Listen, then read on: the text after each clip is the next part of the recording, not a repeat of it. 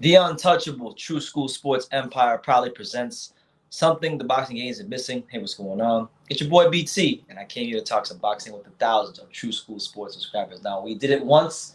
We will do it again here on True School Sports. This is the official live fight reaction extravaganza for Felix Verdejo versus Masayoshi Nakatani on ESPN. We just did about damn near 8 hours, put in damn near an 8-hour shift for the Anthony Joshua card. So if you weren't there for that, I feel bad for you because we had a great time. But we're live again for the Verdejo Nakatani card. My apologies for taking so long to get on the live. I had to get my post-fight review video out there, and then I went to the store to get some snacks because I refueled up, so I can have the energy. I can have the sufficient energy to come to be here and be present, for the live and have a good time, and not be angry or hungry or anything like that. So it's very important because these lives, they can get you very hungry. But our fight already took place. I did get a chance to catch one of the fights. The first fight I had a chance to watch was Kasir Goldston versus Lavallee I. 1-0 versus 2-0. Goldston gets the second round stoppage. So that's the only fight that's happened so far on the card. It was also reported that Elvis Rodriguez, the big 140-pound prospect, he's not fighting tonight due to his opponent, Lawrence James Friars, testing positive for coronavirus. So one fight is done and the other fight is scrapped because of COVID. So we only have 6 fights before the main event. But there are plenty of undercard fights, undercard matchups, notable fighters fighting tonight. We have the likes of Clay Collard, the likes of Ramirez, Berlanga, Jesse Rodriguez, Shakur Stevenson. So no shortage of excitement here on top right. Before we go any further, let me just see, make sure the fight hasn't started yet. Oh shit, the fight did start. So hold on. We got our second fight of the night between Brady Jr. and Michael Land. So I'll get your comments here in a second, but let's focus in on the fight.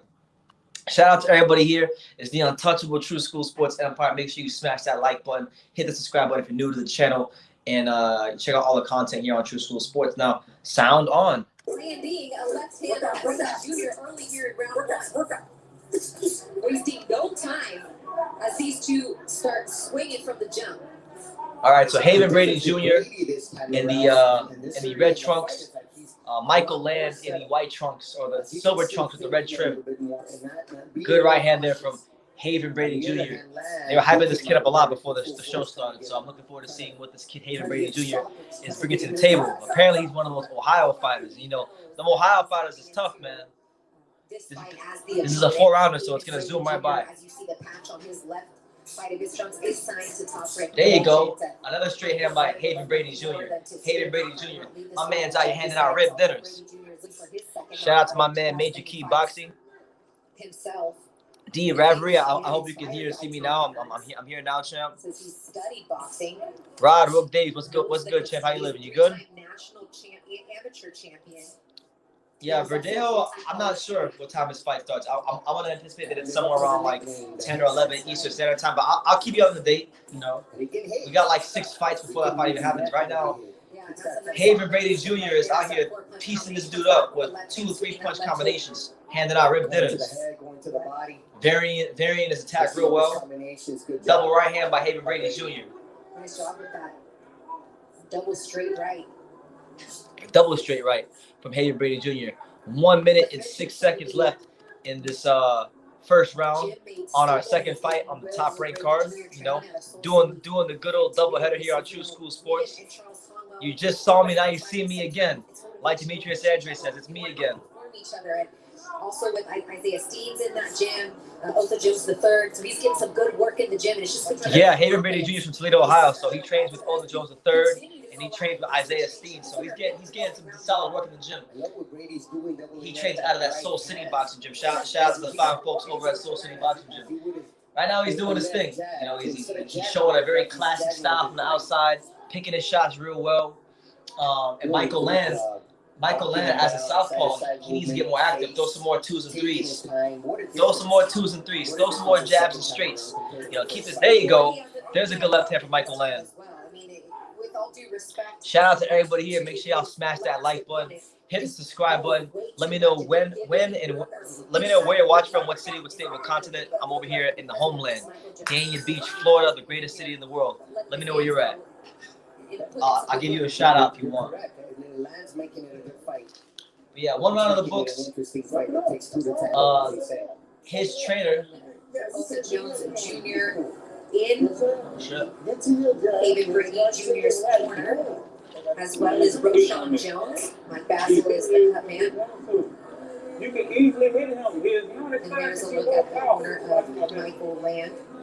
Shout out to Adolfo Figueroa out there in DR. Yeah, Dominic Williams and Oscar Offo in that corner. As there's that strong jab. Shout out to you, champ. Hope you're doing well. You mentioned a lot there in that round. It's unfortunate that Elvis Rodriguez's fight got canceled because of COVID. You know, he was really looking to put a exclamation point on the year, and unfortunately tonight, nice setup there, nice little setup. He doesn't get a chance to do that. But you know, there's other guys in the card that can steal the show, like Clay Collard, Berlanga, you know, Shakur Stevenson. So they got top rank stacked the undercard. Otherwise, I'd be a lot more pissed about this. But, you know, shout out to Todd the Buff and Brad Goodman and Bob Arum. There you go. So second round between Edgar Brady Jr. and Michael Land. Michael Land is throwing a lot more straight jabs. Michael Land is a lot more active to start the second round. I like the way he's coming out. Yes, like you said, Christina. There you go. Good shot to the body by Michael Land and a good pivot to create that angle. And this is definitely a more attractive fight compared to the first one. Edgar Brady Jr., one of Toledo, Ohio's very own. You know, trying to make some waves in professional ranks of boxing. There you go. Straight right to the stomach by Edgar Brady Jr. Jab right hand to the head, now jab right hand to the body. There you go. And a counter left hand there by Michael Land. Yeah, he's using that left hook downstairs. Some of those sneaky shots on the inside from Brady Jr. Putting some water in the basement, if you will. Only a 4-round fight, but it's good to see a prospect. 2 minutes left in the second round. Fight investing in the body. Sometimes that takes these guys a little bit of time to adjust in the pro ranks. And that's exactly what's happening. He's taking steam off of Land's attack by going to the body. You want to slow a man down, you got to go to that body. Go to the head and the body. Go to the body and the head will follow, as they say. Oh, there you go. Good body attack. Edgar Brady Jr. closes that gap, and he just goes, yeah. Also notice in this fight, he's maintaining his. There you go. Good body shots there from Edgar Brady Jr. For those of you asking about Felix Verdejo, I don't know what time he's fighting. All I can tell you is there's 6 fights left. There's this fight and like 5 more fights after it, so there's plenty of time. Go get your snacks. You know, go get your snacks. Go get your drinks. Go say hi to your wife. Tuck your kids in the bed because you got time. I don't know exactly what time it is, but I'll keep you updated. If you stay here, I'll keep you updated. 56 seconds here in the second round of what's a 4-rounder between Edgar Brady Jr. and Michael Land. Edgar Brady Jr. just pressing forward, barreling down on Michael Land, walking him down, has no respect for his power. Zero, zilch, no respect for his power at all. Boom, right hand around the guard. Boom, left hook around the guard. And Michael Land don't want to be in there right now. He's trying to survive right now. He in straight survival mode. Brady Jr. in the corner, but really 30 seconds or more where no punches have been thrown. Finally, Land shows us something. He's got to keep himself in the fight here. Yeah, any questions? Any questions you guys got? Any questions you guys got? Drop them down below. I'll be sure to answer them during the undercard and whenever I see them. Lyndon Jones, my main man, my little man Lyndon Jones. Boxing therapy, he says, putting them kids to bed now. The wife knows what's up. That's right. She knows. If she knows you, she knows what tonight is. Absolutely. Shout out to you, Lyndon. Good to see you in that chat. Good to see you in that chat. I'm on staycation right now. I'm on staycation. I went back to my hometown. I went to a decently affordable hotel. I'm just enjoying myself, going live, talking to you guys. You know, I got my snacks. I'm good. Uh-oh, is that him? That is him. The artist known as Shihi. What's up, Shihi? I feel like I don't see you as often in the chat these days, but good to see you in the comments, Shihi. Always a pleasure to see you. He said he missed the Joshua fight. It's all good, champ. Is it true that he shot himself? No, I don't think he actually shot himself. Juarez, and I think that is it. Oh, that's it. That's it. it. Michael Land's corner has stopped the fight, so Haven Brady Jr. gets the second round stoppage. Brady Jr. collects win number 2. So Haven Brady Jr. gets the second win in his professional career. Shout out to him. You know, we're just zooming by this card. So that fight is done. So for those of you asking me, how many fights are there left before what time does Felix Verdejo box? We've got a lot of fights. We've got Haven Brady that just happened. Kazir Goldston just won. And Elvis Rodriguez's fight got canceled because of COVID. So 3 fights on the card are already out the way. So we have Clay Collard's fight. We've got Ramirez. We've got Edgar Berlanga. We've got Jesse Rodriguez. And we got Shakur Stevenson. So we got a total of 5 fights. 5 fights on the undercard before we get to Verdejo. And really, these are not fights that I want to rush. You know, Clay Collard's fight's going to be good. He's taking on Quincy Lavallee in a rematch, you know, of a fight they had last year that was a draw. Edgar Berlanga's trying to extend the first round knockout streak against Ulysses Sierra, who's 15-1-2. You got Ramirez, who's trying to press his way up the featherweight rankings and into featherweight contention. You got Jesse Rodriguez fighting Saul Juarez, 25-12. And then you got Shakur Stevenson taking on a very game and very formidable 28-2 Toka Clay. So this is not like one of those British cards where you want the undercard to just be rushed. No. This is like this undercard seems like a 5-course meal. We're gonna want to take it. We're gonna want to relax, and we're gonna want to chew on what we're seeing, like this, nice and slow. Ladies and gentlemen, here inside MGM Grand, Kenny Bayless calls a stop to this bout at the end of the 2nd round, declaring your winner by technical knockout, Haven, the Hitman, Brady. That's funny. Kubrat Pulev is now demanding an immediate rematch. You know what's even worse than that? I'm gonna tell you what's even worse than Kubrat Pulev demanding an immediate rematch. The only thing worse than Kubrat Pulev demanding an immediate rematch is Lanel K.O. Bellos demanding an immediate rematch against Edgar Berlanga after getting knocked out in the 1st round. That's the only thing that's worse. But he's got nothing to be ashamed of. I thought he was very game, very tough, and I give him a lot of credit for surviving the onslaught that he was facing against Anthony Joshua. You know, I thought he was out of there by the 2nd and 3rd round. Okay, one SS is asking a great question. He says, "Can we see your setup without you showing the fight?" Absolutely. F it, we'll do that. So we'll give you guys the grand tour of where I'm staying right now. Hold on. We'll give you guys a grand tour. Now, I'm not gonna lie to you. Right now, it's a bit of a mess because I've been all over the place today. But look, this is my hotel room. He asked for the setup, so you come in here, right? This is the door. You walk in here. Got the mirror right there. Okay, got the nice little bathroom right up above my shoulder. You come in here. You know, you come in here. Man, you go come in here. You got the shower there. Shoom. Got the shower. You know. Now I'm not gonna point it towards the TV because I don't want any copyright strike. But look, there's the bed. This is where all the magic is supposed to be happening. But you know, right now I'm just relaxing and I'm not really like trying to get into no trouble. So that's where the magic should be happening. And then you got this table that I had here to keep my snacks on. And then you come over here to my computer, and my computer's right here where we're showing the fight. And I normally rest my phone like right there. And then that's really it. That's really it, man. That's really it. There's nothing too special. Nothing too special. You know what I'm saying?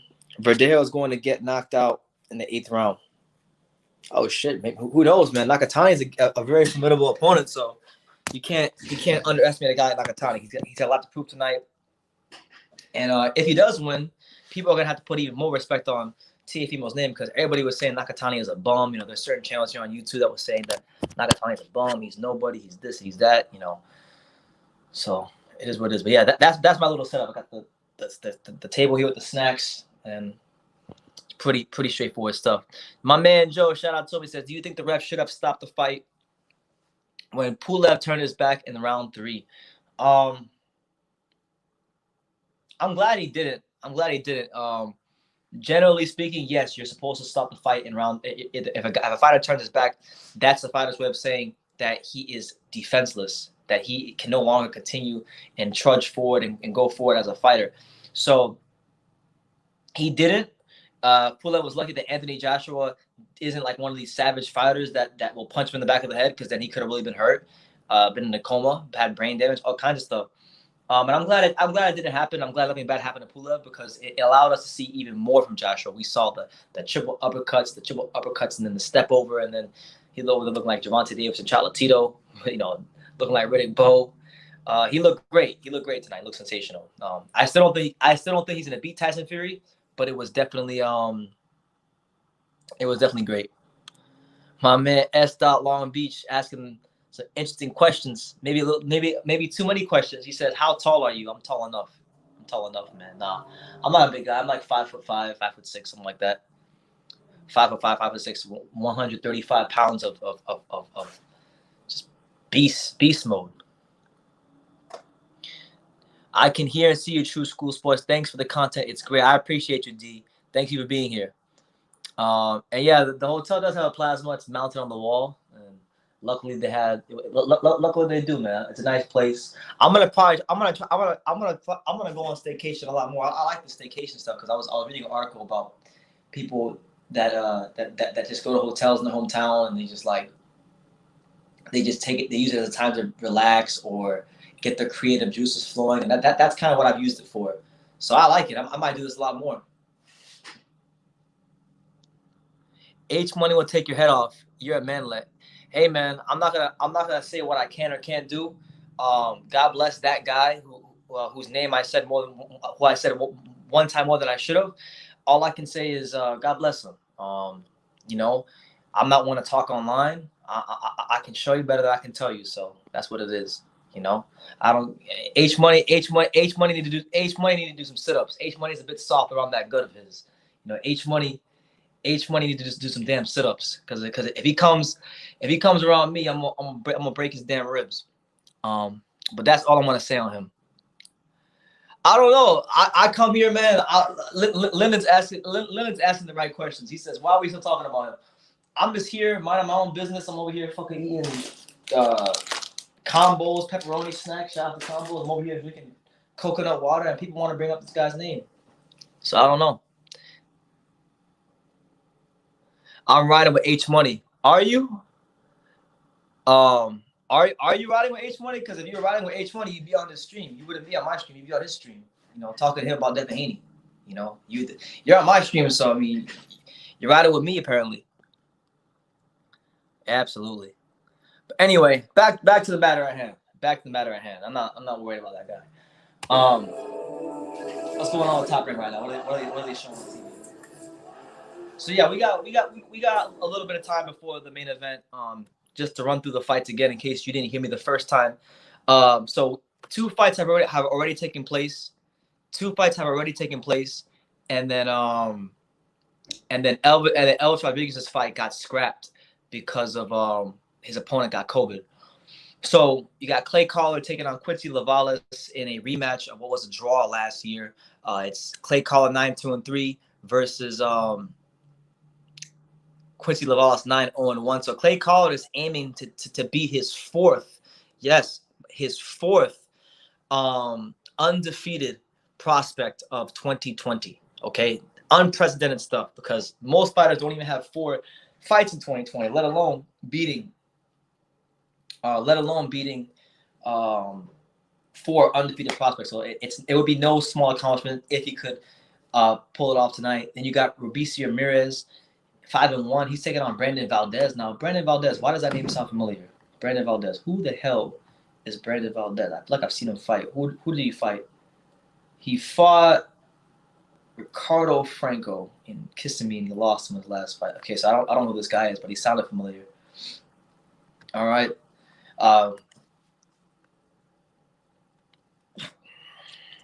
BT, I'm a stream making your 20 million views thumbnail on Twitch. Okay. I don't watch any other YouTuber in the YTBC except here at the moment. Too complicated to follow. I don't blame you, man. I'll be honest, like, I probably only watch about 1 or 2 channels right now myself, just because most of the time I'm so busy making my own content, but it is what it is. Oh, but you know what? Hold on. It's not on ESPN. For those of you wondering where the hell the fight is and where you can find it, it's on ESPN Plus. If you don't have ESPN Plus, I'm gonna do you guys a solid as I normally do. As I normally do. Hold on. As I normally do. Boom. There it is right there. So there's the link. There's that link right there. If you want to see the fights or what's going on right now, that's why I'm watching it right now. I know who it is. I know it's Alex. I know it's you, champ. You don't gotta tell me. I see your name. It says Alex Photoshops. I can read. I can see it. Yeah, man. You left Pops at home and went to a hotel with snacks. Well, I invited Pops to come. He's at work right now, so I told him to come through. He knows where I'm at. If he makes it, he makes it. You know, I told him to come through. Yeah, man. It is what it is, man. It's the culture of boxing. There's a lot of drama. I'm not really one for drama. If anything, like I love being stress free. Like that's why I'm enjoying my time in this hotel. It's just so stress free. There's no noise and it's just very relaxing. I would do this every weekend if I had the money to do it. It's great. With Ramirez considering. All right, so our next fight is Robeisy Ramirez versus Brandon Valdez. Should be a good contest here between these. We're gonna see what Robeisy Ramirez is all about. You know, he was like the first person that fought in the post-coronavirus era, and he knocked out some guy like in a round. So he's 5-1. He had that loss earlier in his career, but now he's making his way up the featherweight rankings and pushing very quickly towards the title. Robeisy Ramirez making his way to the ring, repping Rival Boxing. His trainer there, leading him out, Ismael Salas. Do I hear Fury hating on AJ? He wasn't hating on him. He wasn't hating on him. He was just saying he wants to fight him. Did he say anything else? Most experienced and highly touted amateurs. Everyone looking to sign him coming out of the. So yeah, for those of you just tuning in, Robeisy Ramirez is making his way to the ring right now. He's in the ring right now for his next fight. You know, make sure you guys smash that like button, hit the subscribe button if you're new. Check out all the content, all that good stuff, bro. Later on down the line, we may see them rematch as professionals, but who knows? For now, he's got to deal with Brandon Valdez, 22 years old, now residing in Los Angeles, California. All right, so Brandon Valdez making his way to the ring, looking to give Robeisy Ramirez the second loss of his career. You know, he's coming in with a black bandana, looking real gangster right now. Correct me if I'm wrong, the last couple at 122, right? That is correct. He's had trouble making 122, and this fight could have happened at a better time. Let me know where you guys are watching the fights from tonight, what city, what state, what continent, all that stuff. The two, let me know. As far as weight being at 126, I believe. Let me know in the comments. I'll give you a shout out. Medina Beach, Florida, the homeland, the hometown. AJ could beat Fury by KO. My man Joe. He says AJ could beat Fury by KO, but an in-shape, focused Fury is going to be hell for anyone to beat. I agree. And for me, like I'm not picking against Tyson Fury his whole boxing career. I think he's too good. Ramirez, who has had 4 fights in the bubble, and this in his saying AJ is ducking him. He is thriving. But last time I checked, Fury Arizona said the fight was already signed for next year. Listen, you can't listen to what Tyson Fury has to say. Tyson Fury says a lot of things. Tyson Fury and Eddie Hearn are like the same person. They say a lot of things. They're here, and they're here. Never listen to what they say. Because it's all mind games. It's all mind games. Andres Chiani says, not that it really matters, but I just found out that Shakur Stevenson is half Puerto Rican. Really? I never knew that, but he looks like he could be Puerto Rican, at least a little Puerto Rican. So, hey, if I was Shakur, I know he's an American and be proud of being an American. But technically, Puerto Rico is part of America too, and Puerto Rico is my favorite view. So listen, Shakur Stevenson, the next Puerto Rican star. Forget Berlanga, forget Verdejo. Shakur Stevenson is the next Puerto Rican star. That's right. Best Puerto Rican fighter of all time. That's right. He has a new trainer since that TV after that pro debut. Shout out to everyone here, man. As you can tell, has made a difference for the young southpaw. All right, so Robeisy Ramirez versus Brandon Valdez. That's the next fight on the card. We here, man. It's the untouchable True School Sports Empire. Felix Verdejo in our co-main event later. You know what? So here's Mark Chanel. You're not the only one. A lot of people aren't sold on Edgar Berlanga yet. And, look, tonight, they say the guy he's fighting tonight is supposed to be like his best opponent to date. We'll see. I just want to see him go like 3 rounds. I don't care if he knocks the guy out in the 3rd round. I just want to see Edgar Berlanga go more than a round. You know, every time I come live for these fights and he's on the card, I keep saying to myself, you know, I think this is the night he finally goes past the 1st round, and then he knocks the guy out like 90 seconds. So hopefully they get it done. At 126 pounds, wearing white trunks with blue trim. Why do all Cubans have this haircut? You talking about the little skin fade flat top where you get your stuff trimmed off here and leave some hair at the top? That's not exclusive to just Cubans. I know a lot of Colombians have that same hairstyle, so it's not just a Cuban thing. Andre, shout out to Andre. He says, "What do you? I think Verdejo is gonna make a statement and finish Nakatani. I think so too, man. I think with silver trim. I think Felix Verdejo's amateur pedigree and the foundation he built in the amateur ranks is going to pay him some dividends tonight. You know, Nakatani's going to come forward, he's going to come to fight, but I just think Verdejo, whatever he had going on in his life outside the ring, I feel like he's corrected that. I feel like he's still one of the best fighters, one of the best talents in the division, and he's going to prove tonight that he's one of the best fighters in the division.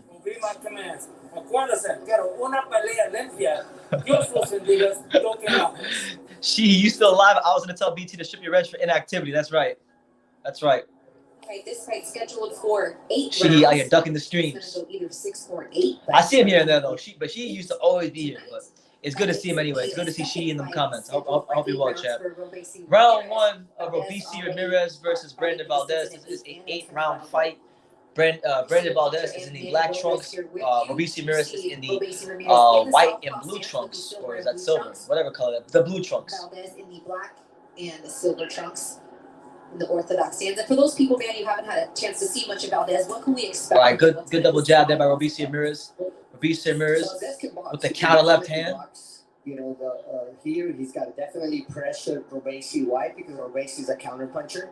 Robisi Ramirez coming forward. As you can see now. There you go. Good counter there by Brandon Valdez. There, Valdez lands the right hand and the left hook. If I Robisi Ramirez, don't sit there and exchange with Valdez. You don't want him to be able to set his feet. Keep turning him and use that amateur pedigree and that style, and set up those grown man punches by using the great footwork you developed in the amateurs. The body for Valdez, you have to shot a nice right uppercut earlier. Yeah, y'all letting she have it in the comments. He said, my man Hyro, shout out to Hyro. He says, don't be like a German Akaha's fighting only once a year. That's right. That's right, champ. Talk to him, Hyro. To be able to come back and counter. There you go. Good uppercut to the stomach there by Brandon Valdez. Boxer counter puncher. He's not a slugger. He's not he's not going to sit there and bang with you. He's going to wait for an opportunity for you to make a mistake and counter. There you go. Good counter left hand by Robisi Ramirez. As you mentioned, Manny. And Robisi Ramirez, like his hand position is interesting because when he's out at range, he puts his hands up. But when he's inside, sometimes he drops his hands and he just like lets his punches sail over his shoulder. Dark Coleman says, did Fury get in trouble for taking padding out of his gloves in the Wilder fight? I mean, if he did get in trouble, I haven't heard anything about it. And it was never proven that it happened. It's just a bunch of conjecture and a bunch of conspiracy by the Wilderettes and the Deontay Wilder fanboys who can't accept the fact that Tyson Fury beat his ass. You are famous, Sheehy. You're a famous person. You're famous around these parts. 40 seconds left here in the first round between Robisi Ramirez and Brandon Valdez. Good action so far. Yeah, it's very important, that kind of battle for that lead foot position when you have an orthodox and a southpaw fighter. Ideally, most fighters want to get their lead foot on the outside to dictate. There you go. Brandon Valdez throwing a lot of punches, but Robisi Ramirez doing a good job of keeping them elbows nice and tucked, gloves nice and tucked, blocking those shots. You know, but Valdez right now is a live body, but I'm gonna just barely give this round to Robisi Ramirez. You know, I think it was a close round, but Robisi Ramirez is a more effective guy, better defensively sound fighter. 1-0 Robisi. Definitely, but that's definitely looks like the bigger. But it's your boy BT, you know, the untouchable True School Sports Empire. We here. programming reminder for next week. So next weekend we're gonna have a live fight reaction for Gennady Golovkin versus Kamil Schmerta. And the day after that we're gonna have a well, I don't know where I'm gonna be next Saturday. I might be in Texas for the Canelo fight, but if I'm not, I promise you guys will get a live for that too. That came early from the right hand of Valdez, and some of that body work going downstairs and finishing back upstairs with that right hand and then a left. Shout out to Reese Math quoting the Lupe Fiasco lyrics. Enrique Luda, what's up, man? How you doing? He says, Jesse Bam Rodriguez is on the card tonight. Young up-and-coming prospect, Joshua Franco's little brother. Yeah, I seen him fight a couple times. Fun fighter to watch. Fun little fighter to watch. To be a counterpuncher, to sit back again and wait for your opponent to make mistakes and capitalize. There you go. All right, so round 2, Robeisy Ramirez versus Brandon Valdez. Very important fight in the career of Robeisy Ramirez as he looks to become a featherweight contender, a high-level featherweight contender. You start and you finish. Are you picking Joshua in the fight? I'm definitely not. I'm going Tyson Fury all the way. Tyson Fury all the way. My main man, Esther Boy Cho with the $2.99 super chat. Shout out to you, Chim. He says, The Untouchable. That's right, The Untouchable. Who should Berlanga fight next? Well, we can't look past Ulysses Sierra tonight. You know, he's got to take care of that. But assuming that he takes care of that, I would like to see Edgar Berlanga fight either David Lemieux, because David Lemieux is a puncher, and Berlanga would have to think twice about sitting there to exchange with a puncher like David Lemieux, and he might have to actually show some of these boxing skills that he says that he has. And if not him, then I would like him to fight the winner of John Ryder versus Mike Guy on the Golovkin Kamil Schmerta undercard. Whoever wins that fight, or David Lemieux will be a good set of fight. Like I said, he's a smart fighter. Ryan is my boy right now. My prediction is that he'll have 6 to 8 bombs after 2022. Yeah, man, he's gonna give George Foreman and Evander Holyfield a good run for their money. Ryan Garcia, absolutely.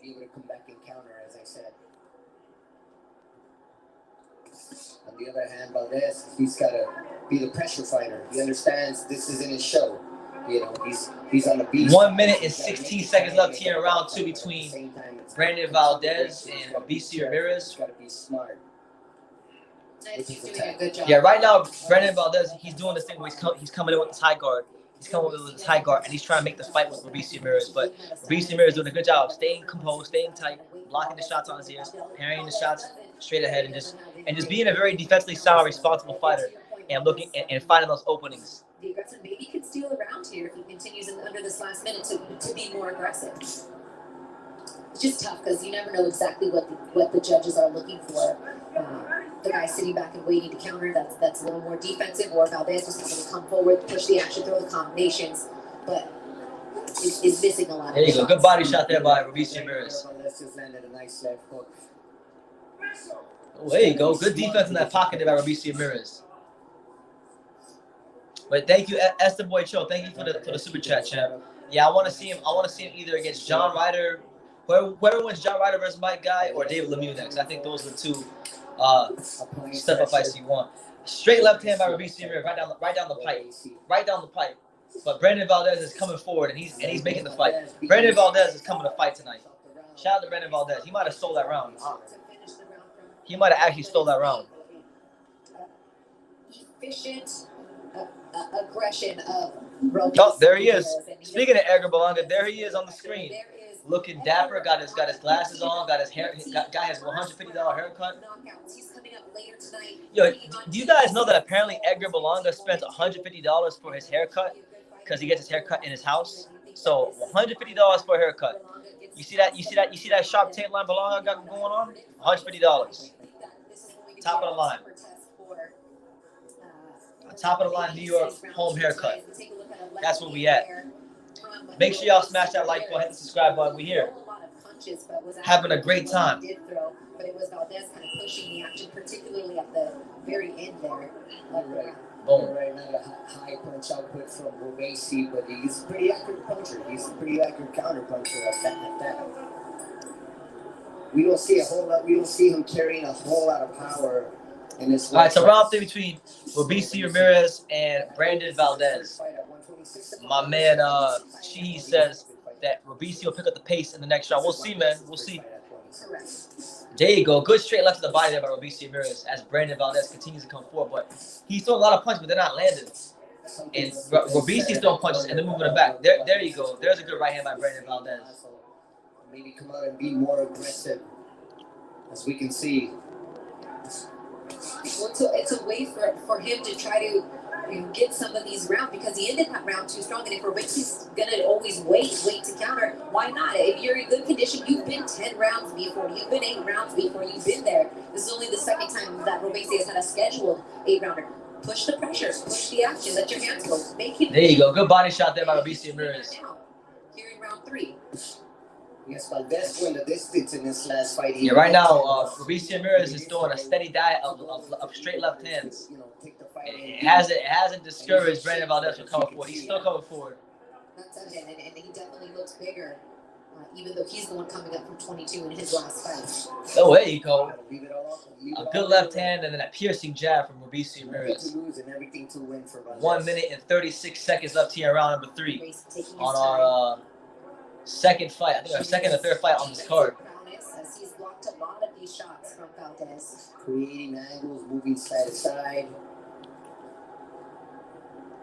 Stepping away from danger. There you go. Robeisy Ramirez does this thing, man. Whenever he gets to mid range, he drops his hands. He drops his hands and gets real loose, and literally baits guys and throw punches at him. So like literally, when he gets right up on you, he's just like like this, and then he's throwing that left hand right over the top. There you go. Straight left hand and then a right hook around the guard from Robeisy Ramirez. My man Robeisy looked like he trying to get a Shakur Stevenson fight. He want that Olympic rematch in the pros. He's not being one more. Either fighter's not being one-dimensional, and that's just they're being creative on the inside, trying to create openings, as he said. With Valdez trying to throw that right hand behind that guard, just like you would a left hook, you're trying to do the same thing with that right hook. 25 seconds left in the third round of 8. Feigning, trying to get some style points for not picking up that left leg there, and you feel the confidence in that. Absolutely not, Iro. But that's your boy. Robeisy gets dogged by Shakur now. By the way, shout out to my man Mini Max Boxing, one of the best channels on YouTube, the youngest in charge, South Florida's very own. I think so. Good round by both fighters. Yeah, Mini Max, report that comment. And there he is, Felix Verdejo, El Bordy. One of the brightest talents in the sport. And he's gonna look to remind the world tonight why he was one of the most brightest prospects in the sport at one point. Absolutely, Mini Max. No, I give credit where credit is due. You do a good job. You definitely do a good job. Oh, Mini Max, but that reminds me, I was actually at Wednesday. I was actually sparring at your old gym. I did about 5 rounds at the Day Pal the other day. I did 5 rounds sparring these little ass kids at the Day Pal. These like 17-year-old kids, 18-year-old kids. These monsters. They're monsters though. They can fight. I need that big signature fight. All right, so round number 4 between Robeisy Ramirez and Brandon Valdez. Robeisy Ramirez, he got this guy Valdez in front of him who won't stop coming forward. But I like how he's been so far. He's remained composed. He's picked the right shots. For every question that Brandon Valdez has had, Robeisy Ramirez has had the answer to that. Now, I didn't spar Christian. The day Christian was there, the day that I was there, Christian Nones wasn't there. And then when I was supposed to go yesterday, but I couldn't go because something came up. And the day I wasn't there, he was there. So I'm gonna go back at some point because I really enjoyed the training with him. I've sparred 11 rounds this week. I sparred 5 rounds at the Day Pal, and I did 6 rounds at Orlando Cuellar's house. So no shortage of sparring for your boy BT. That's why this chin and this jawline is getting a bit more sharper and attractive as I continue to start sparring these rounds. He's got to stay on top of him. He's got to start and he's got to finish. That's what Valdez There you go. Good body. Oh, it's low. I was gonna say good body shots by Brandon Valdez, but the referee said it was low. So Russell Moore. Any match your favorite referee, but Russell Moore. He's refereeing this fight. Get right back at it again if he wants to have a chance versus Racing. I'll be waiting for your Earl Spence versus Keith Thurman video. It's gonna happen. We'll see, man. I know that's a fight that you're interested in. I've answered this question many times. My favorite boxer of all time is Roman Chocolatito Gonzalez, hands down. Not even a contest. We're talking about My favorite boxer. The real TBE. A year ago, and there's only 6. Right, so Brandon Valdez presses forward, trying to make the fight happen with Mr. Robici and Ramirez. More of that in our main event too, with Shakur Stevenson again, a guy that rarely gets hit in fights. There you go. Good jab from Robici and Ramirez. He's fighting at a better pace this one. I like this pace from Robici. And it looks like he's getting into a good little flow. It's beautiful to watch, especially when it's just done almost with footwork. Absolutely. I mean, you got to be a boxing purist to enjoy this type of boxing, these type of skills presented by Robici. Again, as I said, 400. Prime Keith Thurman will beat Earl Spence. I don't think so. I think Earl Spence would have beat Keith Thurman at any point in his career. At any point, any version of Keith you want. The Keith that fought Pacquiao, the Keith that fought Danny. I think Earl would have beat him because Keith has a problem taking body shots, and Earl Spence is the best body puncher at 147. So, and I feel like his jab has been underrated. So, I like Keith. I know my man Hyro. Hyro is the president of the KOs for Life fan club, but I'm gonna go with Earl Spence. I'll go with Earl Spence to win that fight. Robici just cruising right now seems to be. All right, so Robici and Ramirez right now as we speak. If you wonder what's going on, Robici and Ramirez is cruising. He's cruising. He's not let's say looking sensational, but he's having a good fight. He's having his moments. He's picking the right shots. He's giving Valdez the right answers to every question he asked him. Pacquiao Spence fight prediction. I'll go with Manny Pacquiao decision. Go with the Manny Pacquiao decision. I think Earl Spence's style is tailor-made for Pacquiao. If you want the truth, I mean, I made a video saying that about over a year ago, you know. But you know, they had to actually sign the fight to have it first. So you know, I think Earl will try to fight him because he's gonna try to build his profile and become the ace side against Crawford. Although I will say that really there is no ace side in that fight. Spence's age is tailor-made for Pacquiao. Oh, here we go again. With that. Phil13 says, "Damn, bro, I love how you living luxury style. Shit must be nice living good in Miami." Well, I'm not in Miami right now. I'm close to it. I'm about 30 to 40 minutes north of Miami. I'm in Dania Beach, which is my hometown where I grew up. And this hotel is nice. Don't get me wrong. This hotel is nice, but I wouldn't necessarily say it's a luxury hotel. But it's nice. It's a nice Hilton hotel, you know. But it's not like luxury. But it is good though. I do live all right. You know, God blesses me and the good man upstairs. He takes care of your boy BT even when I don't deserve it. But we're in round 5 of Robici Ramirez versus Brandon Valdez.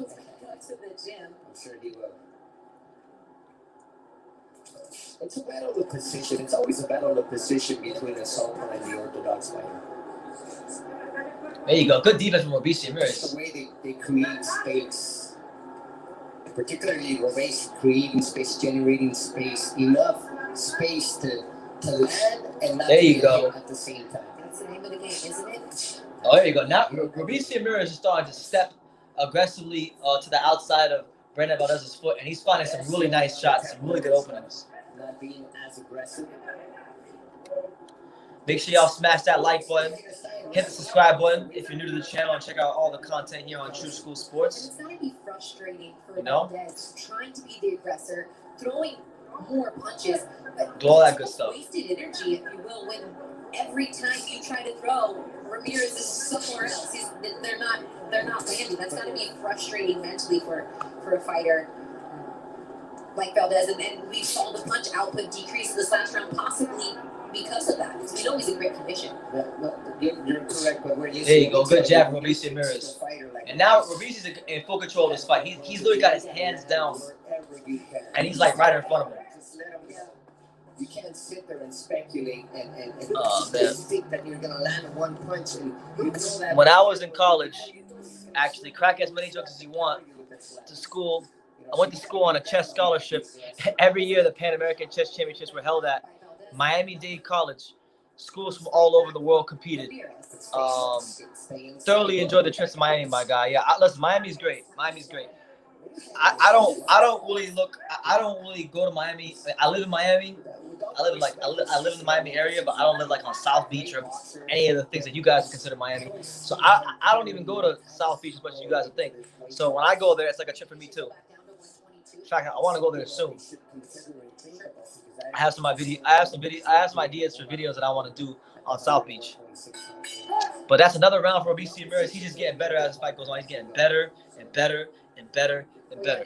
And yeah, I know exactly what you're talking about. The Miami-Dade College South Campus off Biscayne Boulevard, right near the American Airlines Arena. I was just down there like a couple weeks ago, so I walked right by there. I got a lot of friends that go there.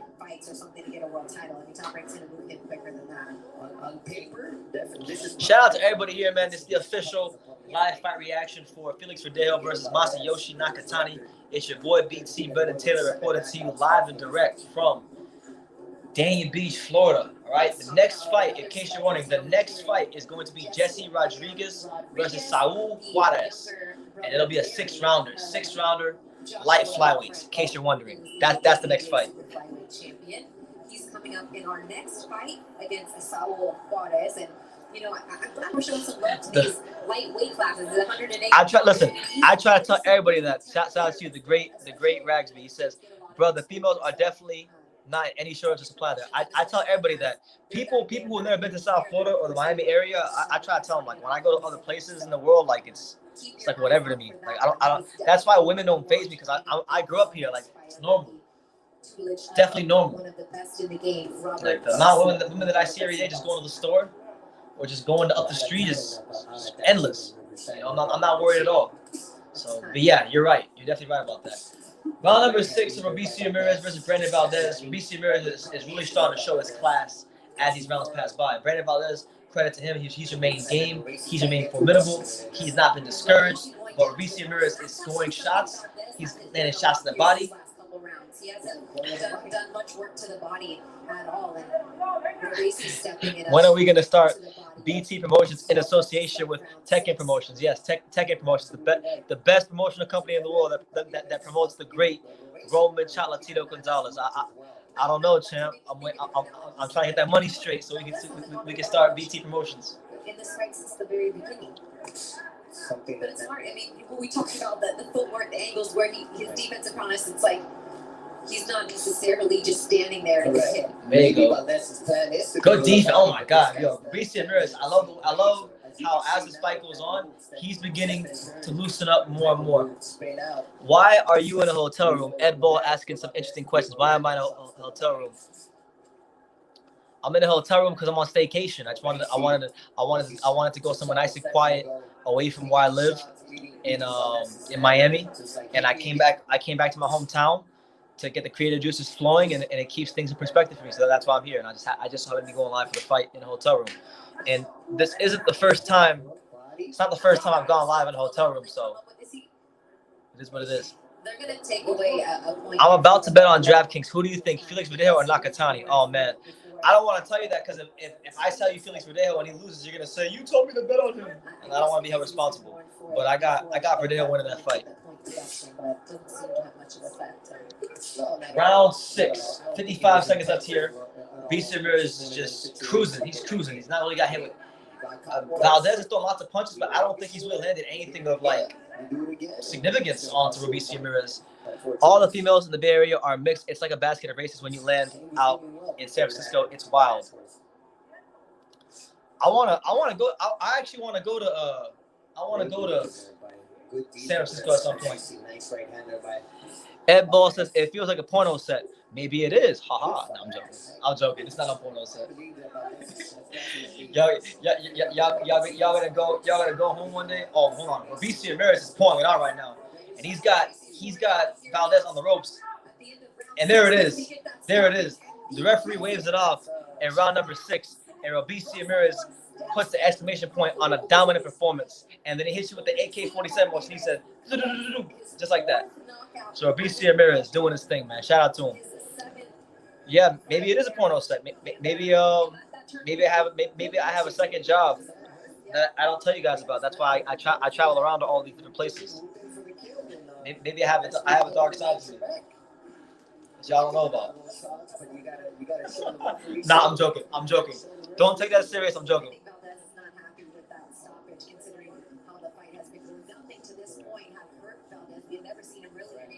Yeah. Verdejo versus Nakatani is the main event.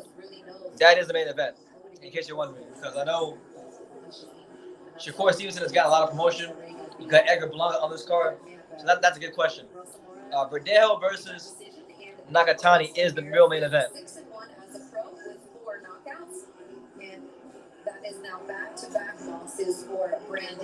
I thought you were a religious guy. I'm not a religious guy, but I do have a relationship with Jesus Christ, because like religion is doing things to get right with God, and I can't. There's nothing I can do to get right with God. There's nothing that I can do to earn my salvation. You know, not to get into a Christian conversation, like a theological conversation, but yeah, I'm a Christian. And congratulations to Robes. 1 second, guys. I gotta answer this text message. Give me 1 second. Felix Verdejo ready in a little bit. We'll see him back. Solid 2024.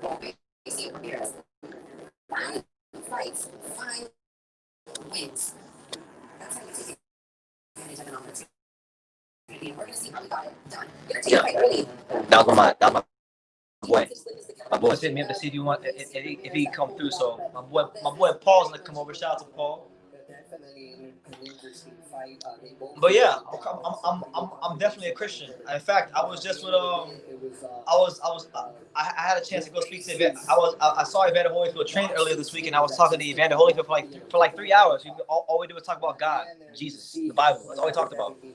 So don't get it twisted. I'm joking around in ways I probably shouldn't be joking around, but I am a Christian. Yeah, the last 2 fights for Ramirez had gone the distance. So yeah, Jesse Bam Rodriguez is the next fight. June of 2020. Know what I'm saying? Shout out to Jesse Rodriguez. On his resume, the untouchable true sports umpire. For fighting a tough fight, being aggressive, coming forward, but it ultimately led to his demise as Russell Mora stopped the fight at 2 minutes and 49 seconds of round 6. Shout out to this guy. I don't know what the hell this guy is saying, but shout out to him. Maybe he would have won the distance, but nonetheless, we move on now to the light flyweight division. That's right, light flyweight. Let's go, champ. Bam Rodriguez against Saul Baby Juarez.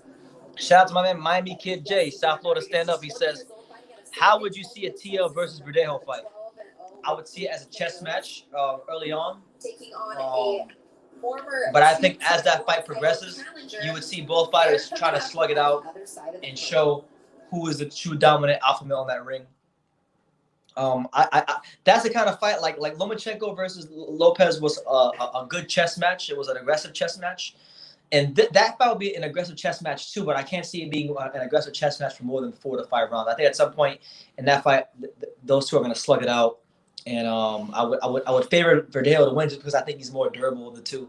But we'll see, man. Verdejo, he got touched by Lomachenko, who's a naturally smaller guy. And his legs buckled a little bit in the latter stages of that fight. So I think that'd be a great fight. Verdejo's got to get through, hopefully, has to get through Nakatani and has to potentially, he has to beat him, and he's got to beat him in sensational fashion so that he can create the demand for a Lopez fight. Danny Red 5'7" says, "Have you ever boxed?" I've trained. I mean, this weekend, just this week, I was at a couple different gyms and I sparred 11 rounds this week. I sparred 6 rounds on Monday, and I sparred 5 on, I think it was Wednesday or Thursday, and I ran 3 miles on Tuesday. So I haven't boxed like professionally, and I haven't boxed as an amateur yet. I'm going to. I got my mindset set. I want to do that at some point next year, but I've been in the gym. I still can't get over how Lomachenko was downloading the information for 6 rounds. 6 whole rounds, bro. He was downloading the information. It was very disappointing to see how he came out and approached that fight. But Teofimo Lopez knew what he had to do. He knew that Lomachenko liked to get that little sidestep on him. So to disrupt his rhythm, he would turn with Lomachenko and cut that sidestep off. And it took Lomachenko out of his rhythm. And it wasn't until about the 8th round where he figured out, you know what? I got to go straight forward at this guy, and he did. And it began to work for him, and that's when he kind of worked himself into the fight. Yeah, man. So for those of you wondering, because I know we got people coming in and out of the live, I'll break it down for you once more. So we had a couple of fights already take place on this card. Kazir Goldston defeats Layla McClammy by stoppage. Haven Brady beats Michael Land by stoppage. Elvis Rodriguez's fight got scrapped because Lawrence James Friars, his opponent, tested positive for COVID, and Robeisy Ramirez just stopped Brandon Valdez. So that means we have Jesse Rodriguez's fight, Edgar Berlanga's fight, Clay Collard's fight, and Shakur Stevenson's fight left before we get to the main event. So 4 fights before the main event, and they all feature some prominent names in boxing for different reasons. Edgar Berlanga, very prominent because he looked at to be the next Puerto Rican star. Shakur Stevenson looked at to be the next pound-for-pound star. Clay Collard's on a Cinderella run where he's just beating all these undefeated prospects. And Jesse Rodriguez is looking like a very formidable light flyweight contender for the future. Who do I think Lomachenko will fight next? That's a great question. I haven't heard a damn thing from his camp, and I have no clue what his intentions in boxing are. I have no clue. So your guess is as good as mine. I have no idea. Here's a little bit more about Jesse "Bam" Rodriguez. Let's see. At age 9, I lost my first 3 amateur fights. Oh, damn. But I never got discouraged. After losing those first 3 fights, I knew boxing is what I wanted to do. And then when I won my first fight, I fell in love with the sport. Robert Garcia, my trainer, he brought out the style I have now. As an amateur, I didn't really have it. I was more of an aggressive boxer. But, now as a professional, I'm the same aggressiveness, but, I'm smarter with it. He made me more mentally prepared as a professional boxer. Robert's the best man to have in your corner. My big brother, Joshua Franco, I've always looked up to him. He's a world champion now. Looking up to him. That's right. All the hard work he puts in, I want to be like him. Thanks for the reminder. There's no pressure. Chris Colbert, for those of you wondering, this card and the Anthony Joshua cards were the only cards that are taking place today. I'm not rushing it. I'll take any of this. Chris Colbert is fighting Jaime Arboleda on Showtime. So if you got Showtime and you want to watch that card, go pull it up. That fight is on today. Thank you for the reminder. I'll have to check that out and do a video about that tomorrow. Because I'm not going to watch both at the same time. I can't do that. And plus, this card has too many good undercard fights for me to miss it or tune away from it. They got Clay Collard on the undercard. They got the Prospect Destroyer. They got Edgar Berlanga. Please. I'm not tuning out from this card at all. This kid's different. I believe he's a more complete fighter. Quick. He's quick on his feet. He's got great coconut water here. So you can stay hydrated, stay fueled up. Defense, good ring, general shape. I believe he's the whole package, and I believe this kid definitely has everything to be a world champion. Robert Garcia agrees with you as well. Sees him. Juarez hasn't won a fight the whole year.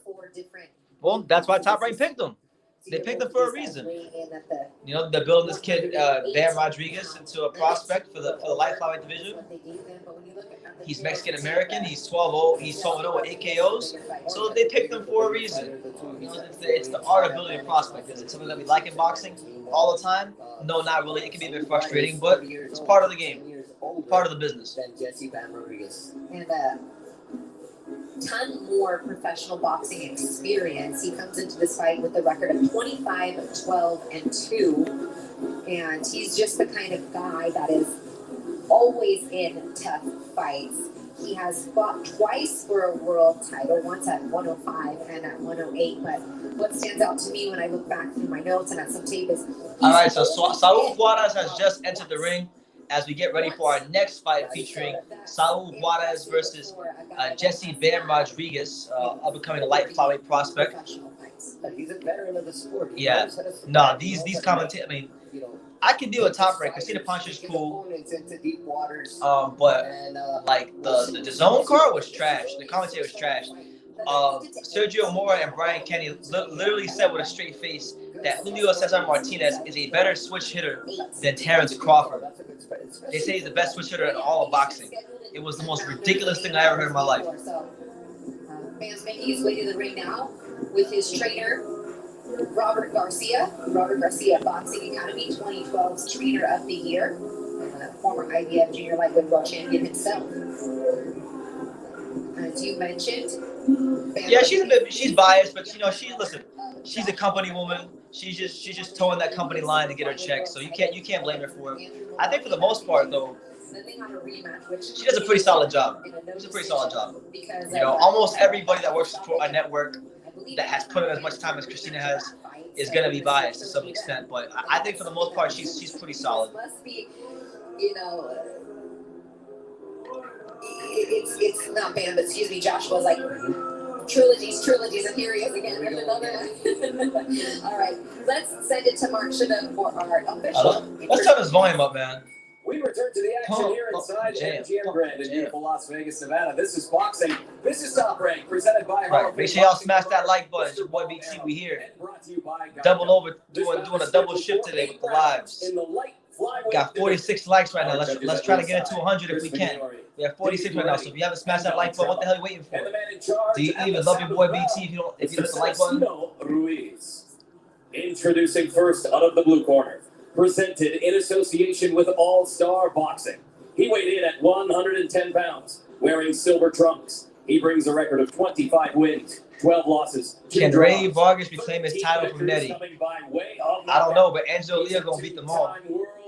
Angelo Leo gonna beat everybody at 122. City, Mexico. So, baby, Juarez. Jesus M says this should be quick, even though Juarez is tough. So he says Saul Juarez gonna get blasted out of there. He gonna get folded up like a blue steel chair, like Tyson Fury, like The Rock, like Chris Jericho, like Stone Cold Steve Austin and the Hardy Boys. He getting folded up. We'll see. We're gonna see, champ. Victories coming by way of KO from San Antonio, Texas. Jesse Bam Rodriguez. That's right.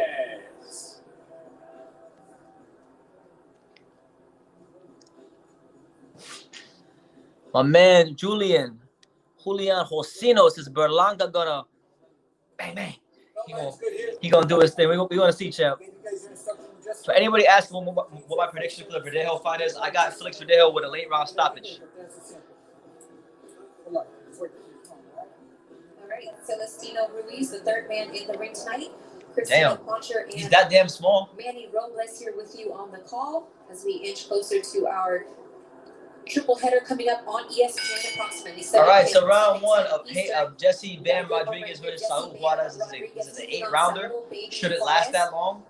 Jesse Rodriguez looking to make a statement tonight and put the world on notice that he's coming in the light flyweight division at 108 pounds. In terms of competition for Rodriguez, a 10-year pro is Juarez and a 2-time world title challenger. So a good fight. There you go. Good uppercut that just grazes the head of Juarez by Jesse Bam Rodriguez. Maybe Juarez experience. If you don't know already, I'll tell you before the commentary does. Jesse Rodriguez is he's related to Joshua Franco. In his 12 losses, and that was in a fight way back in 2011 when he suffered an eye injury to his left eye in that fight, and that was the only time that he was stopped. So, very tough veteran fighter. Jesse Rodriguez, 12-0 with 8 KOs. Great footwork. There you go. Good job there by Jesse Rodriguez.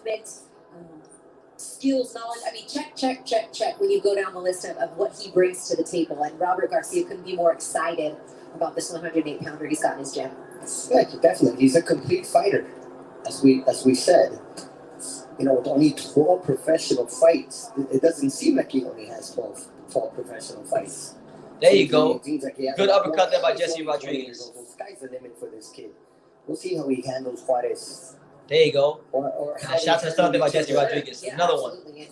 And another one. There you go. Straight left hand by Rodriguez Jesse coming off a Rodriguez. first-round knockout back in September against a tough Ooh. Rivera. A sidestep and a pivot that just misses the body. Body shot by Rodriguez. Quite a statement. And since then, he's had dates pushed back. They tried to bring it back at the card in October for Lomachenko Teofimo. Then on the The chop suey bull fixing to get dropped. Let's go, champ. And Bordy. Felix Verdejo, he's here. He's here, champ. My man Felix Verdejo ain't playing. He'll come out there with that nice long J. He's going to be here. Rodriguez here, as we can see, he's making his punches count. Really not wasting a lot of energy. Throwing punches. My man Felix Verdejo gonna come with that shotgun jab. I'm ready for it, champ. I hope you're right. Nakatani's no joke, though. Nakatani is no joke. We can't overlook Nakatani. This guy's long, he's rangy, he knows how to fight. He's been there with Lopez. It's not no gimme at all, by any stretch of the imagination. No gimme. To the body with that lead right hand goes Rodriguez. There you go. Good body shot there by Down Jesse the body Rodriguez. once again, investing early downstairs. Bam understands what going to the body means, especially with a fighter like Juarez that you know, again, he's only been stopped once, and that wasn't due to a knockout. Like as you said, it was due to a cut. So if he wants to get a knockout, Rodriguez wants to get a knockout tonight, he definitely has something to the body. Jesse Rodriguez is out here handing out rib dinners with that left hand. So good round, good positive start for Jesse Rodriguez. But it's your boy BT, Brennan Taylor, the untouchable True School Sports Empire. We are here for the Felix Verdejo versus Masayoshi Nakatani card. Right? I'm different. We're on staycation. I'm in a hotel room. You know, people are asking, is this a porno set? Am I in the CIA witness protection program? No. I'm just getting a little bit of rest and relaxation and enjoying my weekend, and just plotting and thinking and reflecting on what's been an interesting 2020 in my life. That's all. Back to normal. Starting tomorrow. Go back to North Miami tomorrow. Like I said, it's a reaction. There's nothing to think about. It's something that you work on in the gym, and you know when you put yourself in that position. But yeah, shout out to everybody here, man. I appreciate everyone. Make sure y'all smash that like button. Give me your predictions down below. Do we got anybody saying that Nakatani is gonna upset Verdejo? He isn't missing any punches, and he's taking advantage. All right, so round 2 of Jesse Rodriguez versus Saul Juarez. Major Key, what's good, Chen? How you living? Round 2. Jesse Rodriguez. Been throwing this uppercut with his left hand. Every time this guy comes in, he steps back. He takes that half step back. He takes the half step back and he goes, right to the stomach. The hotel must have good Wi-Fi. They do have good Wi-Fi. When I come back, I'm gonna come back here again, and I'll probably do it live in this exact hotel again because they have good Wi-Fi. I love it here. It's worth every penny. Opponents. Good job by Jesse Rodriguez. I'm waiting to see how both Shakur and Toka. Where are you watching the undercard? I'm watching the undercard on crackstreams.com, ESPN Plus. It's in this hotel room. There's a solid left hand that got in there. There you go. Good body shot there by Juarez. That Bam doesn't even give any attention to, but a better body shot by Bam Rodriguez. And then a straight left hand by Bam Rodriguez. 1 minute and 46 seconds left here in the second round. Aggressive, but being in control. Systematically breaking your opponent down, making them miss, making them pay. So, taking some shots along the way too, but he's handling it well. He was extremely motivated by watching his brother Joshua Franco win a world title. I mean, he said he was just overcome with emotion because it's something that they both dreamed about since becoming a kid, and it's really inspired him, not only in his last performance, which ended in a first-round knockout, but to really... There you go, straight left hand there from Jesse Rodriguez. And then another straight left from Jesse Rodriguez. And there goes Juarez. Juarez goes face first to the canvas. He's on his knees. I'm not sure he's getting up. Those punches had an effect on him. That's it. That is it. That is it. TKO. That's it. Jesse Bam Rodriguez, 2-0 in the bubble. So Jesse Rodriguez gets the second round stoppage from Omar Juarez. Just like that, or just like how he said it would end. Of Saul Baby Juarez, who has only BT needs a timeshare. I do need a timeshare. That's actually I might get me a timeshare just because. It wasn't a knockout. It was stopped by a cut. And as you can see, in the knockout that just occurred with Rodriguez, it wasn't. I was just speaking to you about the right uppercut when it wasn't that right uppercut this time. Nah, Verdejo's looked good. He had that fight against Vasquez. It was Brian Vasquez last year. Beat him pretty easily. Fought Will Valdez his last fight. Stopped him in a round. But this fight right now, Nakatani, like I said already, this is his sink or swim fight. He's gotta show up and show out in this fight. Show and prove. Understands that. Maybe Robert telling him, hey, listen, we're not going to celebrate until I see that strap around your waist. Then you can jump for joy and celebrate. As of now, we're just making our way. Very tall, very rangy, very dangerous fighter, Nakatani. He wins this fight tonight. We could be looking at a Lopez Nakatani rematch. Could you imagine that? Could you imagine Nakatani fight Lopez again? But still, I mean, nice, solid. Are you gonna watch Shakur versus Jabroni? I'll be watching. I'm live for this whole card. So every fight.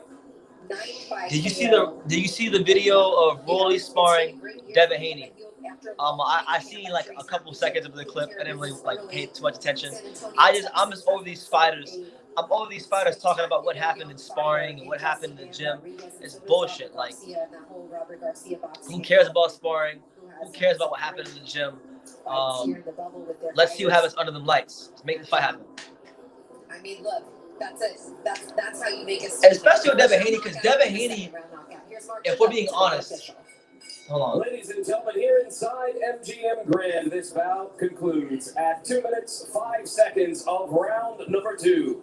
For your winner by knockout, Jesse Bam Rodriguez. Right. And your winner by knockout, 2 minutes and 5 seconds of round 2, Jesse Bam Rodriguez. Congratulations to him. We'll take a look at a quick recap of the fight, how he got it done, the body work and those uppercuts, Manny. Body work and uppercuts. It's as I all right, say, yeah. I was saying though, like if we're being honest about Devin Haney, right, and like if we ask the question, why is Devin Haney so hyped up? It really comes down to only a handful of things.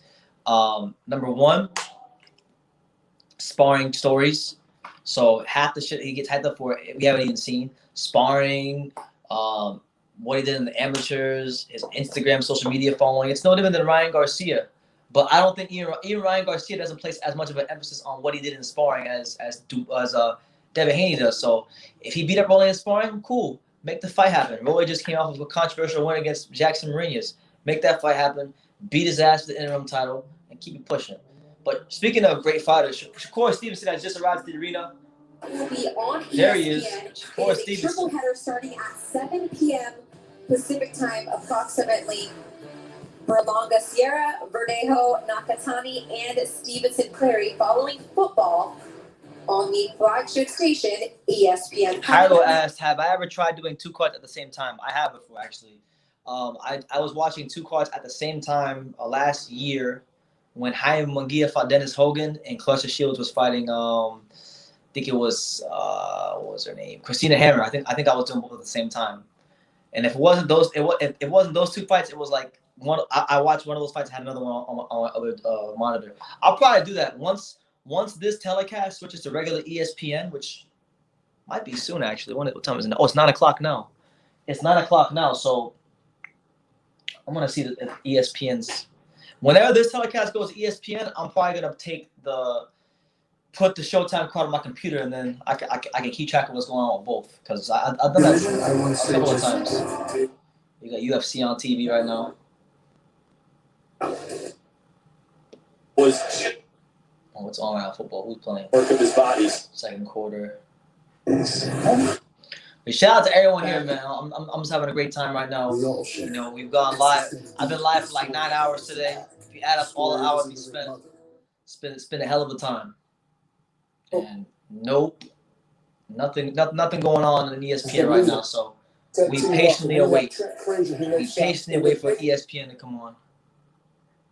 You know what I'm saying? It starts at 10 o'clock. Okay, so thank you. You're right. Thank you. 10 o'clock. So 10 o'clock. So we got probably about a fight or two more on the undercard before we go to regular ESPN, because it's 9/11 here on the East Coast right now, here in South Florida. So 10 o'clock. So 10 o'clock we'll be switching to ESPN, which means that we'll have the Showtime card on the computer, and I'll be able to keep track of both. So that's what it is there. But any boxing questions you guys have, thoughts, comments, questions, concerns, leave them in the comments down below. Leave them down below. I'll answer them. You know what I'm saying? It's been a long week. My man Candy Slim, shout out to him. He's hit me with that $2 super chat. The $2 super chat. Candy Slim says, I low-key think Verdejo and Dev are the best at 135. But you know what? I respect your opinion, man. That's your opinion. You know, Devin Haney has potential to be a very great fighter. He might become the best lightweight in the world. I don't think that's the case right now, but you might be proven right later on if Devin Haney develops and if Verdejo continues to, if he wins tonight and continues to improve. I'll say this, man. I made a video with Pops recently, a couple months ago, and I was actually lobbying for that fight instead of Gamboa. I would have rather have seen Devin Haney have fought Verdejo than a fight at Gamboa, because that would have told me a lot more about him. So maybe that's a fight that could happen sooner rather than later, because I think a lot of questions about both fighters will be answered if it does happen. But Candy Slim, I appreciate your input, and I absolutely appreciate your super chat. Thank you, champ. Thank you. I'm just here for Nakatani. I'll watch Berlanga because it's probably gonna last around anyway. Exactly. You know Edgar Berlanga is he's not here to play games. He's not here to play games, Edgar Berlanga. He's here to collect bodies, put people in body bags. You know, shout out to everyone here, man. Make sure you smash that like button. I see we're at 54 likes. I'm trying to get to 100 likes for that main event. So if you haven't liked already, what the hell are you waiting for, man? I thought we was friends, man. I thought we was cool, man. Y'all don't love your boy BT enough to hit that like button? Hit that like button, man. Stop playing. It's free. It takes not even 2 seconds. Let's go, champ. Let's see what they're saying on ESPN about Terrence Crawford.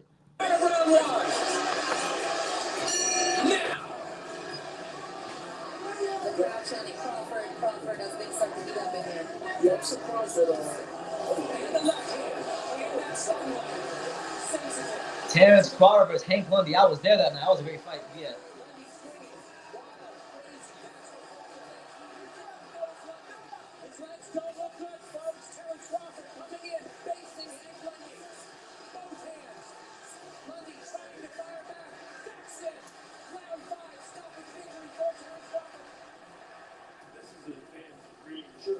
Crawford versus Postal. That's an underrated win, man. I don't think Victor Postal gets the credit he deserves as the good fighter he is, man. Crawford turned in a straight masterclass against Postal. Oh no, not you, Jalen. Come on, champ. He said he's gonna be easy work for EJ. Nah. Terrence Crawford, Errol Spence is gonna be easy work for Terrence Crawford. That fight's only ending one way, and that's a Terrence Crawford masterclass performance. Easy money for Terrence Crawford. Let's go, Verdejo. Devin Haney is a fake champion. Hey, man, he got to prove himself. He got to prove himself. In my opinion, he got to prove himself. Shout out to you, Leah. So they're just showing one of Terrence Crawford highlights from old fights of his.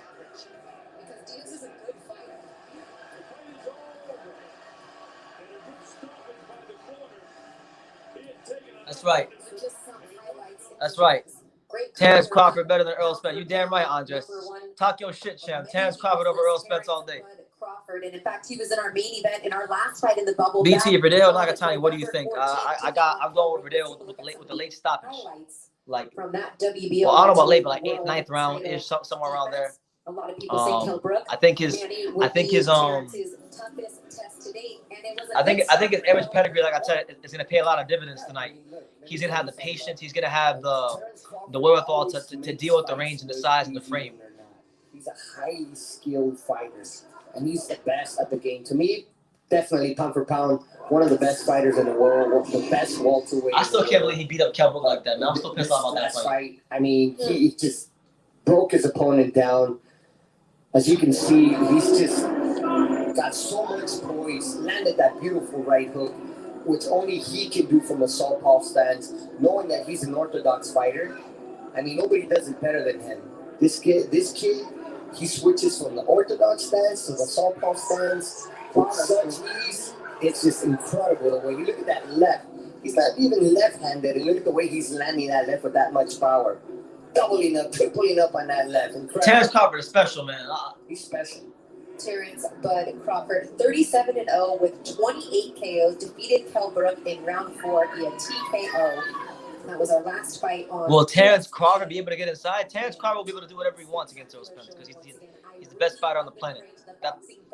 We get Terrence Crawford versus Errol Spence. Will Errol Spence be able to out-jab Terrence Crawford? I don't think so. Will Errol Spence be able to keep one coming up in our main event for more on will Errol Spence be able to figure out Terrence Crawford twice? Because to beat Terrence Crawford, you got to figure him out twice. Because if you figure him out as an orthodox, then you got to figure him out as a southpaw. So can he pass the test twice? We'll see. Christian Cruz, what's up, champ? I'm built for this. I'm a beautiful boxer. I want to show you guys the fight.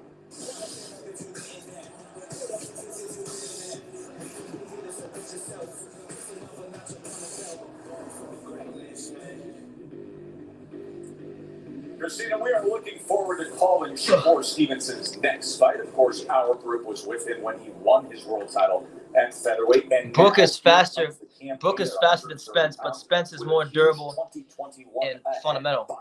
How much do we love knockouts? That's true. How much I give you that. Knockouts? And we've got the guy that does nothing. Spence is a way better southpaw than Bud. We'll see come fight night. We'll see come fight night. I think Terrence Crawford is better everything. Straight up. 15 straight first round. So right now we're just patiently waiting for the next fight on the card. I have no clue who it is because ESPN hasn't said anything. It's either going to be Berlanga, Clay Collard, or Shakur. It's been scheduled for 200. Come on, man. 76 minutes of boxing. He's fought 23 of them. He's fought 23 minutes of boxing to get to 15 and up. 23 minutes to get to 15. When am I gonna sign on PBC or Top Rank? I'm not gonna sign on PBC or Top Rank. I'm gonna sign with I would say yeah. I mean, Sierra is he's a vet. You know, I would say a vet, a young vet. Yo, who said that? Who said that Jose Ramirez was many champions? Oh no. I read that wrong. Yeah, he would lose to Teofimo Lopez. Teofimo Lopez is gonna fold that dude up when they fight. What are you talking about, Jalen? You tripping. First you say that Spence is gonna be Crawford. Now you're saying that Jose Ramirez is gonna beat Teofimo Lopez. He gonna get folded up by Teofimo Lopez. It's okay. Yeah, that's the fight. Shout out to Leah. That's the fight I really want to see. I really want to see It can happen. The power's real. I really want to see Gervonta Davis versus Teofimo Lopez. To me, that's the fight at 135. Get in there. He's craftier. He's a little bit. Nah, Jose Ramirez ain't beat no damn Teofimo Lopez. Yo, and if you're gonna judge Teofimo Lopez on what he did at 135, you're greatly mistaken because when he gets to 140, he's gonna be what he is at 135, but even stronger. So he's gonna be punching harder. He's gonna be more comfortable at the weight. It's gonna be curtains for Jose Ramirez. If I'm Jose Ramirez, I'll fight Josh Taylor, and no matter what happens, get the hell out of the weight class. And if you stay in the weight class, don't fight Teofimo Lopez. It's a bad matchup for him. Jose gets hit too often. And his feet are too slow. Tia would turn him, and if he doesn't outbox him, he's gonna outslug him. Good or better than everybody in the pound for pound list. And stop him. I put him on my pound for pound list, and the reason why is because he won a world championship now, and then from winning the world championship, now it's the eye test for me. This is the way I'm breaking it down, skill for skill. Shakur Stevenson, just as you said, Tess, does not get hit. That's what I'm saying. Shout out to Mike Cole. That's what I'm saying. Teofimo Lopez too quick. Too explosive, too. Honestly, in my opinion, I think he's too smart for Jose. Teofimo Lopez's boxing IQ, even though he gets outboxed Lomachenko, still doesn't get the credit it deserves. It's crazy. His opponent, It's crazy. A good fighter. Unfortunately, I don't think he's going to be good enough tonight because Shakur Stevenson is better than him in every category. They're both Man, they both Andre Ward, you can't. They shouldn't even let Andre Ward pick up Shakur Stevenson. He's going to be biased because it's his fighter. He's a great fighter. He's a fantastic fighter, but Andre Ward shouldn't be allowed to be talked about. He shouldn't be able to talk about Shakur Stevenson because he's going to be biased.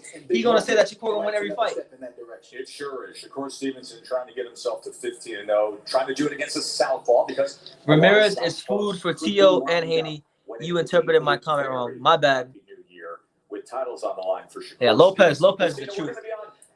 I haven't released my official pound list. I'll probably do that this week. But Tio will be on it. Tio will definitely be on it. Shout out to everyone here. Make sure y'all smash that like button, subscribe. If you're new to the channel, do all that good stuff. Check out all the content. A lot of things that you guys will enjoy on the channel if you're new. Coming up after the college football game on ESPN, but for now, one more fight on ESPN. Let's go. We couldn't end the 2020 year without another Clay Collard. Yes, Clay Collard's fight. Let's go, champ. Let's go. Let's freaking He go. is back for My some man more. Clay Collard. Let's go, This will champ. be his Let's sixth go, fight champ. in Let's go, champ. 2020. He is taking on Let's go, Quincy Clay. Lavallee, who he had a draw with. Let's go, champ. Clay's not playing. In this one. My man Clay Collard's not playing. To some more He gonna about Clay Collard Collard is about to be 6-0 in 2020 if he wins this fight by beating 4 undefeated prospects. I don't give a damn. If Clay Collard wins this fight, he my fighter of the year. Fuck it. 6-0 with 4 wins against undefeated prospects. I didn't know who the hell this guy was before this year started. MMA is this a whole different animal. He's putting on for I need to go MMA back to fighters. MMA in April. We'll see how that goes, but I've really enjoyed boxing. And I do LMFA, you breathing hard. No, I'm not. If I had to pick one, I'm not breathing hard at all. I'm not breathing hard at all. I love the fight. What are you talking about, Miami? Boxing has helped me tremendously. I'm hitting harder. My eyes are better. My range. I'm not breathing hard at all, champ. Speed, just all around. I do 5 rounds like it's nothing. 5 rounds, 6 rounds like it's nothing. We're constantly making adjustments. We're always So the last fight on ESPN Plus is gonna be between Clay Collard and Quincy Lavallee. They had a fight in 2019, which was a draw. So this is the rematch of that fight, and it's Clay Collard's chance to get his 6th. Yes, you heard it right, 6th win in 2020. And if he beats him, it'll be his 4th undefeated prospect he's beat this year. There's no way in hell you can tell me that doesn't deserve some sort of consideration for fighter of the year. He's fought 5 times in the bubble in the last 8 months, 6 times in 2020, and they've been against tough opponents that have had. Let's go, Clay Collard. What a great way to end the ESPN Plus telecast with watching Clay Collard, the prospect destroyer. This man got a Mortal Kombat tattoo on his right arm. This guy's different. Of course, unorthodox pose. Yeah, hopefully Edgar can get some better competition, Mike. You know, we want to see Edgar Berlanga stepping up, making some waves, doing better things next year. But he's got to get past this fight. So here comes Quincy. And there is Quincy Lavallee. Quincy Lavallee from New Orleans, from the New Orleans Boxing Club, the same gym at BJ's program used to train at. He is 9-0-1 with 5 knockouts. So Quincy Lavallee looking to beat the prospect killer. Yeah, it's like French, doesn't it? Lavallee. We practiced that with him a few times. He is a 4-year pro, veteran from about 154 in his career up to about. BT, we need you to turn pro and make Pops the coach of the year. That'd be something, right? It's like, you know, Joe Calzaghe's dad was a jazz musician and didn't know shit about boxing, but he could have been trainer of the year because Joe Calzaghe never lost. So why not?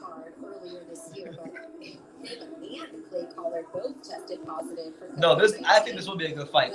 Any fight involving Clay Collard is normally a good fight because he comes to fight. This is what you call great matchmaking by top-ranked matchmaking. Quincy Lavallee is not a bad fighter either. I see the tape on him. He's not bad either. Awesome. I mean, this is a rematch. Shout out to the Dragon Goodman. Believe it or not, I think this is actually this might be Clay Collard's toughest fight of the year. It's probably his toughest fight since his first fight of the year against Krishan Toller. He fought a prospect in Ohio named Krishan Toller, and Quincy might be just as good, if not better, than Krishan Toller. So we'll see, man. We're gonna see what Clay's made of in his 6th and final fight, the final chapter. the undercards here. The Last Dance, Michael Jordan. It's on ESPN Plus, Christian. Of this top-ranked bubble series. Clay Collard started out the year. Right now, I'd pick Benavidez, but in a year, I'd go Berlanga. Incredible. He's had a great. But right now, Adrian, I'd pick Benavidez. But in a year or so, I got Berlanga all day. Ladies and gentlemen, we return to the action here inside MGM Grand in beautiful Las Vegas, Nevada. This is boxing. This is Top Rank, presented by Hall of Fame boxing promoter Mr. Bob Arum, and brought to you by Geico. This bout is scheduled for 8 rounds in the middleweight division. That's right. Our judges at ringside, Tim Cheatham, Lisa Giampa, and Patricia Morse-Jarman. And the man in charge at the sound of the bell, Mr. Robert Hoyle. Introducing first out of the blue corner. He weighed in at 150. If Verdejo goes out here and just beats the hell out of Nakatani, that'd be a massive statement. 9 wins, no losses, 1 draw. 5 of those victories coming by way of knockout. Clay Collard, baby, Cassius Clay. Let's go, champ. Quincy Chico Lavallee. Introducing out of the red corner. There he goes. There he is. 159 pounds. From Burley, Idaho. Trunks with gold trim.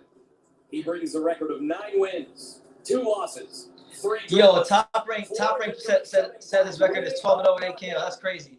You know how Top Rank gets everybody's records wrong? They put 12-0 8 KOs on the screen for Clay Collard. He's an undefeated fighter now. That's funny. Okay, remember what I said. No rounded punches. I want you to obey my command. As you can see, anything on this waistband is going to be a low blow. Anything here is a legal shot, okay? I want you to touch him up. Scoot back.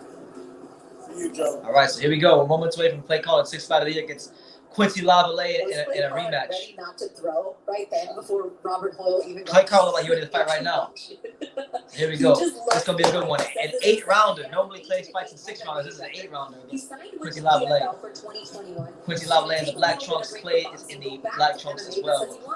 Quincy's has the sparkles on it. Both just with MMA and boxing. Here he is, round 1, scheduled for 8. Christina Poncher and Manny Robles. All right, so Quincy Lavallee fainting, trying to see what Clay's gonna give him. He's downloading the information, as they say. Has beaten a plethora of undefeated. Good jab there by Quincy Lavallee. Racks up. Hey, we're gonna do both together, right? The record of his last 5 opponents.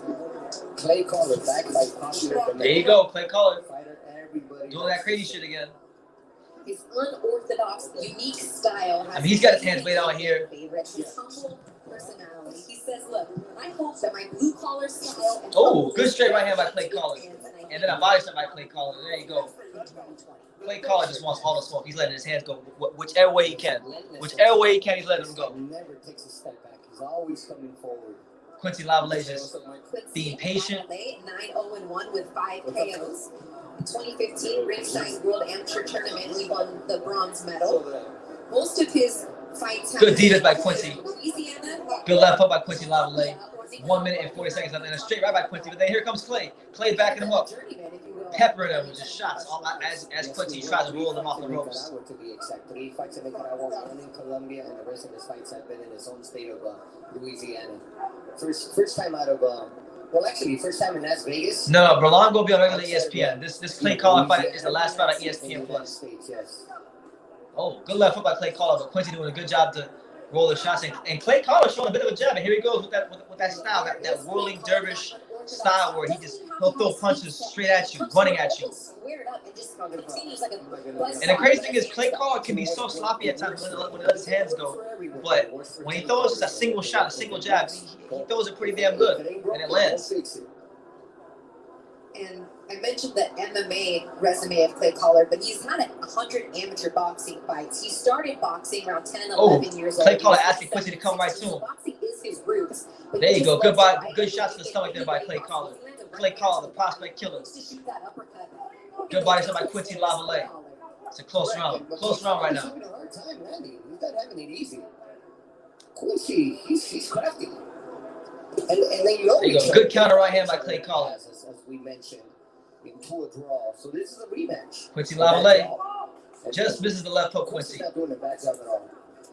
Well, both guys are better since that rematch. There you go, good body shot by Quincy. And then a right hand by Clay. A completely different fighter. I felt like I won that first fight in his backyard. Didn't get the decision, but I'm not going to let it go to the judges tonight. Not being as effective. Collard is. All right, so, yo, man, I thought Clay won that round. I thought Clay won that round. You know, he was throwing a good single jab when Quincy was still. When he had him backed up, he was piling up some good shots. I got Clay narrowly, just barely winning that round. Top Rank's interviewing Terrence Crawford, so let's see what they got to say. I'm expecting a sharp Shakur Stevenson. He's been training very hard. I seen him in camp a couple of weeks ago, and he was looking strong, sharp, and tremendous. So, you know, I'm looking for an exciting fight this day. I know you were looking for an exciting fight. You know, when Spence stepped up into the ring against Danny Garcia, you were ringside. What were your impressions of his victory? Well, it don't matter what my impressions was. You know, he got the job done, he got the victory, and that's all that matters. Is that the fight you definitely want? Because Terrence Crawford speaking low as hell. Anthony Joshua and Tyson Fury saying that's the fight we want. We want an undisputed champion. Is that what you want next? Well, if I can have my way, I'll have a Pacquiao fight next, and then the Spence fight. Let's hope we get that fight moving forward. You have it, Terrence Crawford. Yeah, you never seen Clay Collard fight? This guy came out of nowhere this year. This guy, good right hand by Clay Collard. I'll get into Clay's story in a second. For those of you who aren't as familiar with Clay Collard's story this year. There you go. Good jab there by Clay Collard, and he's backing up Quincy Lavallee, and he just letting his hands go. And about a good 50% of these shots are scoring. That's straightforward, squared up style. This is where Collard needs to take advantage. Pin him up against the Yeah, Quincy's going there and trying to block Clay like he's a regular fighter, and he's not. He's weird. He comes from MMA. He does weird shit. Come right back inside again. Nice chopping. When he misses, you gotta make him pay. There you go. Good counter right hand by Quincy Lavallee. But then Clay Collard falls up with 4 punches of his own. And there he goes. There he goes. Clay Collard's gonna be on his ass from round 1 to round however long this lasts. So either Quincy's gonna have to make an adjustment and hit Clay with something to get his respect, or Clay's just gonna keep coming in there all night. This will not change. Good body shot by Clay. Another body shot by Clay. But Clay Collard just doing right hand to the body, left hand to the body. His head is open. He's got an MMA boxing stance. As funny as that sounds, like he holds his hands like an MMA fighter. But the thing is, he takes very crafty angles. If you watch Clay Collard, he's not just going in there throwing punches. He actually throwing weird angles. And he's here, and he's here, and he's here, and he's here. It just don't look that good because of his posture. But he's making it work for him. He's finding the fight that works for him. Look at those angles. Very into the head, very into the body. There's a reason Quincy Lavallee is not throwing punches. And you see Quincy Lavallee, he's huffing and puffing because Clay Collard is making him fight. Oh, good counter right hand by Quincy Lavallee. And then he showboats. Nice jab, set up that jab to the body, come back with that right hand over the top by Quincy. There you go. Clay Collard taking that jab in his face. Good body shot by Clay. 46 seconds left here in what's been a very exciting second round between Quincy Lavallee and Clay Collard. There you go. There we go. Do it again. But what is Collard going to do about it? Is he going to react? How's he going to react to it now? Quincy Lavallee and Clay Collard just posturing right now. Well, as you just saw right now, take a step back. Good jab by Quincy. Throw that right hand and come back and counter. Oh, Clay Collard with the right hand, hook to the body. Another right hand from Clay Collard. 10 seconds left. Straight right hands down the pipe from Clay Collard. As Quincy Lavallee looks for that one shot. A good counter right hand by Quincy Lavallee. Damn. It's a good fight. That's a good fight. I don't know, man. Quincy landed some hard shots that round. This is one of those rounds where it depends what you're looking for. I like what Clay's doing, man. Clay backing him up. Clay going to the body. Clay's doing what he wants to do, man. This guy, Clay Collard, man. For those of you who don't know about Clay Collard, let me take this minute that I have to try to get you up to date with him if you never heard of him. So this guy, Clay Collard, was an MMA fighter. He boxed. He fought in the professional fighting championships. This guy was being used as an opponent for all these undefeated prospects. So it all started way back in January this year when he fought a guy by the name of Quishan Toller on an untelevised fight. Quishan Toller was like a 7-0 prospect. Clay beats him in his backyard. Then Clay gets used as a swing belt on the Yordenis Ugas undercard. And this is what I found out about him. And he fights a 5-0 Mexican fighter named Raymond Guayado. Stops him, announces himself to the world.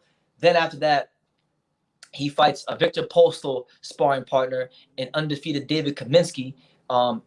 Beats the hell out of him and takes his own. Then he gets 2 Top Rank decides they like this guy. They give him 2 easy fights, and he wins those fights. And now he's here against Quincy Lavallee, rising from obscurity, going for his 6th win in 2020 against his what could be his 4th undefeated prospect. So just the ultimate Cinderella story in boxing. Round 3 of Clay Collard versus Quincy Lavallee. Shakur Stevenson versus Clary coming up on ESPN in the main event, a triple header. Good defense from Quincy. After the conclusion of the LSU Florida college football game. There you go. Good body shot from Quincy Lavallee. Quincy Lavallee is doing some good work in spots. There you go. I feel like Quincy's the heavier puncher. Clay's overrun with the volume, but Quincy's walking him into counters and making a miss. Like, look at all the punches Quincy's making a miss. And now Clay is trying to get in his chest. There you go. Good body shot from Clay. Shoe shot from Clay Collard. Keeps catching there you go. Time and time again. Not really doing anything about it. Oh! Good overhand right by Quincy Lavallee. And Clay Collard can't seem to get out the way of that shot. Collard just walks through everything, though. I mean, Manny, you train these guys. Jesus, Quincy Lavallee is not playing. He's not playing games right now. He's trying to get this W. Like it's nothing. How mentally defeating is that? But Clay Collard is doing a good job taking these shots. But I like what Quincy's doing. Quincy's walking back in these weird angles, trying to walk Clay into a big counter. I think he can.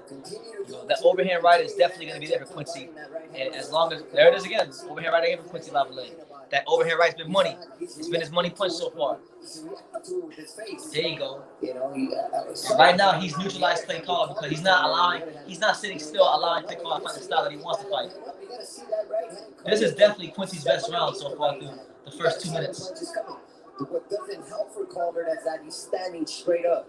Something that you mentioned in the past round, he's got to learn to sit. He's got to sit on his punches. Not only are you generating power. Korobov just lost due to an ankle injury. That sucks. Korobov can't get no luck for nothing. Excuse me, but he almost. Oh, good straight right hand by Clay Collard. Got a little distracted. Yeah. Oh, but a better jab by Quincy Lavallee. And a left hook by Clay Collard. And then a right hand by Clay Collard.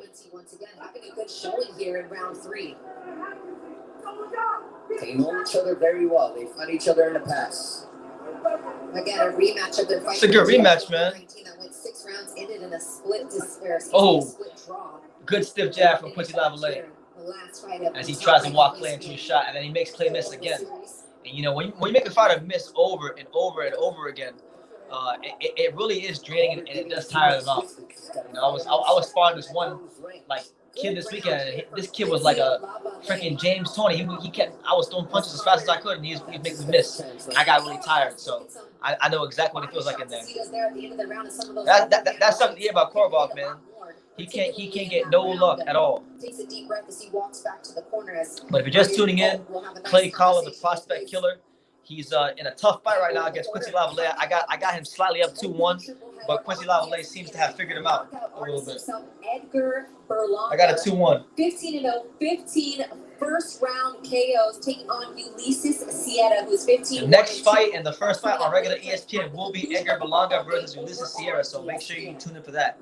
Will the streak continue, Manny? What do you think? Edgar Berlanga looking at to run it up to 16 straight first round knockouts. I don't think so, Christina. I don't think so. Honestly, I see this fight going past the first round. I agree with you. He has Kate Karoma in his corner tonight and his father as Andre Rozier tested positive for COVID-19 upon attempting to enter the bubble. All right, so round 4 of Clay Collard versus Quincy Lavallee. Let's see what adjustments Quincy and Clay can make to each other. They know each other very well. Good right hand by Quincy Lavallee. And then a jab by Quincy Lavallee. Quincy Lavallee is beating Collard to the point. To the punch. There you go. Good defense from Clay Collard. He's beating him to the punch. He's got to stay off those ropes in order to continue having success. What do you think Clay Collard needs to do here in round 4 to kind of turn the tide? He needs to. Clay's asking for Quincy to fight him toe to toe. And Quincy's not doing it. Quincy's smart. One of his fights and not giving so much distance. Clay is literally standing still. There There you go. Good left hook by Clay Collard. Clay wants a fight. He's literally asking Quincy to come to the middle of the ring and fight him. Good jab by Clay. He said, come on. He said, let's fucking fight, baby. Good jab by Clay. I guarantee you, Quincy throws that jab, he's going to land.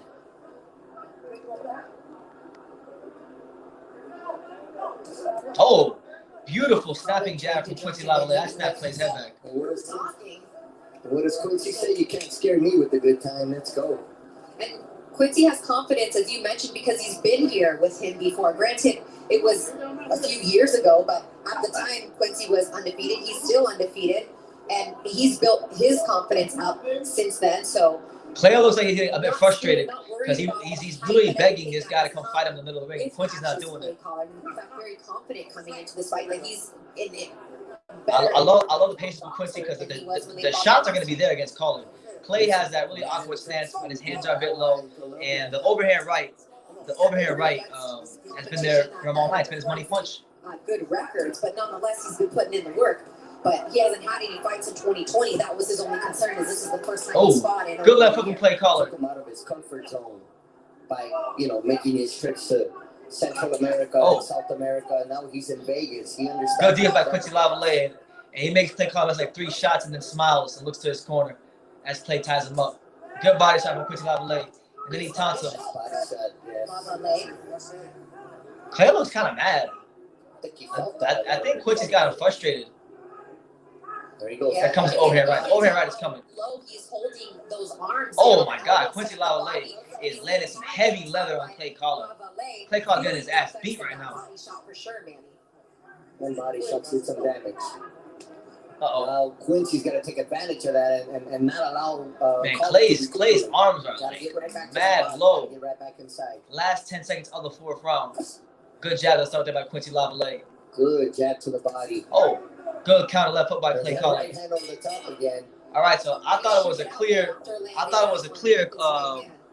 Quincy round. A clear Quincy round. I have it 2-2.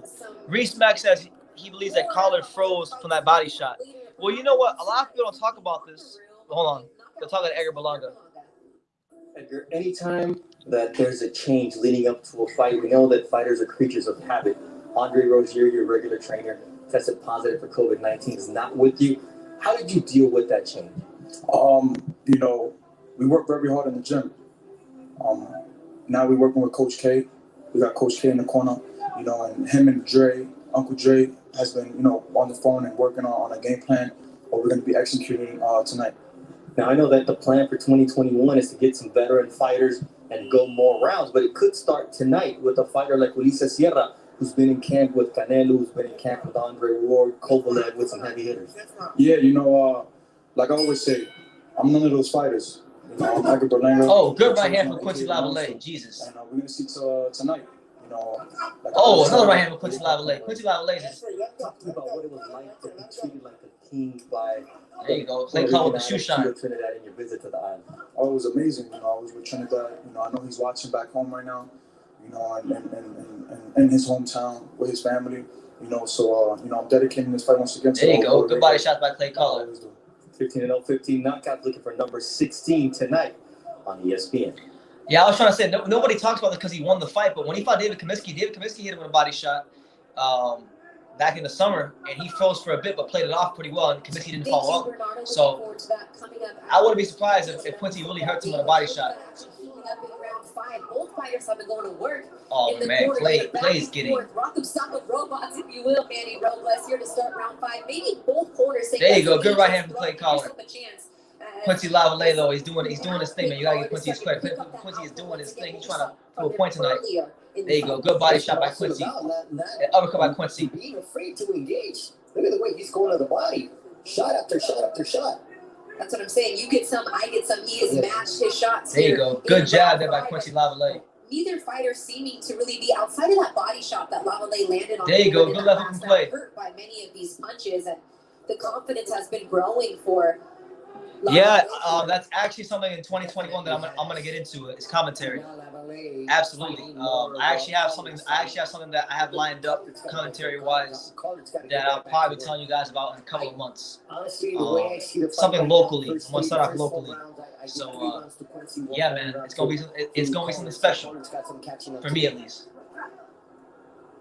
Round number 5. Last minute of round number 5.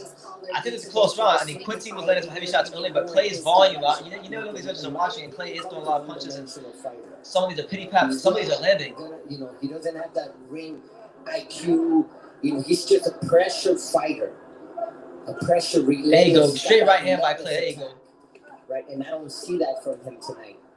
He's giving Quincy too much space, too much room to work. Good right hand from Clay, the uppercut by Clay, but then a right hand by Quincy Lavallee. This is a great round. They're both going at it. It's a close round. Last crucial 30 seconds here. Maybe this is and looks like Quincy Lavallee's eye. There's a head clash of some sorts. Headbutt. So Quincy Lavallee is gonna need some time. And he's bleeding right from his. Oh my God, he's bleeding right from his left eye.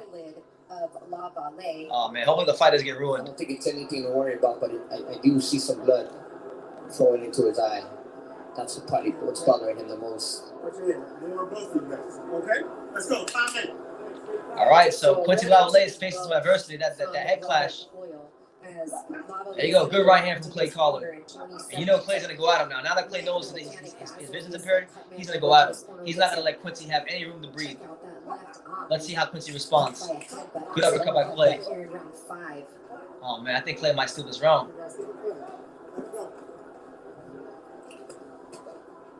Lavallee slowing down after that. Man, a little bit. It's a tough one, man. I think Clay might have got that one just barely. I feel bad for these judges. This is tough at the score. I got a 3-2 Clay, but I can see 3-2 Quincy. To worry about. You see the headbutt? There it is.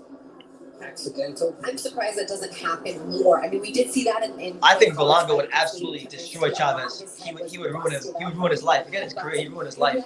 They better not make this fight happen. Chavez just quit in his last fight. He needs to stay as far away from Berlanga as possible. In my opinion. He's got some decent ability, but I just don't think it's hard to the sport. In my opinion. Unfortunately, it's not in too bad of a spot. It was more of a little nick than a deep cut. No, you're right. I mean, it was lines only, man. But luckily it didn't. So what? For those of you watching this fight with me, what do you guys have this fight scored? I got a 3-2 Clay Collard, but I can see 3-2 Quincy. Quincy doing some good work. Let me know. What do you guys think in the comments? Just a minute while we're talking about Cutman, Mike Basil and Jacob. Right, so round 6, Clay Collard and Quincy Lavallee. Every single show, every fight for these guys since they started the bubble series back in June and brought boxing back. They've lived there for weeks, months at a time. You know, they get their name drawn out of a bubble, drawn out of a hat, who they're going to work with, and they've just done a tremendous job and are two of the very best in the sport. So I just want to give them credit and kudos for stepping up and a lot of posturing going on right now between Quincy and Clay. Services to these guys, trying to find that range. So, you know, kudos to them, and we appreciate your service. If Clay wins this fight, man, I'd be very impressed because this hasn't been your traditional Clay Collard fight. I mean, he's been able to get his shots off in spots of the fight, but it's not like your Clay Collard fight where he's pushing that pace, making it a fight the whole round. You know, he's fighting a fight that he's not really accustomed to fighting, at least from what I've seen this year. Good overhead right by Quincy Lavallee. And a left hook with Quincy Lavallee. As well doing that, so jack of all trades. Appreciate you. And now broadcaster. Here we go. And a jab to the stomach from Quincy Lavallee. Christina Contra, Manny Robles here with you. This one's probably a little tough to score these last couple rounds for the judges. It's a hard ass fight to score. There you go. Straight right hand to the body from Clay Collard. Lavallee has had some success in the latter half of this fight. Quincy needs to win this round. I agree. Oh my God. Great overhand right from Quincy Lavallee. Clean and effective punching from Quincy Lavallee. But then a left hook from Clay Collard. That backs Quincy up. And then a body shot from Quincy, or from Clay on Quincy. Ooh, and then a left hook from Clay. To the jab once again, jab to the body, and landing that right hand over the top again. Here's where it becomes a little bit difficult for Collard because it's giving Lavallee too much space. That is way too much space. More time to wait. You gotta make it an inside fight. Maybe inside a little bit if I was Collard's coach. But work behind the jab and keep that hit moving side to side. Last minute of round 6, a crucial round of the fight for both fighters. And Clay Collard is breaking out everything he can. He's closing that gap. Oh my God, good counter right hand from Quincy Lavallee. Jesus, man. Oh, and a counter uppercut from Clay Collard on Quincy. This is his second scheduled 8-rounder, but it's been good feint there from Quincy Lavallee. The host coming. Oh, I just missed it. I knew it was coming. Go against a guy who has been active like Lavallee, has put pressure effectively. Yeah, I agree. I think at some point Clay Collard is gonna. I think he's got to tighten up that hand positioning. I mean, because Quincy Lavallee, luckily for Clay, isn't like a massive puncher. He's got okay power, but nothing crazy. Good jab from Clay on Quincy. Oh, this is a tough round to score. But I think Quincy's winning this round. Yeah, that's a Quincy round. That's a Quincy round. So I got a 3-3. It's really anybody's fight going into these last 2 rounds. What do you guys have? What do you guys score in this fight between Quincy Lavallee? I mean, he landed like 4 or 5 clean card counters in that round, and jabs, and some body shots. Being able to make that adjustment, and that's what your corner's for. Corner's got to tell you, corner's got to let you know, hey, listen, you got to see that right hand coming at you. Wake up. Maybe once, maybe twice, but time and time again. I'm sorry, but there's no excuse for that. So heading into a very crucial round 7. Clay Collard's Fighter of the Year status is hanging in the balance right now. He's been 5-0 this year. He's beaten 4. He's 5-0 this year. He's defeated, I think, 3 undefeated prospects. He's trying to go for his 4th. And a guy, Quincy Lavallee, who's a very crafty, very slick, very confident boxer right now. And he's. I'm getting frustrated. I'm not even in the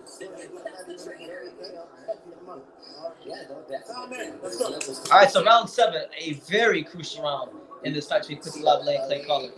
A better boxer of the two. His confidence has been growing round after round. Oh, counter right hand over the top by Quincy Lavallee. Like we talked about, a little shimmy from And a little shimmy from Quincy Lavallee. My man's confident. And then a left hook around the guard from Quincy Lavallee. What do I not throw? What do I not land to try to break you down? And the problem is with Clay Collard. There you go, a sharp jab. And then a straight right from Quincy Lavallee.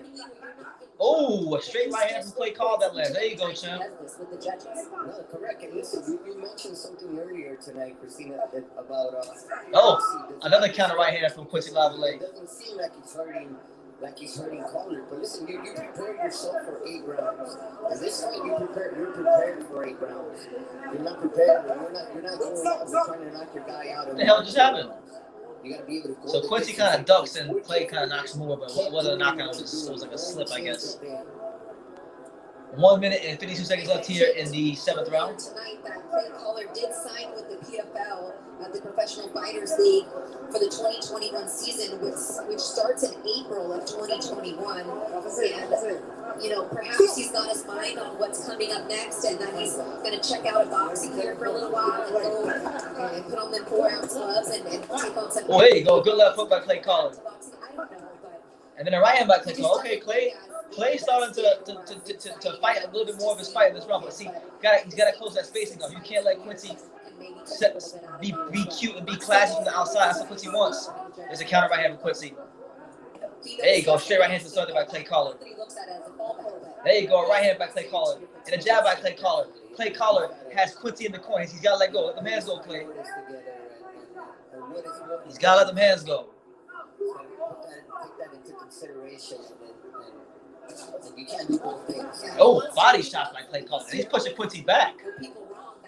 Oh man, this is a close round. So we'll see. Love to be a world champion in both, he said. But tonight, hold on, guys. Lavallee is having a good performance against Cassius Clay Collard. Collard. Good luck by Clay. You see Collard leading him with that left hook. Leading a little bit too much, as I said, it's just giving him too much space. There he is going to the body. Fighting Good left hook from Quincy Lavallee. Clay Collard's closing the gap in this round. It's a razor-thin fight. Not afraid to engage, not afraid to fight. Oh, good left hook by Clay. Good body by Lavallee and then a good counter round. I don't know, man. What do you guys feel about? That's a tough round. I thought Quincy started out good the first half, landed a couple counter shots, and then Clay closed that gap and didn't allow Quincy to be cute.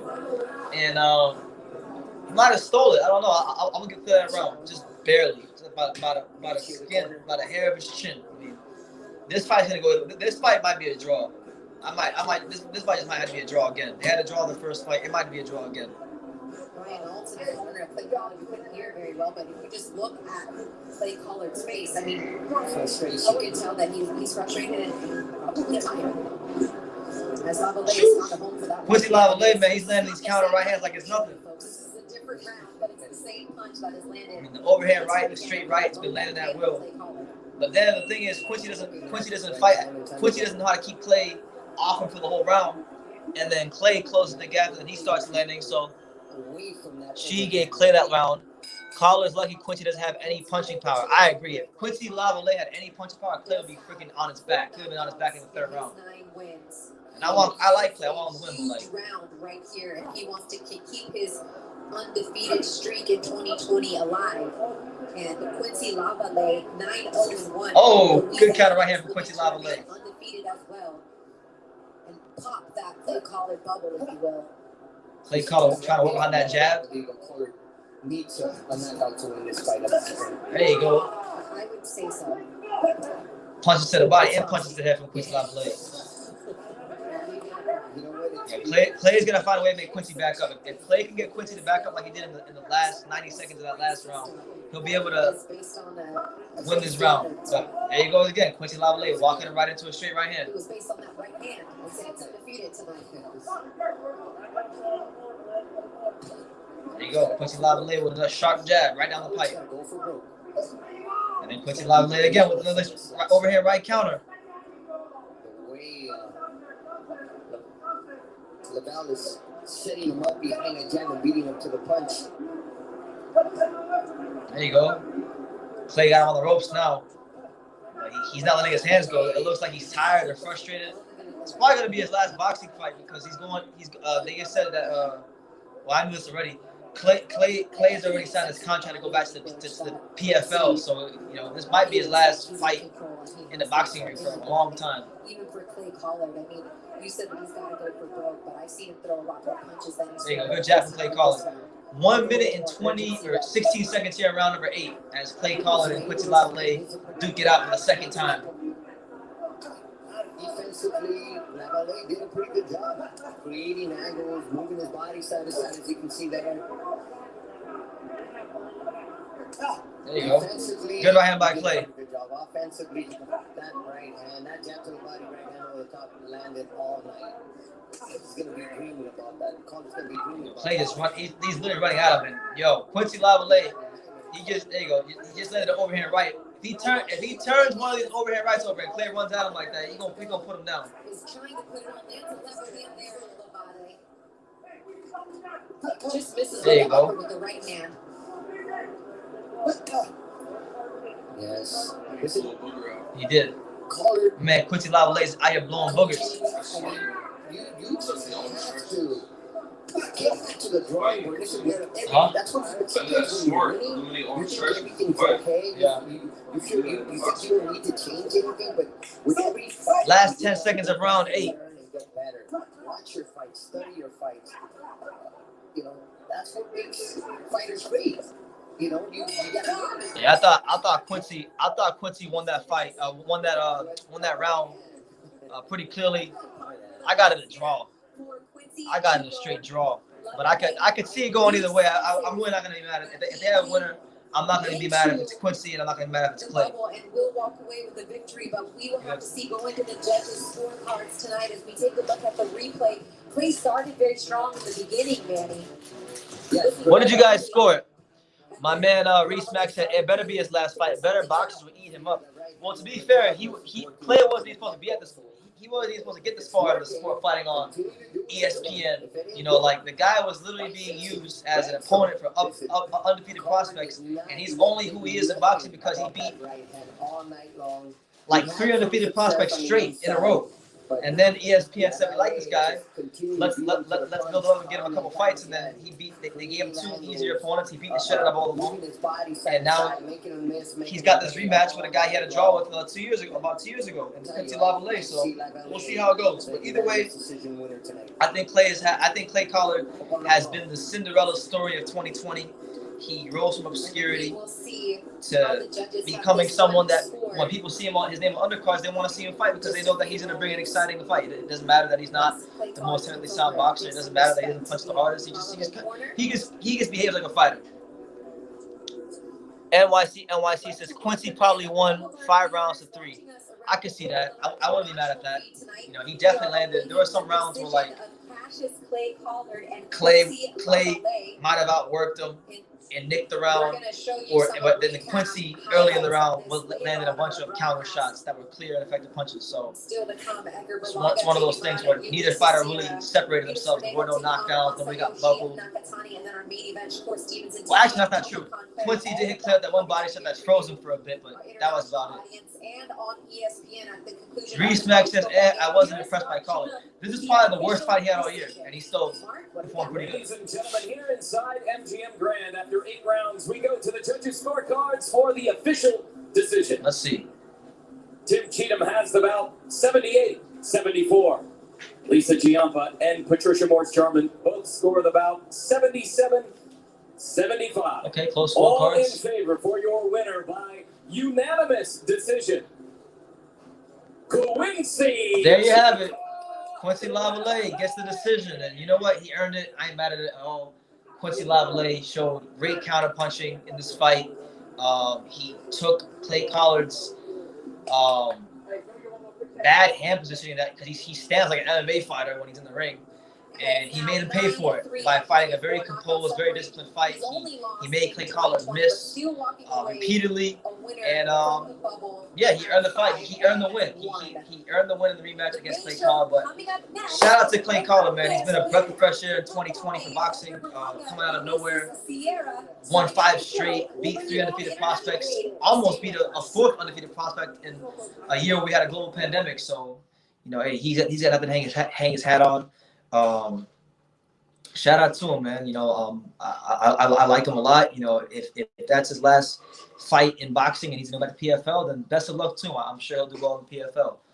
Well, that concludes the ESPN Plus portion of our undercard. Now we go to the meat and potatoes on the undercard, and we have Edgar Berlanga. Edgar Berlanga will be fighting first, and then we'll have Shakur Stevenson, and then we'll have a main event. So we got some time.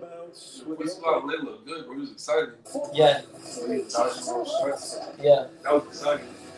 Yeah, like you missed in the early part of the fight. Like, I only saw like the last 2 rounds. He had better rounds. He actually had better rounds than that. Oh, yeah? Those are good rounds, but he actually had better rounds earlier in the fight. He looked extremely confident.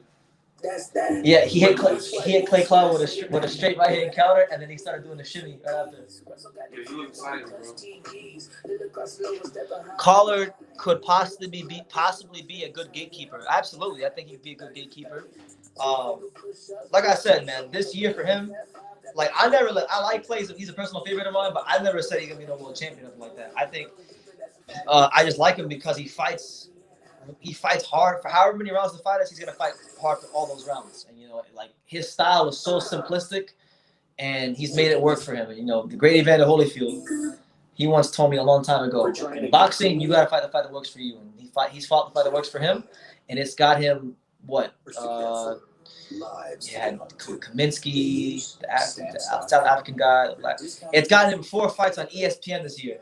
You know, and then before that, he was on a PBC card. That's when I first saw him fight on Ugas undercard. So he's fought on TV 5 times this year. He's fought on TV more than most people this year.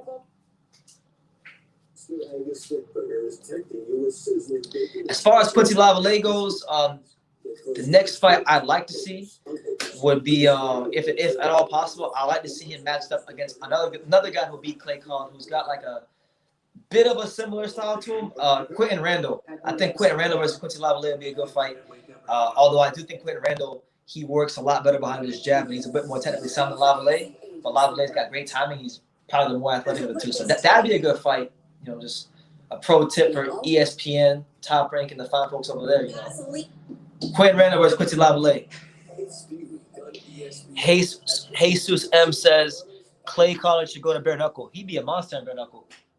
Because, I mean, he got crazy. I mean, he had like 100 amateur fights. Most people don't even realize that Clay Collard had 100 amateur fights. What the hell is this damn? Kick.com/energy audit. So I don't know why, but. That little replacement play, we saw Thaddeus Moss do that a lot last year. So right now there's still football on TV, and right now they're playing on ESPN. So y'all drop your comments down below. Take the time to subscribe. ESPN Plus just cut their feed. No goodbyes or anything. Yeah, they don't give a damn. They said to hell with all you guys. It's one where. So get your predictions out, guys.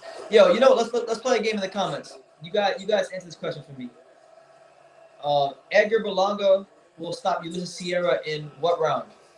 Or will he stop him at all? Will he get exposed? Because you never know. Sometimes you get guys like Edgar Berlanga who knock everybody out, and then they just get that right opponent that doesn't make it look so good. All it takes is that one fight. Like about 5 to 10 years ago, there was another fighter who was not like he wasn't doing what Berlanga was doing, but he was doing something similar to Edgar Berlanga on a more local level in Philadelphia. There was a guy named Tyrone Brunson. Brunson ran his record up to like 18-0, 18 knockouts, and he was beating everybody. And then he had that first round step up. He had that first ever fight, and then he looked so good. So my man Mike says he's got Edgar Berlanga in the first round again. Richard Perez says it's the second round. Jesus Sem says the fifth round. I'm gonna go with Edgar Berlanga in the third round. I think I've said it like 2 fights in a row and been wrong, so I hate to say it again, but I'm gonna be right one of these fights. Edgar Berlanga will finally get out the first round tonight. It'd be better for him if he got out the first round. The more first round knockouts he gets, the worse I actually think it's gonna be for him, because then he might begin to believe in his power a little bit too much, and you don't want that as a fighter. Top Rank Boxing also available on the ESPN app. Third down. What is going on, man? We gotta find the stream, guys. So y'all drop your comments down below. I'll address them in a timely manner. But okay, boys. Berlanga needs to stop fighting bums. He hasn't been fighting bums. His last fight, he fought This is the last one. Lanel K.O. Bellos, a guy who's never been stopped in his whole 35 career. Beat the shit out of him. And then the fight before that, he fought Eric Moon, who fought Mike Guy, who was like a mid-level, like a top 10, top 15, 168 pounder. And Eric Moon didn't get stopped by Mike Guy. He's a durable guy, and he made it look like he was trash. Hold on, bro. What's going on? So right now, ESPN Plus cut their stream off. They cut their feed off, and now saying that we got to go to the ESPN app. So I don't know what's going on. So we're gonna have to search far and wide for the stream, because there's college football all over the television right now. Most pointless sport on earth right now. It's college football. Edgar, maybe the second round. He's very talented. He's very, very talented. I agree. Edgar Berlanga, most of you don't even know this, but Edgar Berlanga, he's a former Evander Holyfield Real Deal Promotions fighter. When Evander Holyfield had his promotional company for like that 1 year, he was an Evander Holyfield fighter. He was fighting over there at BB King's in New York when Holyfield had his promoter's license. So yeah, right now I'm trying to find that stream, because it looks like ESPN is trying to get us beat. We will not be defeated here on True School Sports. We will keep going. Oh, there we go. Oh wait, no, this feed is behind. So I went on VIP League, but they're showing Clay Collard versus Quincy Lavallee in the fourth round. I don't need to see that. We just watched that. We just watched Clay Collard lose. That sucks, man. I wanted to see him go undefeated this year because it would have been a great story, but Quincy Lavallee wasn't having it.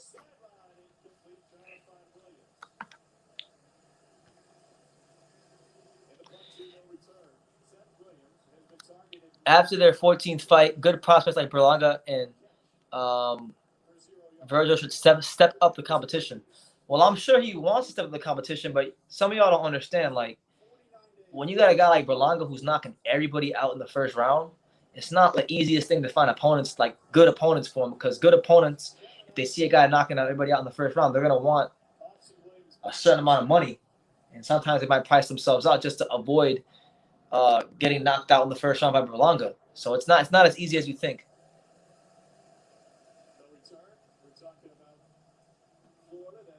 Bro, what is going on?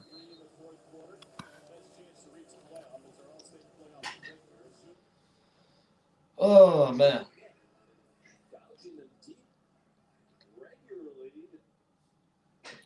So I have no clue what happened. If any of y'all have ESPN and can find the fight, let me know because I'm trying to find this. I'm trying to find this right now myself. They got freaking the Florida Gators playing LSU in the fourth quarter on ESPN. It's a close game, so that game's not going nowhere. And then what is this? Oh, this is the SEC network, so that's not going to be the fight there. And then on ESPN 2, they got Stanford and Oregon in the first quarter, so got to figure this out. This ESPN 2. ESPN 2 is San Diego State versus BYU. That's in the first quarter. And then what is this? College basketball. They got everything but what we want to see. ESPNU. Always has with ESPN, but like I said, we will not be defeated. We will not be defeated here on True School Sports. We will figure it out. ESPN app stream.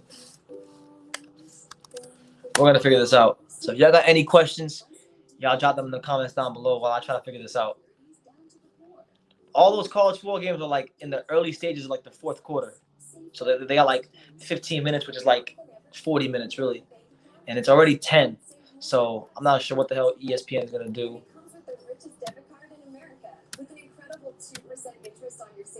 Let me see.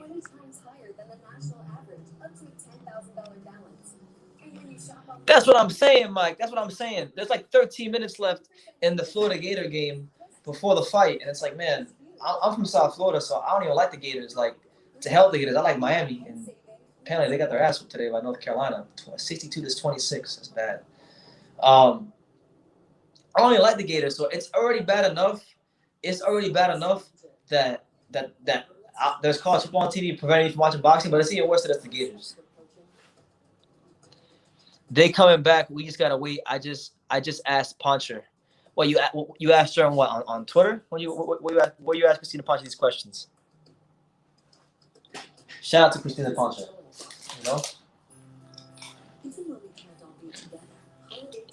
You know what? Good idea. Good idea. So we're gonna go to the Showtime card while we're waiting. Let's see what the hell's going on Showtime.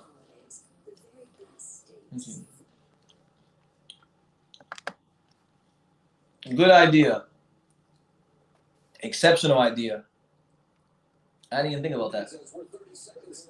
So right now on Showtime, for those of you wondering, you got Floyd Mayweather prospect Richardson Hitchinson. He's taking on the veteran and battle-tested Arrhenius Mendez. And they're in the fifth round.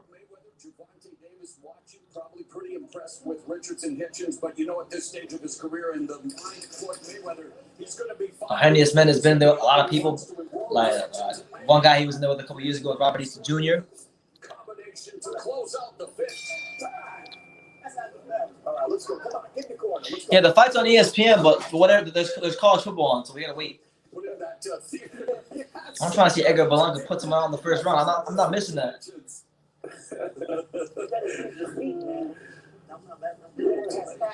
Shout out to Richardson Hitchens. He's from native of Brooklyn, New York. He's a product of that Teddy Atlas Cops and Kids boxing gym. You know, a gym that does a lot of good things in the Brooklyn area, helping the youth out.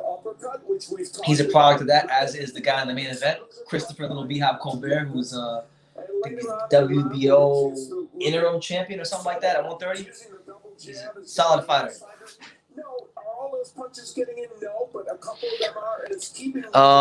Mike Cotto says, if I'm not wrong, Arrhenius Mendez used to be promoted by 50 Cent.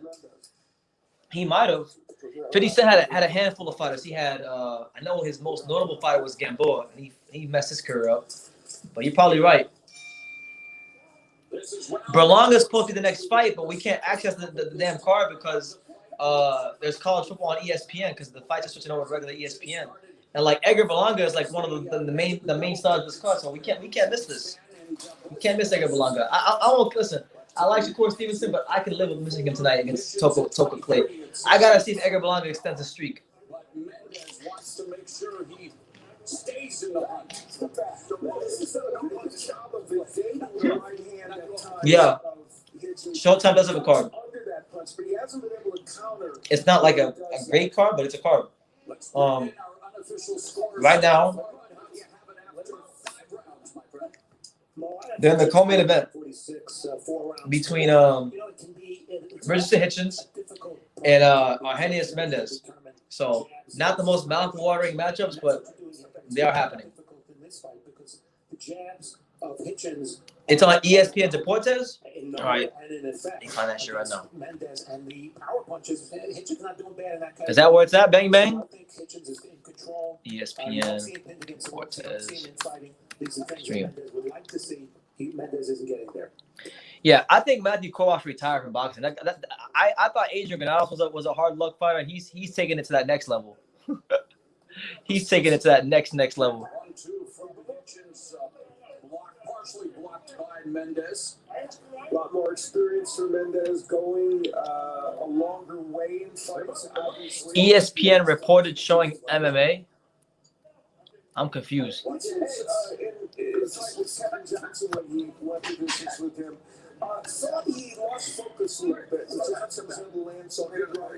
Yeah, shout out to everybody here. Shout out to all 95 of you that are here watching right now. Make sure y'all smash that like button as we're in this really weird period where we're switching from ESPN Plus to regular ESPN.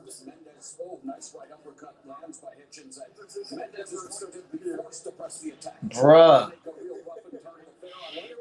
3-5 LS. Oh my God.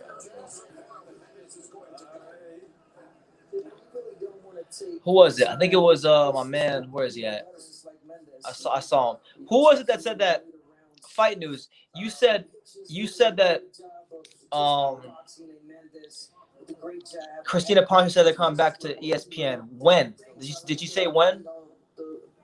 When is she coming back? Is Berlanga gonna fight without people being able to see?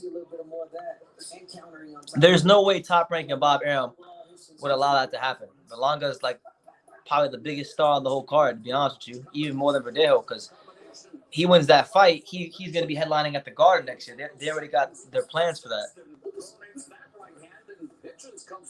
Did they put the Berlanga fight on hold? I don't know. I'm trying to figure that out myself. Hold on. We're going to go on Twitter right now, because Twitter is where we're ultimately going to find the answers to just about anything with life. Listen, don't wait. Okay? Put your hands up. If you're just tuning in, Clay Collard has taken his first loss of 2020. Quincy Lavallee counter-punched him and did his thing en route to a unanimous decision victory. So shout out to him.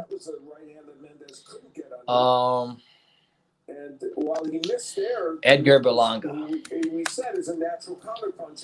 Yo, BT, ESPN is announcing that it's next. Yeah, after college football, when there's like 10 minutes. Does that mean that Berlanga's on hold? I need answers. It also says that they're going to play it on the app. Well, I don't got the app. I'm on my phone. That's what I'm saying. Shout out to everybody on Twitter. They say, looks like a delay for the Edgar Berlanga fight while ESPN finishes showing a football game. Absolutely. One of the, who is this guy? Cameron Wolf. Who the hell is Cameron Wolf? Cameron Wolf. Who is this guy? ESPN reporter covering the Miami Dolphins, NFL, and boxing. He says, for those awaiting Shakur Stevenson, Toka Clary on ESPN, it's delayed until Florida versus LSU ends. There's 11 minutes in the fourth quarter, so it could end up being another 30 to 45 minutes. Once it's over, Berlanga will be up first, trying to continue his first round knockout streak. So there you go. It's on hold. We've gotten our answer. Thank you. We've gotten our answer. So y'all can keep me posted on the game. I'm gonna watch Richardson Hitchens versus Arrhenius Mendez because I haven't had a chance to watch a whole ton of Richardson Hitchens. Now trying to rough him up to the body, goes upstairs with a short left hook. And he's being more active on the inside. You know, in his last fight against Valdez, Mendez came on very strong. Yeah, Mendez has been there. Mendez has been there with a lot of people at 140. You know, Juan Valdez, Robert Easter Jr., Now he's in here versus Hitchens. And Hitchens got them damn tassels on the side of his trunks. And you guys know my policy about tassels. If you got tassels on your shoes, sparkles on your trunks, tassels on the side of your trunks, you better score a knockout. That's mandatory. I know, man, but I really want to see Berlanga. Like, if I don't see Shakur Stevenson, I'll live, but I gotta see Berlanga. If I don't even see Verdejo, I'll live, but I have to see if Berlanga extends the streak. You know, Berlanga gives the people what they want to see. He gives you some devastating first round knockouts. You know, you don't see punches like him every day. So, and I go live for all these fights. So I see some boring ass fighters, and I see some guys that are average, and I see some guys that are good, and I see some guys that can kind of punch, and I see some guys that are good punchers. This guy is an exceptional puncher. Sparring with Terrence Crawford at the age of 17. Of course, we talk about his sparring with Tonka Davis. And again, yeah, Hitchens is one of these guys that Hitchens is one of these guys that's made his name out of sparring. He's always involved in some sort of sparring beef with Rolando, Ramiro, Rolly, and Gervonta Davis and all that stuff.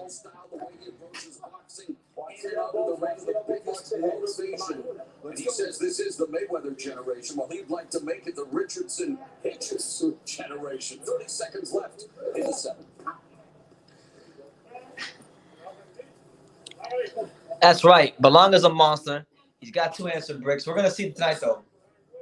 Ulysses Sierra is the most game and formidable opponent that he's fought to date. So, well, I don't know if he's game. We'll see how game he is once he actually gets touched. Paces abated for Hitchens and maybe just taking a bit of a break. I'm not even playing with you, S-Dot. I'm not even playing that. I don't block people too often, but I'm not having no racist. I'm not having no like prejudice comments in my comment section. We're not doing that. And you've been flapping your gums the whole live, so you out of here, champ. I'm not the type to block, but you've been wild the whole live. Now he's fighting well. He's fighting well against Mendez. I'm glad in a way that I get a chance to at least watch a couple rounds of him because I haven't had a chance I never really got around to watching him. And then he's not a guy who talks a whole lot. So like I never really had like any ambition to go watch him, to be honest. And then later on in the round, the combination punching of I'm only watching it since I'm covering the. Yeah, man, I love Lil B-Hop Colbert. Chris Colbert is a good fighter, underrated. I've been following him very closely since 2016 when I saw him fight on Errol Spence's undercard. He fought some random guy on the Spence Algeria undercard. He looked sensational back then. Then I saw him fight on the Wildest Severn rematch undercard against Titus Williams, which was a big fight locally in New York City. And he beat the shit out of Titus Williams. So I like Colbert and very confident kid. Good right hook by Hitchens. I think at some point, you know, he's gonna have to get a big fight with like a lot of people are saying they want to see him against Shakur Stevenson at some point. That wouldn't be a bad fight. You know, Shakur at some point needs to get a big fight at 130. He's champion there now. It doesn't seem like any of the guys in the top ranked stable are exactly anxious to fight the kid right now, unless they get paid in a certain amount of money. So, yeah, who knows? Maybe that could be a future fight. Lil B-Hop versus Shakur. Was the Korobov fight that bad? It was that damn bad? I gotta watch that later on, man. I had high hopes for Korobov, but like something always happens to him. This time I think it was his foot. Last time it was his shoulder. Against Charlo, you know, he was on the wrong end. Well, I thought he lost, but a lot of people thought he was on the wrong end of the decision against Charlo. When it was time for him to be called to fight Peter Quinn for the WBO title, Quillen vacated it and didn't want no smoke. Anything that Hitchens is doing that is surprising you in this fight? Not really. You know, he's using his jab very effectively and. So right now, if you're just tuning in, we're in a really weird intermission period where ESPN has decided that they're going to allow the college football game to continue to run, and Edgar Berlanga's fight has been put on hold until LSU and the Florida Gators game is done. So right now, I'm watching Richardson Hitchens. He's taking on the veteran Arrhenius Mendez, and he's doing a good job using his speed and punching around the guard and showing some good fundamentals, you know.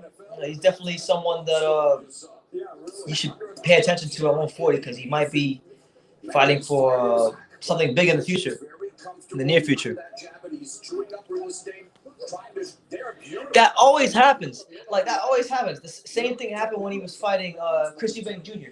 Last year when he fought Chris Eubank Jr. around this time last year. He's dominating Chris Eubank Jr. and then he freaking breaks his shoulder or whatever it was. It's ridiculous. Sam So, shout out to you over there in Manchester, UK. He says, when is the Shakur Stevenson fight? The Shakur Stevenson fight will be after the Edgar Berlanga fight, and the Edgar Berlanga fight will not start until this college football game here in America is over because it's on ESPN right now. That's what I'm trying to tell you, Sam. I was trying to tell you, these in America, college football is very big. It's very big. It's about as big in America as the Premier League is in England, believe it or not. Maybe even bigger, to be honest with you. It's pretty damn big in America. So it's holding up the fight right now. My main man, Chancellor Dawson, shout out to you, champ, with the $2 super chat. He says, what's up, BT? I'm happy my favorite heavyweight, Anthony Joshua, won. Yeah, man, he looked – I thought it was his best performance of his career. He looked absolutely sensational. We saw more mature, more poised Anthony Joshua. We saw Anthony Joshua, who's all of a sudden developed a little bit of footwork. He's over there throwing quadruple uppercuts, stepping off to the side, throwing another uppercut to the body.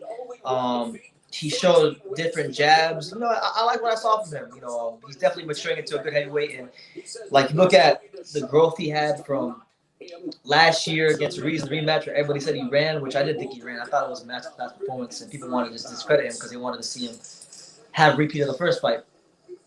But I thought last year he put on a masterclass against Ruiz in the rematch, and he put on an even bigger masterclass today against Kubrat Pulev, who, you know, Pulev is no elite top-level heavyweight, but he's definitely someone who's a good veteran. He's conquered that second and third tier of the heavyweight division. He's been a top 15 fighter for years upon years now. And he's not a very easy guy to get out of there. Even when Joshua had him hurt in the third round, you know, he still had to show the extra bit of quality later on and literally iron him out with a straight with a beautiful straight 1-2.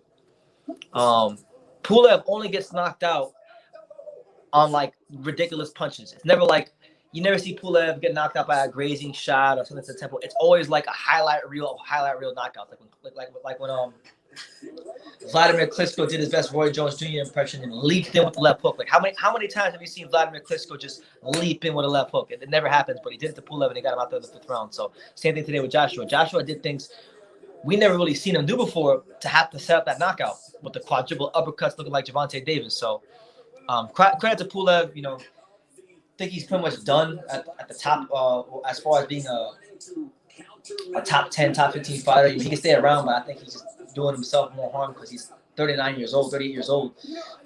So he can retire. I think he can hold his head gracefully if that is his last fight. I hope it's his last fight. It mixes that in as a very effective part of his combination punching, and I suspect that's something. Yeah, Shakur. I don't know when Shakur is coming on. Shakur is coming on whenever this college football game is over. So let's see what the hell that college football game is at. Right now, it's on commercial.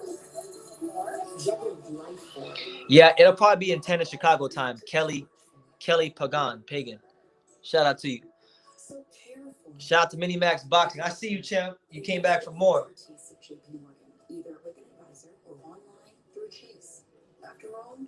Pulev definitely educated some heavyweights. He doesn't even have a jab, going for the 1-punch knockout. I mean, look, I think it was like the 6th, 7th round. He hit Anthony Joshua with a beautiful straight right hand. It was a beautiful straight right hand, and it landed very crisply on Anthony Joshua's chin. Anthony rolled the punch just enough to not get knocked out or anything like that. And then, if you notice, when he got close to him, he started feinting him, and he was getting a lot of Anthony Joshua was biting on his feints, and I think Pulev's just too slow and old to pull the trigger as much as he wanted to. But Pulev, make no mistakes about it, Pulev actually had Anthony Joshua in a bit of trouble for a very small period of that fight. Is the fight happening or are they warming up? They're warming up. They're gonna have to warm up because they got to wait for this precious college football game to finish between the 3-5 LSU Tigers and the 8-1 Florida Gators. It's ridiculous. In 1912, sold his first batch of 100 boots. Pulev, yeah, I would say Pulev is definitely a proven solid B-level fighter because Pulev has never, like, Anthony Joshua was only the second elite level guy he ever fought. In both cases, he got knocked out both times sensationally. Once against prime Vladimir Klitschko, and second against prime Anthony Joshua. But everything outside of that, he's won. He's won everything outside of that.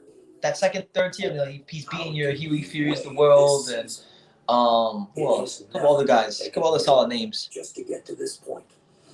And this is where the rest. Edgar will get the first round KO. He's got Fat Joe in his corner. We're gonna see, champ. Yeah, it's in standby. We're waiting right now. Right now, we're over here watching college football. They're actually showing him on TV. That's funny. The young undefeated sensation Shakur Stevenson in the main event against Clary. Sean and Todd, we got a big. Wait, how is Shakur Stevenson the main event? I thought Verdejo was the main event. Guess I'm tripping.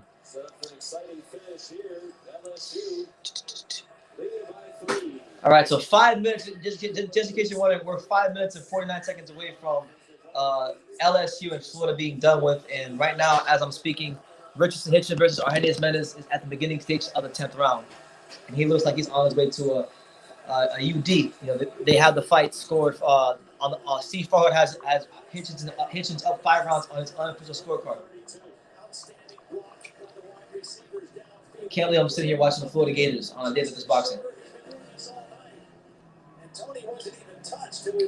But shout out to all 81 of you here, man. I mean, if you add up all the time that I spent on the last live, all the time that I spent on this live, I've been live for damn near half a day. I don't know how I'm still awake, still talking. ESPN is losing boxing views right now. You're damn right. People got jobs, they're tired. They want to see Edgar Berlanga put someone to sleep. They don't want to see the bum-ass LSU Tigers who are 3-5 against the bum-ass Florida Gators. You don't want to see that.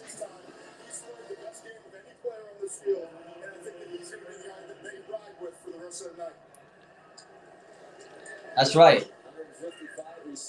By the way, while I'm sitting here just chilling, next weekend, next Friday, I don't know if I'll be in South Florida or if I'll be in Texas, but either way, I will be live next Friday, wherever I'm at, for Gennady Golovkin as he takes on Kamil Shmerta. You know, not really more excited for that fight, but it's happening, and there is at least one decent fight on the undercard that is piquing my interest between John Ryder and Mike Guy. You know, John Ryder's coming off that very controversial loss to Callum Smith, which I thought he won. He should really be the champion right now, not Callum Smith.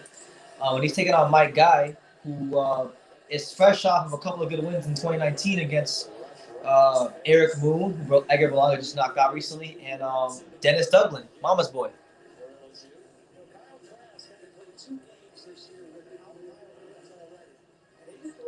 Bob Arum is pissed off like he was after the Lomachenko fight. Bob Arum was always pissed off. But what was the last time Bob Arum was happy? I haven't seen Bob Arum crack one smile on his face since he was singing "Bye Bye Miss American Pie" with Tyson Fury after the Wilder rematch. He's been mad as hell since the Tyson Fury rematch. I don't think he's had one happy moment since. He been hating on Terrence Crawford. He been getting mad at everybody.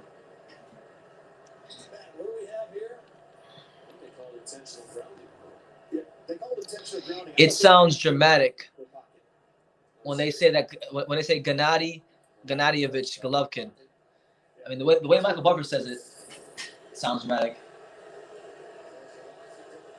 I really hope that this damn football game is not going to overtime. I'm going to be mad as hell.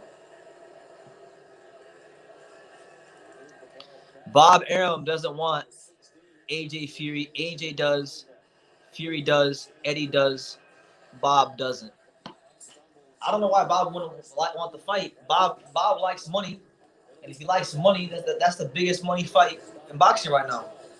Literally, if that fight happens, if that fight does happen in the UK, which I don't think it will, I think if that fight happens, it's gonna happen either in America or Saudi Arabia.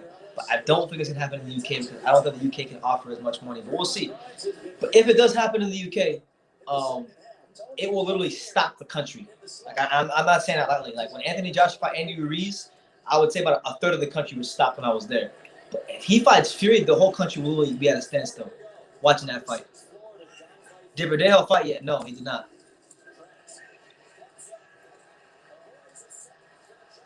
Oh my God, I can't believe this. So, for those of you who don't know anything about American football, the score is 34-31 in favor of LSU.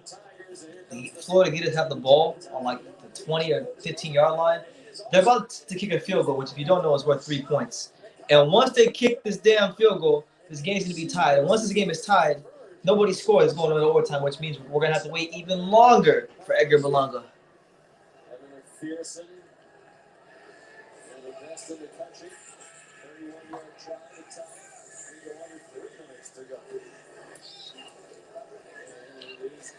No, because I'll get a copyright strike. Absolutely not. I'm not putting the Verdejo fight on.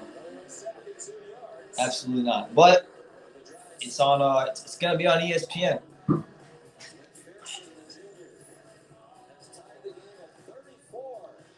Thoughts on Nakatani? I think he's a one-hit wonder since people know him. I mean, to be fair, he is a bit of a one-hit wonder because most of his fights have been domestic competition in Japan. Now he fought Lopez.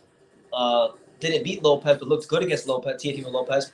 You could, if you wanted, you could make the argument. I mean, I don't think he was Lopez's toughest fight, but it's not hard to make the argument that Nakatani might have been Lopez's toughest fight, maybe more than Lomachenko. So now Nakatani, he's fighting Verdejo, who people have all kinds of questions about, even though he's looked good and he's on a little 3-4-5 winning streak. But this is really a sink or swim fight. So what do I think about Nakatani? I think Nakatani is the perfect fighter to see where the hell Felix Verdejo is at. That's what I think about him. It's not going to swim about in your brain. I really hope they miss this damn field goal. 15 minutes, 15%. Serendipity. Oh my God! So we're here, man. We're here. It's the Untouchable True School Sports Empire. Your boy BT, Brandon Taylor. Make sure you smash that like button, hit the subscribe button for new. You can go check out all the content. You haven't done so already. Shout out to my man Paul back there. He's been sitting back there. We're chilling. You guys don't know this guy. You may know this guy. I don't know if you do or you don't, but if you don't know him, best rapper in the world.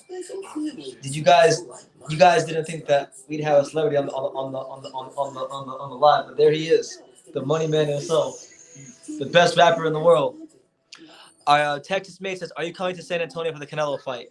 I won't have a definitive answer on that question until tomorrow. So I don't know yet. But last time I talked to my friend, I was told I am. So we'll see. We'll see, man. Why are you going? Everybody keeps asking if I'm going to San Antonio for the Canelo fight. Are any of the 104 of you going to be in San Antonio for the Canelo fight? Let me know. Yeah, Nakatani is a solid gatekeeper. Fights have not started. And for those of you who are not in America that don't understand why, it's because of college football. Just pull up, check in online, and we'll quickly bring your food to you. Angel Gomez says, "I'm in San Antonio right now." Shout out to you. Shout out San Antonio. I love San Antonio. I can't wait to go back. Hey, Hamlet. I like your PJs. PJs.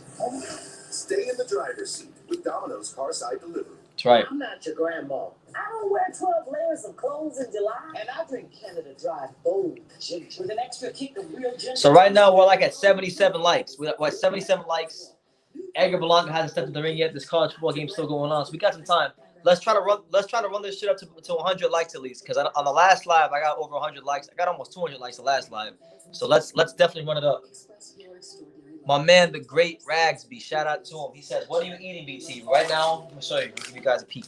Look, we got pepperoni pizza combos. This has been a personal favorite snack of mine since I was a kid.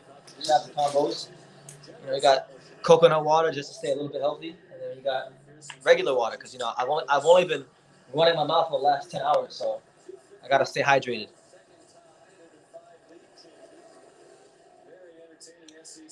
I actually just made a video about that last night, but I haven't posted it yet. I'm gonna drop it probably Monday or Tuesday. I'll probably drop it whenever I go to edit my videos. I think it's a waste of time because Gervonta Davis knocked out Leo Santa Cruz in such a definitive fashion that there's no way in hell that fight will ever be on pay-per-view, and that's the only way they could facilitate that fight because Tank Davis is gonna command pay-per-view type of money, and so Leo Santa Cruz. So unless that fight's on free Showtime, there's no point for rematch. And people want to see Tank fight like Ryan Garcia, Lopez, those guys. And if not those guys on the second or third tier, he can fight like a Michelle Rivera and people like that. I can't wait to go to San Antonio. Downtown San Antonio is amazing. I love it. I'm sure they are partying. They definitely know how to party down there in downtown San Antonio. I can tell you that for sure.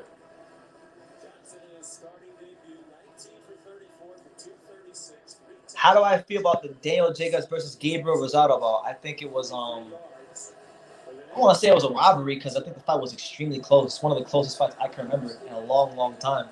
But I think if there was a guy that did deserve the decision, it wasn't Jacobs. Jacobs gave a lot of that fight away. He was tentative. He fought with the body language of a sparring partner. That's how I feel about it. I thought the fight was either 6. I scored 6. I had a 6-6 draw, I think, but I was okay with Rosado winning because I think he did enough to win the fight. Jacobs did not.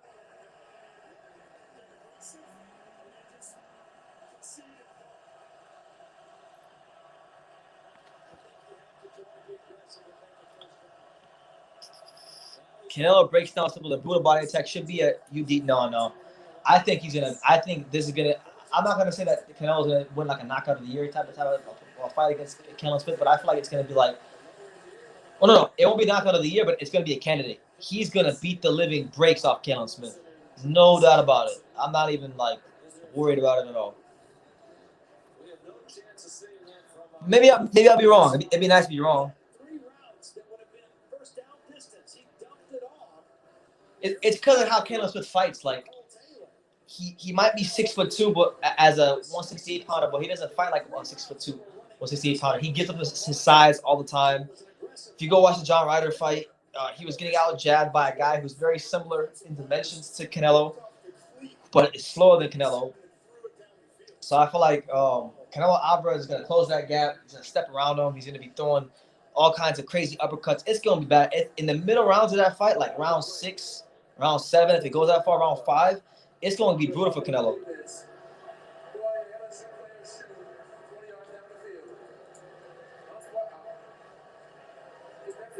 Yeah, right now we're waiting for this damn football game to be between Florida and LSU, so Edgar Berlanga can be on prime time.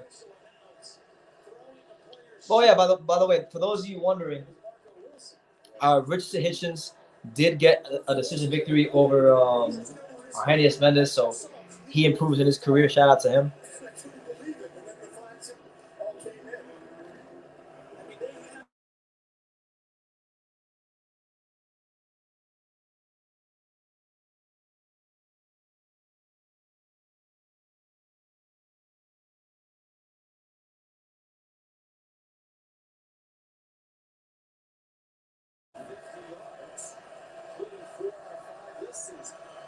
Rosado didn't mind not going to war and decided to stand there and box easier than getting your eye bashed in, Well, no, like, he fought the fight that was going to be the most advantageous for him in that situation. So, like, Jacobs wasn't expecting Rosado to box a disciplined 12-round fight, and that's what he did.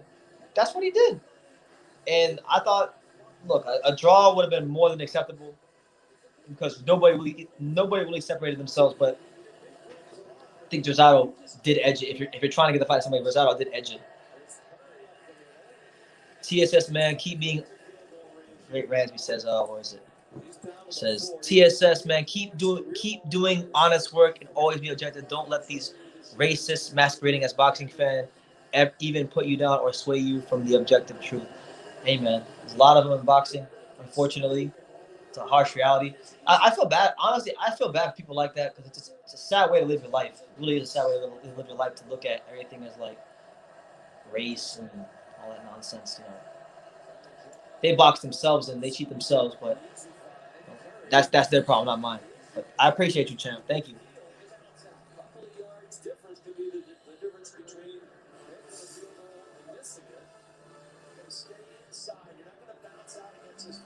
Kovalev gave Canelo a bit of problem with distance, but in my opinion, Smith doesn't have as good a jab as Kovalev's. I mean, that's a massive understatement. When we talk about Sergey Kovalev, we're talking about, you know, one of the top 5 to 10 best jabs in the entire sport. So Canelo Smith's jab is nowhere near that. No way, no how. When was the last time you watched a Canelo Smith fight? Even his best fights. When was the last time you watched a Canelo Smith fight and saw Canelo Smith outbox somebody with a jab? Come on, man. Yeah, man. Shout out to Pritchard Colon. He was really fixing to be something special.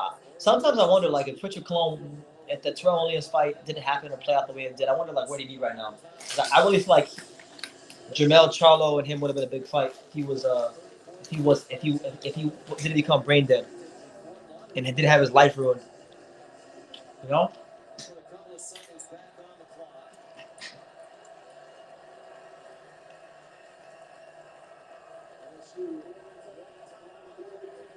All right. So 45 seconds left in this college football game. The score is 34-34. LSU needs about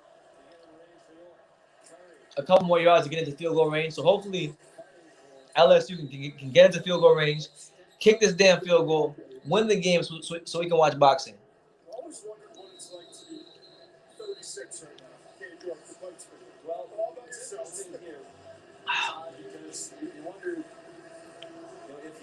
But yeah, smash that like button, hit the subscribe button. We here, man.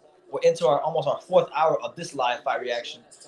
We did like 7 on the last one, so we're talking about 11 hours of just me sitting in the same spot, talking to you guys. Gonna get some nice rest tomorrow.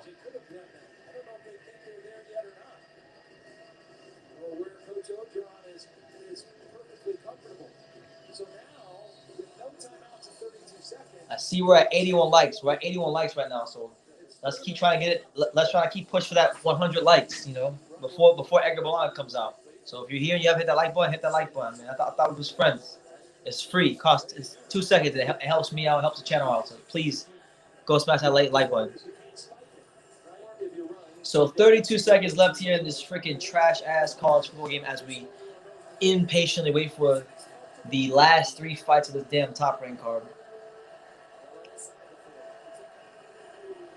LSU on the shotgun formation.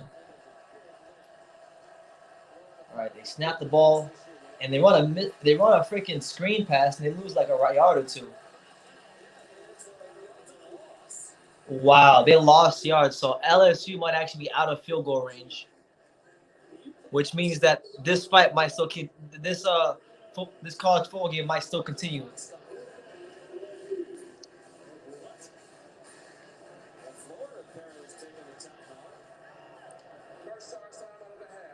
Damn. It's a great. I never even thought about this. The fact that Anthony Yarde took another L shows how shocked Kovalev was when he fought Canelo. That is true because Anthony Yarde gave Kovalev a great fight. And then Anthony Yarde loses to Lyndon Arthur, who at this stage of his career is a domestic level fighter. So maybe you're right. Maybe you're onto something. Oh my gosh. Shout out to all 104 you here, man. We just waiting, man. We just patiently wait for the fight. Patiently waiting for this fight to happen. If you're new to the channel, click that subscribe button. You know, if you got any boxing questions, drop those down below. I'll get them in a timely manner. If I sound a bit tired, because I am. Been live almost the whole entire day, so you're gonna have to bear with me.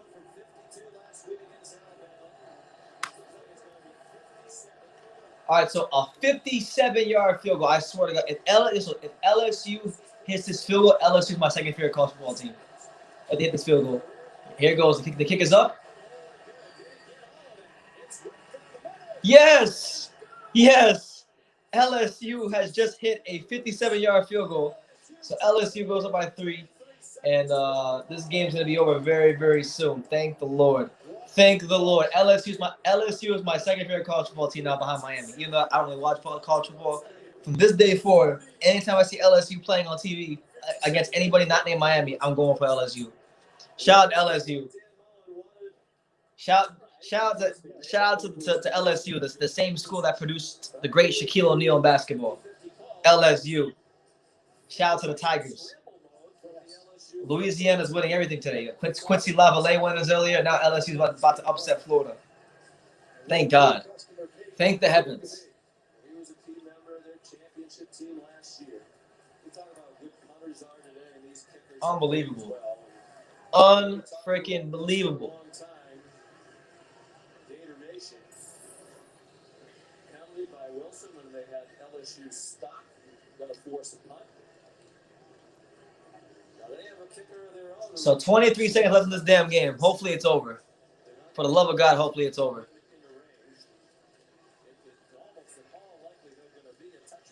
The boxing world thanks LSU. You damn right. The LSU my team, bro. I fuck to LSU. Plus, I don't like the Florida Gators any damn way because I'm from South Florida and I like Miami, and Miami doesn't like the Gators. So Miami Hurricanes and the LSU Tigers, my two favorite college football teams. Let's go, champ. All right, so the kick is deep. It's a damn touchback. And now we wait even longer.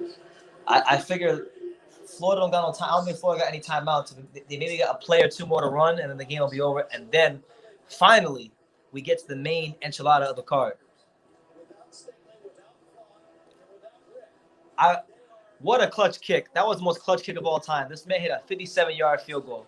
I don't think y'all understand. For those of you who don't watch it, for my non-American viewers, a 57-yard field goal is very hard to hit. And in college football, it almost never happens. So we got bailed out so much by LSU. God bless them.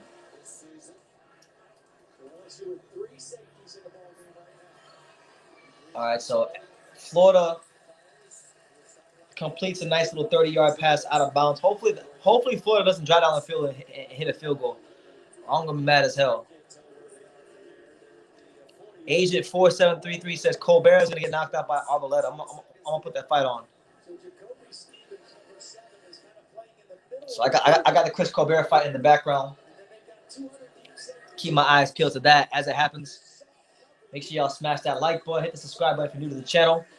Check out all the content here on True School Sports. Florida completes another pass and they don't get out of bounds. So the clock.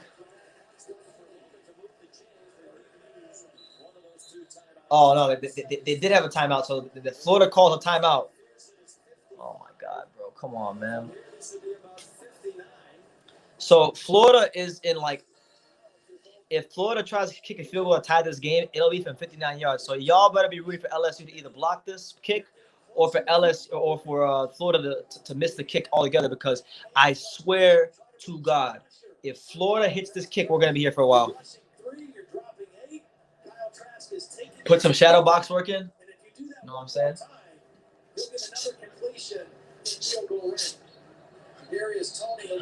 I'm not switch.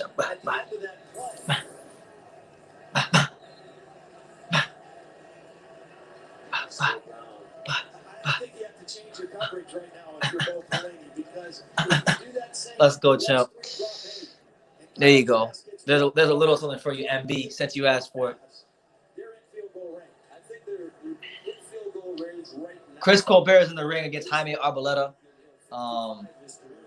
But we're still waiting for the Florida Gators game then.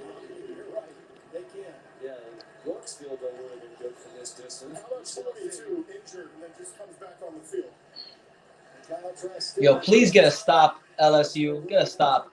Intercept the ball. Oh my God. So the Florida Gators just completed the pass. And they just called a timeout. And they're gonna be, this is gonna be like a 40-something yard field goal. So either, oh my God, I swear, if Florida hits this damn kick, I'm gonna lose my mind. 46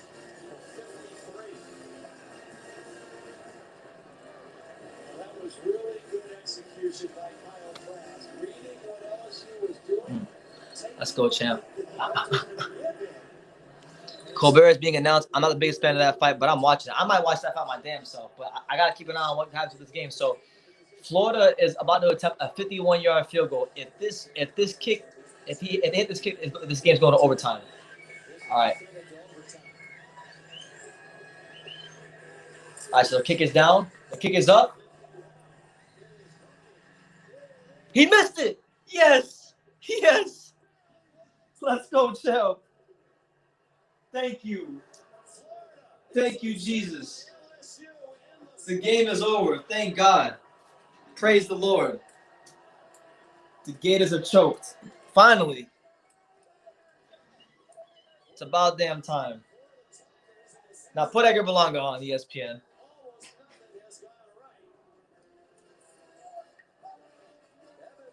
And this team's ranked number 6 in the country. They trash. They lost to a 4-5 team, a 3-5 team coming in. Clowns. We are so fortunate as boxing fans that this happened. So fortunate. LSU drills a 57-yard field goal, and then Florida misses a 51-yard field goal. And it looked like it was going to be good for about a couple seconds, and then that ball finally hooked. It just hooked.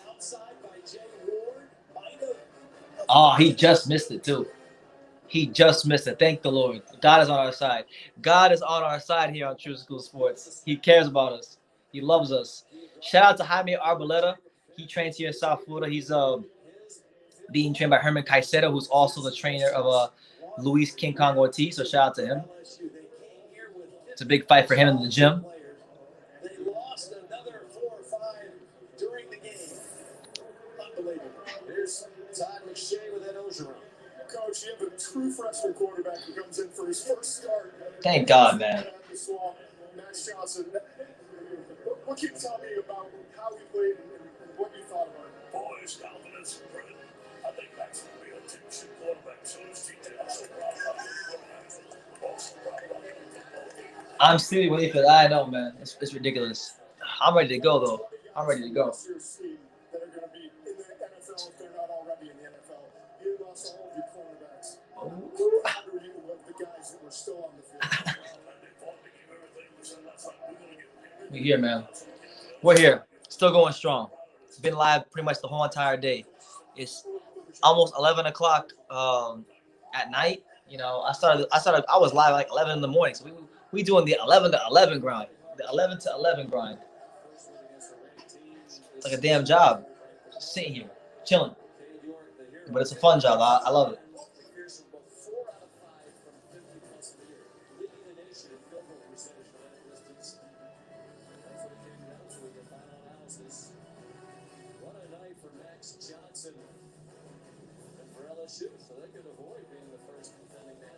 S. says, you're weak, bro. God bless you, champ.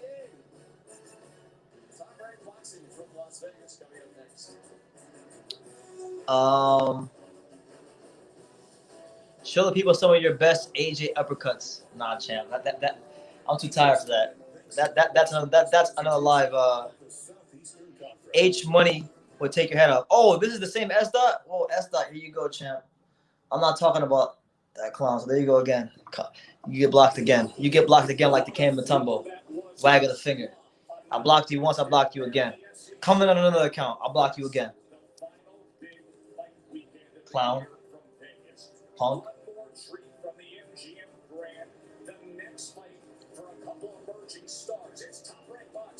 All right, finally. Let's turn the volume up. It's about damn time. Young American phenom Shakur Stevenson in the main event. He vacated his featherweight title this summer. He's trying to become a 2-division champion. He goes up against Clary in our main event. Felix Verdejo, Masayoshi Nakatani in the co-feature. I swear to God, I thought Verdejo was the main event, but I guess I'm wrong. I could have sworn. Edgar Berlanga is in there, and he's about to go for 16 straight first-round knockouts. One of the most outrageous streaks. Carlos Cusa, stay positive, bro. I try to, man. But every now and then you get these clowns like S. You know, who probably can't fight with the lick. You know, trying to tell me about clowns. And 35 seconds. He told us yesterday. But yeah, right now, if you guys are wondering, ESPN has finally, the regular ESPN has finally started with the Edgar Berlanga fight. They're in the ring right now. Him and early power surge. Ulysses Sierra are both in the ring. Christopher Colbert and Jaime Arboleda are in the latter stages of the first round. So boxing is alive and well, baby. Let's go, champ. It's your boy BT, the untouchable True School Sports Empire. We're here. Ladies and gentlemen, welcome inside the MGM Grand. This is boxing. This is Top Rank, presented by Hall of Fame boxing promoter Mr. Bob Arum, and brought to you by Geico. This bout is scheduled for 8 rounds in the super middleweight division. Our judges at ringside: Adelaide Bird, Eric Treat, and Chris Migliori.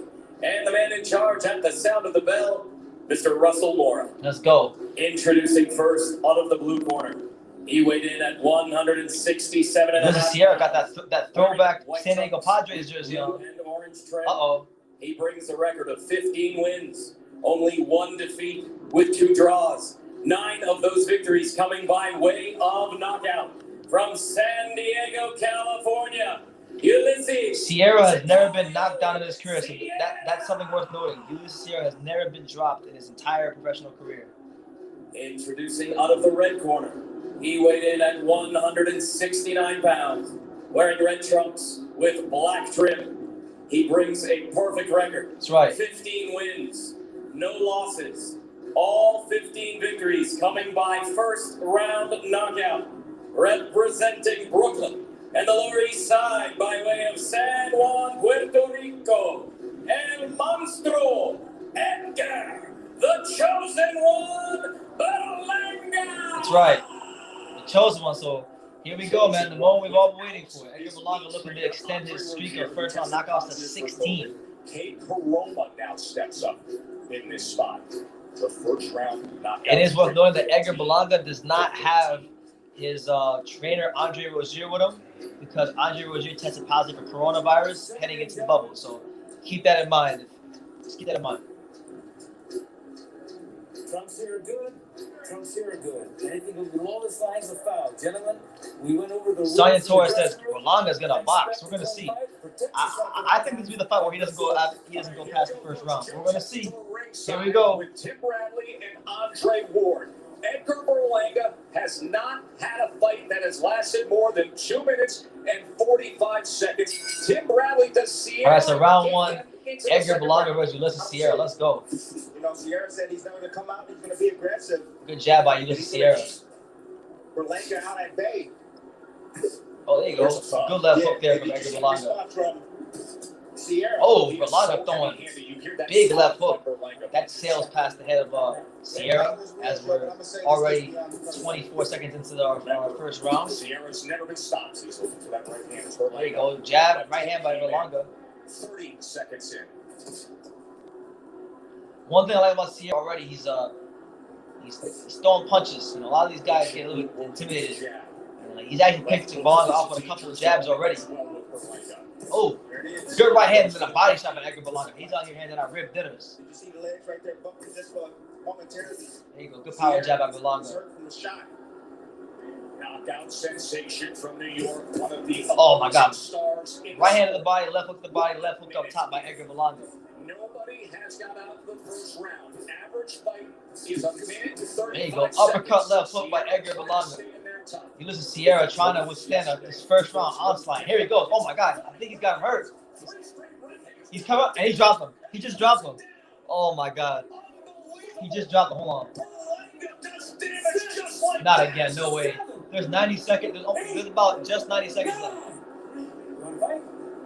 Not again. It ain't going to be 16. No way.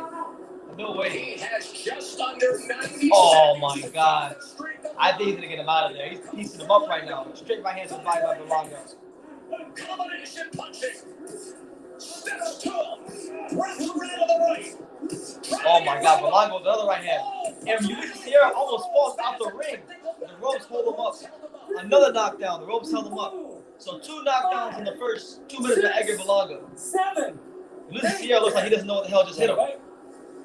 Good. Berlanga comes again. He's got 54 seconds to get number 16. There you go. Berlanga with a 3-punch combination, just lighting over like a damn 50 right now. Russell Moore thinking about stopping the fight. Sierra's holding to break that rhythm, trying to just take the air out this first round. to be the first one to get out of the first round against Berlanga. Just Edgar Berlanga just to the right hand. 27 seconds left here in the first round. Now be patient for a moment. And there it is again. Another knockdown. And that's it. Again. 16 straight knockouts. All the first round, bro. Blossoming in the sport, and his name is Edgar Berlanga. 3 minutes is way too long, man. He gonna get you out of there. He gonna get you out of there, man. That man built different. Edgar Berlanga built different.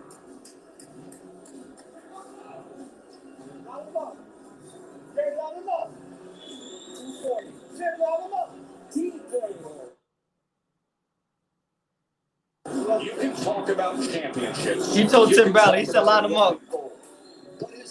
Jesus, man. Edgar Berlanga does it again. If you're just tuning in, Edgar Berlanga has done it again. 16 for 16, all in the first round for Edgar Berlanga. Hey, I'm trying not to gas him up too much because eventually he's going to have that still fight and be tested. But, I mean, how do you reconcile 16 for 16 all in the first round? Mike Tyson didn't even do 16 for 16 in the first round. Y'all talking about Deontay Wilder. Deontay Wilder didn't even do 16 for 16 in the first round. They at least went around. This man ain't going around.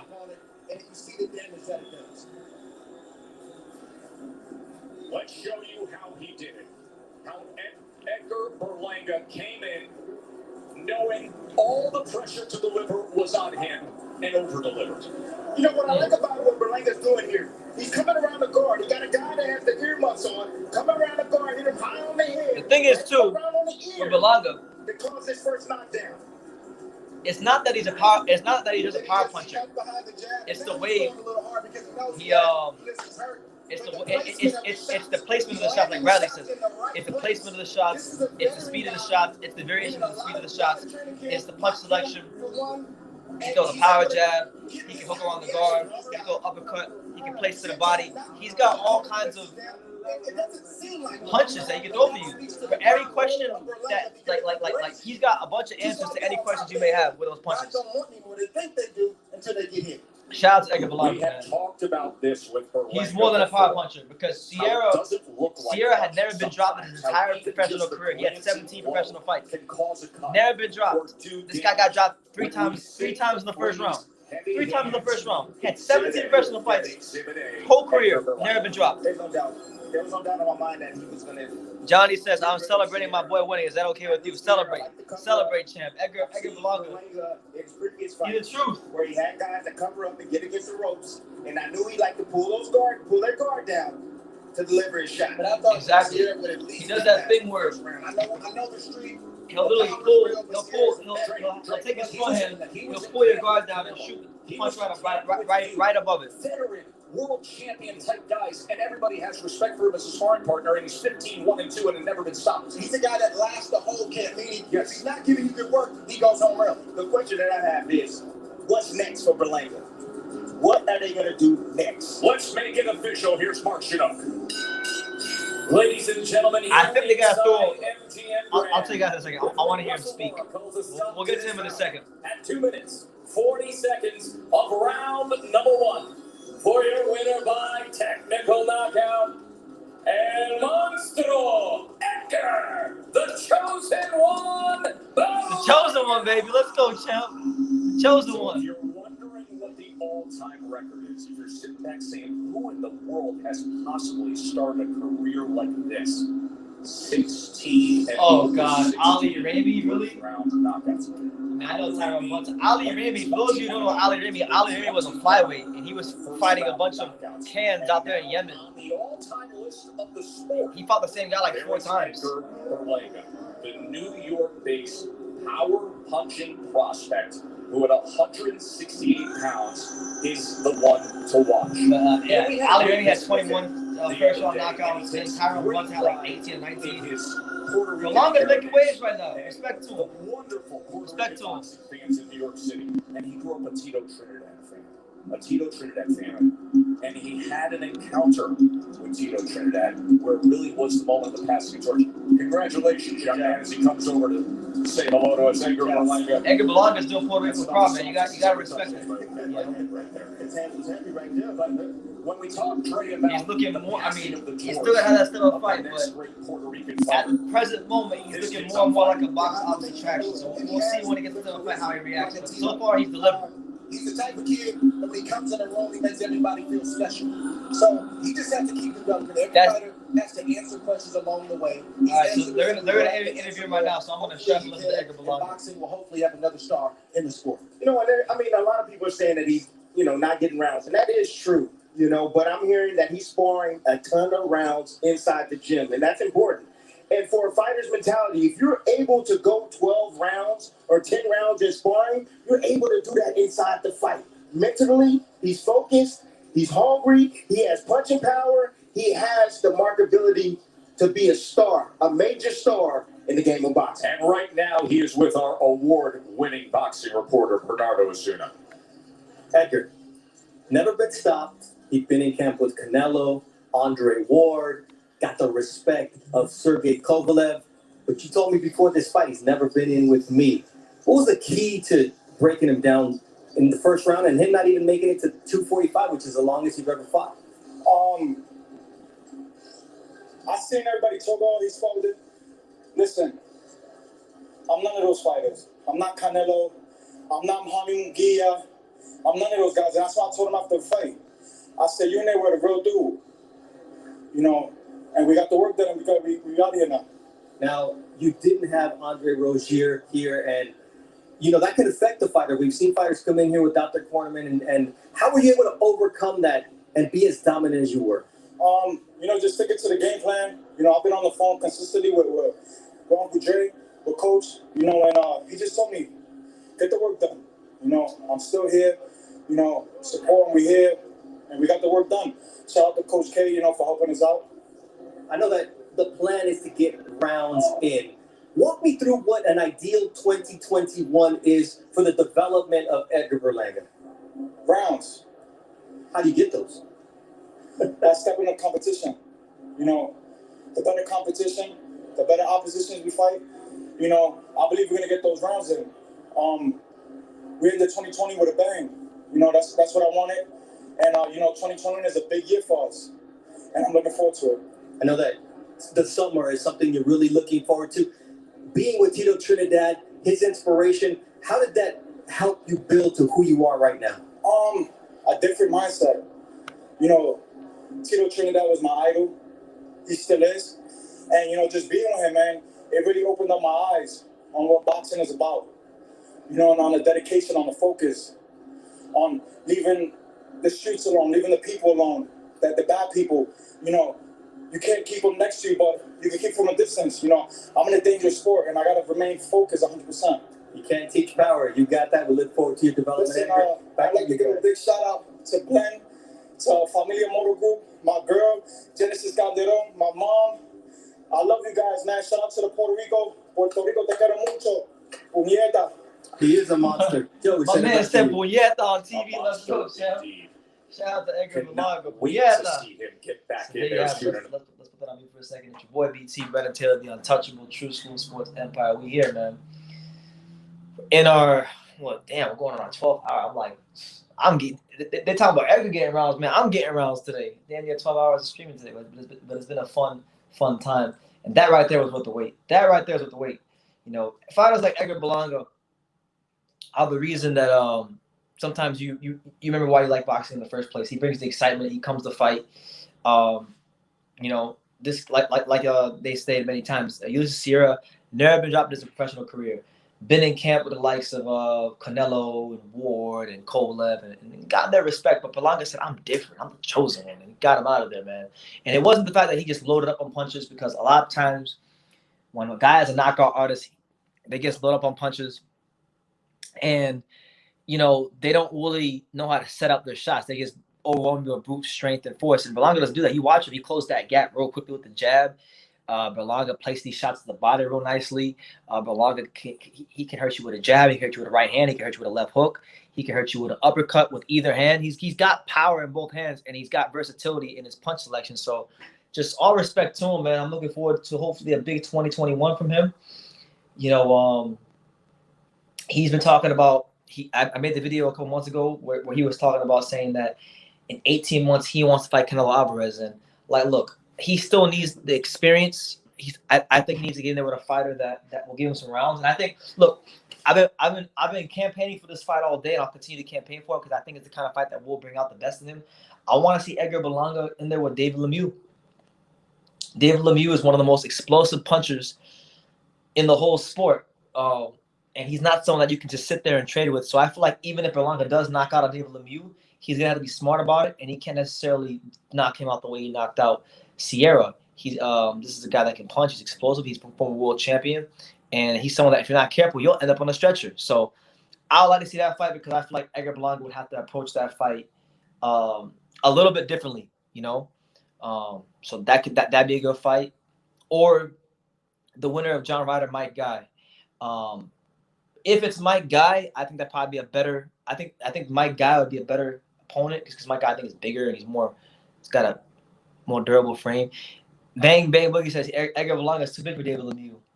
Maybe, but like I'm looking at let's go to the rankings. Okay, I'm gonna shut up. Let's go to the super middleweight rankings. Let's see who the hell could he fight realistically in a step-up fight, because he's not gonna fight Canelo next and he's not gonna fight Benavidez next. That's not gonna happen. Edgar Berlanga's manager is like one of the best managers in the sport, so they're not gonna just rush him into that. They're gonna be very smart and very strategic with how they move him. But if you look at 115. You got Ali Akhmedov, you know, you got Gabe Rosado, you got Rocky Fielding, you got Caleb Truax, you got Jurgen Bramer, you got John Ryder, Vladimir Shishkishin, you got Daniel Scardina, Bektir Melakuziev, you know, I mentioned John Ryder, who's fighting Mike Guy, Zach Parker. I mean, Matchroom and DAZN won't do that. Zach Parker will get annihilated. Steve Nelson, maybe Steve Nelson. He's a top-ranked guy. You know, he's in the Crawford's camp, I believe. Maybe Steve Nelson could be a shout. I don't know. Who do you guys think? Who realistically could be a setup for Edgar Berlanga? Because like even in reading those names, I mean, I don't know. Lionel Thompson. Lionel Thompson's a pretty underrated fighter. He can't get no fights. Lionel Thompson. But then Lionel Thompson's a guy that don't really pack that much power. So like I don't think he's gonna be able to keep Berlanga honest. I want Berlanga to fight someone that when and if he gets punched in his mouth, he feels it and has to really make some sort of adjustment. So out of all those names I mentioned, the most likely name, and I could actually see this being his next opponent. So if this winds up being his next opponent, remember where you heard this first. I think out of everybody that I'm looking at in the top 15, from a political standpoint, from what they could offer him, I think Steve Nelson. I think Steve Nelson will probably mess around and be his next opponent, and that'll be the opponent they use for his fight at the Garden next year, because supposedly he's supposed to headline Madison Square Garden next year, and that'll be his first like big main event card, you know, in New York. They're talking about Puerto Rican Day Parade, which if you guys don't remember, let me refresh your memory. That's what that was did at Cotto used to box in New York City, and that was always a big day for boxing, the Puerto Rican Day Parade. So yeah. Agent 4733 says Beck Bully versus Berlanga. That'd be a great fight. You know, Bektir Melakuziev, he's a fighter making a whole lot of waves at 168.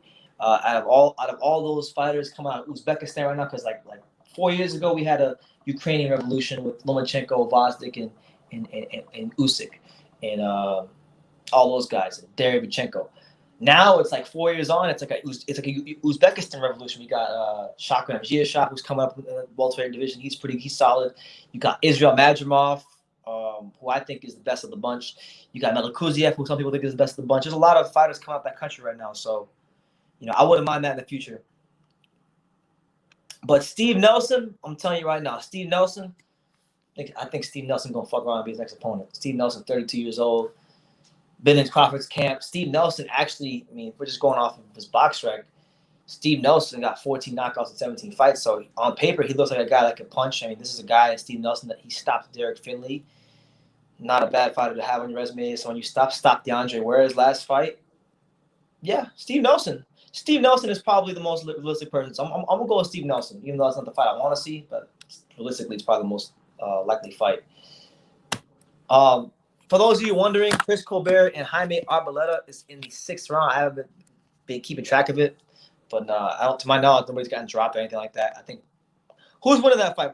Is there anybody like paying attention to that fight? I'm not scoring it. But right now, we got the fight that I thought was the main event. It's actually not the main event.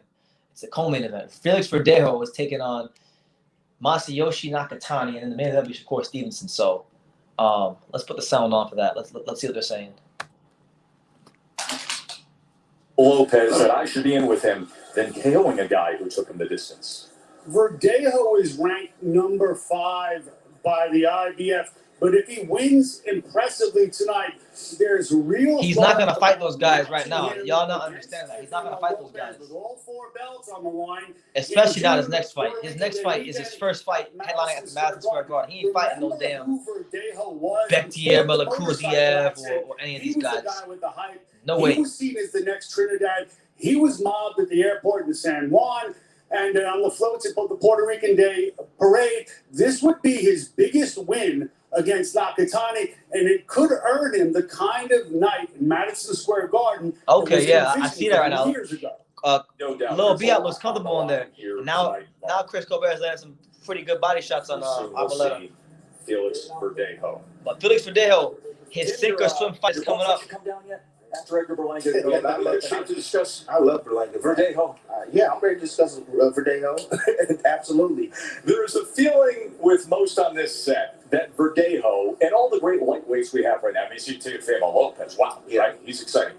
But that Verdejo is the sneaky, dangerous guy to watch. That's right. Yeah, I definitely think he is. I think that he's matured not only as a fighter, but also as a man. And I think when he was younger, I feel that now he has a purpose. He has a daughter that he needs to take care of. And I feel that at the time when he was young, when he had that fall, he needed that fall to mature him, to get him where he wants to be, and that's on top. I think he's a better fighter now because of that fall than he was. That he could. That's right, Andres. I want Verdejo to win because I want to believe in the comeback too, man. I'm telling you, man, if he puts it all together, if Felix Verdejo can put it all together, if the guy that we've seen his last couple of fights continues to evolve and get better under the great coach Ismail Salas, who seems to have his attention now. We talk about crossroads. I think Felix Verdejo is capable of beating anybody at lightweight at his best, at his absolute peak best. When he puts it all together, I think he's capable of beating anybody, anyone. You name him, I think he can beat them. The ring walk here in moments. Now, guys, we do have a key fight. But that's a big if. I'm giving you guys a big if. We are soon to see with Verdejo. The if of all ifs. We'll take you back. We were there ringside and watched. Shout out to Ruben Crespo. How you doing, Shout? July of 2019, and it was Teofimo Lopez, the guy who just dethroned Vasily Lomachenko. And Nakatani went out and created almost a nondescript kind of night. It was the first time that Lopez didn't really show all the offensive power. Yeah, for those of you who don't remember, Nakatani probably gave Teofimo. He might have given him a toughest fight right there with Lomachenko. Distance. And Dre, I offer this question to you. Was that more about what Nakatani was able to do, or was it more about what Lopez wasn't that night? I think it was a combination of both, but more so what Nakatani did. I mean, he got hit with big shots. He answered the question on if he can take a shot. He showed boxing ability. He's more of an aggressive guy. That's what I'm saying. Nakatani's no pushover. He's not going to come here and just lay down for Verdejo because it's a feel-good story. He's going to come here and try to mess up the entire lightweight division. I mean, look, Nakatani, when he fought Lopez, according to Tommy Box, he threw 562 punches against Teofimo. That's more than anybody's thrown against Teofimo. And he made the fight very difficult. Verdejo in the past. Who did he lose to? A tall, lanky, come forward That's right. fighter. Good point. Timothy Brother making good points. Still the show. I believe it's what's going to boil down. Shout out to the great coach out of Las Vegas, Ismail Salas. He's made 18 world champions. And yeah, he masterminded the Joe Joyce performance. When Joe Joyce went in that ring and he put that jab over there on Daniel Dubois, made him quit with a jab. Something else. Listen, he's a 6 foot tall lightweight, and maybe Berlanga obviously is going to get all the credit, all the hype right now. But at his best, Felix Verdejo's best, he's a creme de la creme type of fighter, the top of the top, creme de la creme type fighter. Felix Verdejo in 5 rounds. We find out. It's not about Berlanga manning up and fighting Benavidez. It's not going to happen. I'm telling you. You guys can choose to listen to me or not listen to me. It's your prerogative, but he's not gonna fight no damn Benavidez next. Okay, his next fight is gonna be headlining Madison Square Garden for the Puerto Rican Day Parade. They're not gonna put him in there with somebody like Benavidez. They'll put him in there with somebody like a Steve Nelson. No, choose to believe me or not, I'm just telling you. I'm telling you in advance. But that is a big fight for the future. You know, if not with Canelo, then with Benavidez. Puerto Rico versus Mexico has always been big in boxing. The unfortunate part has been that for many years recently, Puerto Rico hasn't really had too many upper echelon fighters to match up with the top Mexican fighters. So now we do. It seems like we have one with Berlanga. He's here. He's punching y'all squarely in your mouth. He's here. Who do you got? Nakatani or Verdejo? I got Verdejo. We'll go Verdejo 9th round stoppage, something like that. You know, I think his amateur pedigree is gonna allow him to be patient enough through those first 3 to 4 rounds. Those first 3 to 4 rounds, I'm not gonna lie to you, it might be a stinker. They might be stinkers because Nakatani's long. His range. It's gonna take time for Felix to get his range down. If Berlanga is smart, he should believe his own hype and avoid the cameras. I mean, he's not gonna avoid the cameras. Even if he wanted to, no fighter can avoid the cameras in boxing these days. It's not the way it's structured. You got social media, you got all that stuff. No fighter can avoid the cameras. No fighter who's a pay-per-view star that wants to make money can avoid the cameras. Impossible. So he's embraced it. He's a marketable guy. He got the 16 knockouts all in the first round. He's got Fat Joe as one of his mentors. So he's gonna be himself. You know, we'll see how he reacts when somebody properly punches him in his mouth. BT, where's the alcohol? I don't drink, man. This is my alcohol. I got my coconut water here. That's it. That's what we're going with. I'm not much of a drinker. I only drink on special occasions. So the last time I drank was when the Marlins in the playoffs. That was a special occasion because that doesn't happen too often. So other than that, my boy Paul, my best friend, that's who it is. But you got some good jokes, Guillermo. That's some good jokes.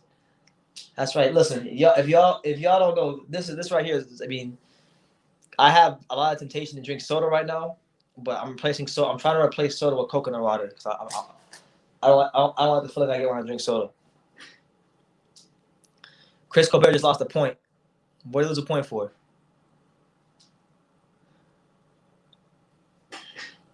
If Andy Ruiz fought Kaunaki, that's a good question, Joe. Shout out to you.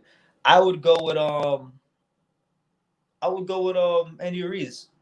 Obviously, Kaunaki was, to me, y'all talk about hype jobs because a lot of people have been talking about hype jobs. Kaunaki to me was always a hype job. I never thought he was that good. Even before he lost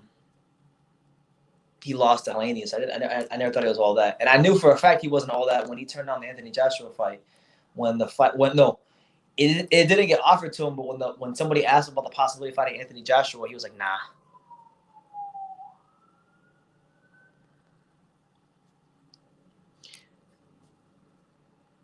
Daniel Dubois is the hype job of the year. I mean, it's looking like that, man. It's looking like that. You know, Daniel Dubois, I like him, and I hope he can still go succeed and do some good things with his career. But, you know, this guy fought some of the most hand-picked opposition in boxing. And I like him, too. I'm saying this is a guy who likes him. And then when he finally got into real fight and experienced some trouble, he got on his knees and took a 10 count. And that's reality. A lot of the Brits don't like when I say that, but that's the reality. Hopefully he rebounds from it and becomes a better version of himself.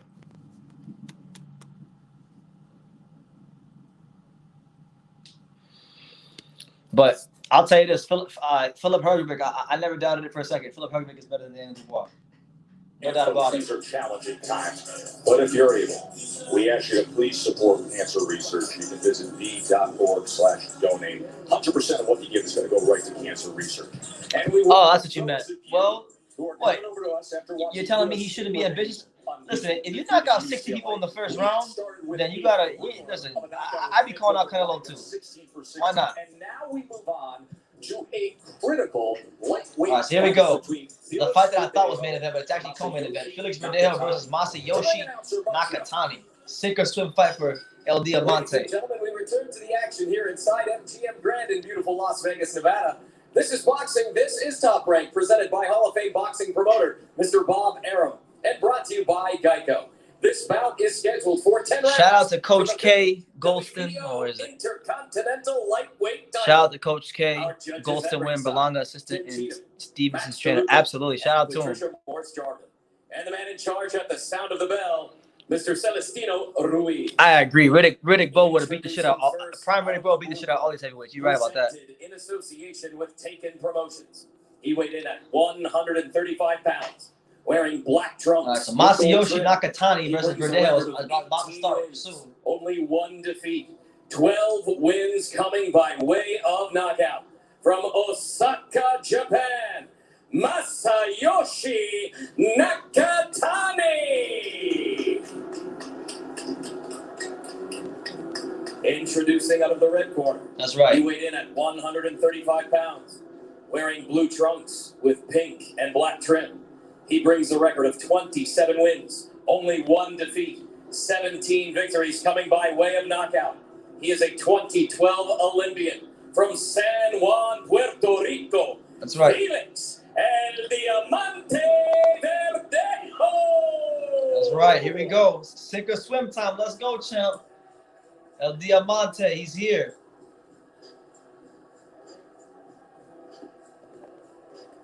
Nah, I can't see Riddick Bowe coming back to do that. His knees are too bad, unfortunately. That's my opinion, though. I could be wrong. Expect a clean, fair fight, start to finish. Protect yourself at all time. Pedirlo instrucciones en camerino, que es una pelea limpia y protege siempre. You're good here, tú estás bien aquí.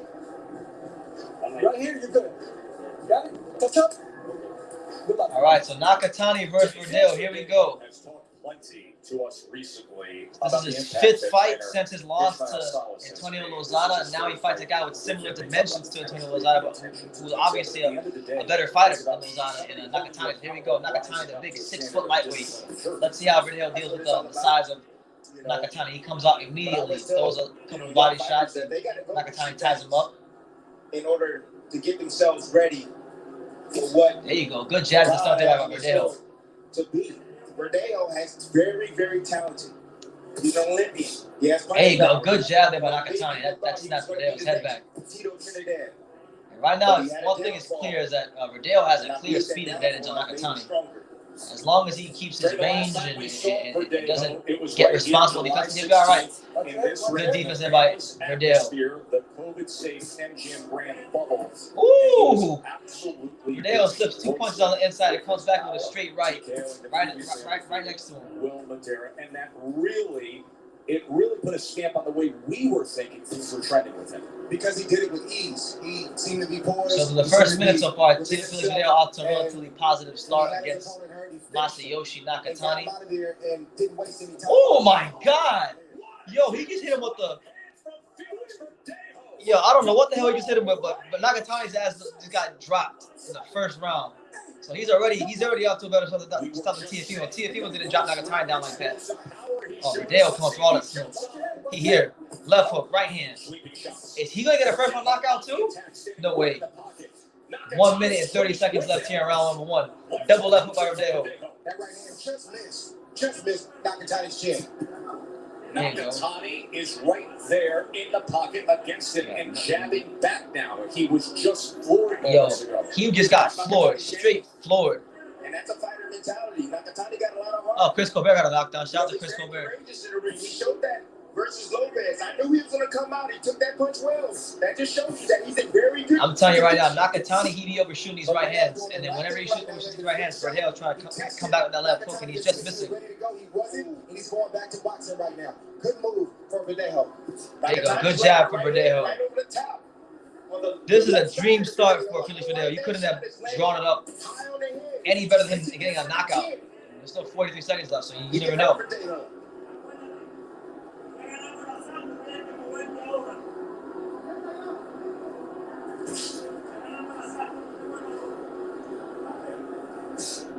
So Verdejo settling back down to box Nakatani after Nakatani gets up off the canvas and gets back to it. He comes there you go. Good body shot from Nakatani.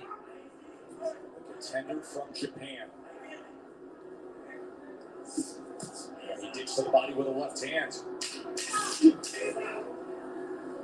So a nice bounce back from Nakatani after that huge right hand. We will show it to you after this short break. Yeah, Felix Verdejo looking like $1 million right now against Nakatani. Great start. Got a knockdown in the first round. Not really a hard round to score at all. So, for Verdejo, you love the start. Hopefully he can definitely build off of it. Nakatani's tough though. That wasn't a regular right hand he got hit with. That was a missile, a straight missile he got hit with. Feel it for yourself when you play for free. Download the DraftKings Daily Fantasy. There you go. We hit 100 likes. Shout out to you guys. Thank you. Back to back 100 like streams. Let's go, champ. We here. The DQ $6 meal deal. Entree plus a refreshing Coke fries. I think so too, man. I think Just like that hell. Verdejo, the speed advantage that he has is just it's been apparent that the first punch he threw. Yeah, that was a devastating right hand. Verdejo literally turned him around once he touched him. He went jab, bang, right behind it, all his weight, and he literally turned Nakatani around when he touched him with that right hand. Quick step in, landed on the chin, and I'm right there with you. I don't know how Nakatani. All right, so here we go. Make sure y'all smash that like button. We're here round 2 of Felix Verdejo versus Masayoshi Nakatani. Verdejo off to a dream start. Scored a knockdown with a devastating right hand in the first round. Let's see how he builds off that. That was the first time in Nakatani's career he has ever been knocked down. Wow. Nakatani has never been dropped ever in his career. Nakatani responded well. He settled in. He boxed. He got through that first round. I don't want to say, listen, I'm going to wait to see how this fight concludes, but right now it looks like the Verdejo that we thought we were going to see years ago, looks like he's here. Looks like he's back. The improvement I'm seeing in Verdejo is not just a big right hand that knocks Nakatani down, but everything he's doing in between these combinations. He's poised. You can tell he's thinking right now. And then all of a sudden he'll explode, or he'll hit. There you go. Good left hook from Verdejo. His in-between game. That's what I'm saying. They're hard, they're sharp, they're crisp, they're coming out speedy. He's stepping behind his jab. It's beautiful stuff in Verdejo. It's textbook technique. That knockdown was exactly how Salas teaches it. Perfect. Ismail Salas has done a hell of a job in rebuilding Verdejo so far. I mean, I know he's still got to win this fight. It's definitely not over, but you can see the improvements. You can see that whatever they're doing in the gym, it's improving Verdejo on a fight-by-fight basis. Good double jab there by Nakatani. Nakatani's going to find a way to get back in this fight and slow down Verdejo. Verdejo's speed is just killing him. But that's boxing. Teofimo Lopez, it looks like the kind of guy he struggles with are like longer rangier guys. But Verdejo don't have those problems. Too excited. He smothered himself. I said, create some space so that you can set the shots up again and drop them. There, create some space. Absolutely. And don't get reckless, especially when you have a dangerous guy. There you go. And the thing is, he's whipping these hooks, man. Verdejo is really throwing these hooks with bad intentions. Especially when Nakatani sits there in the pocket with him. He's throwing hooks with bad intentions, looking to put him out. Very, very poised. He tested Nakatani. Nakatani was still strong. He backed up and went back to boxing.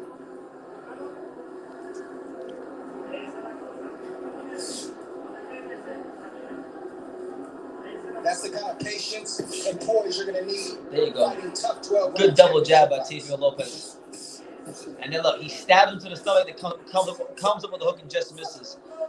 So we'll see, man. If Nakatani can get this past round 4 or 5, I'm looking very forward to seeing how Verdejo holds up, because Verdejo set a very frantic pace here in the first 2 rounds. So hopefully he doesn't punch himself out or get tired.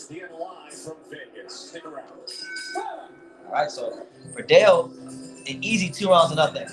Looking sensational right now. You know what I'm saying?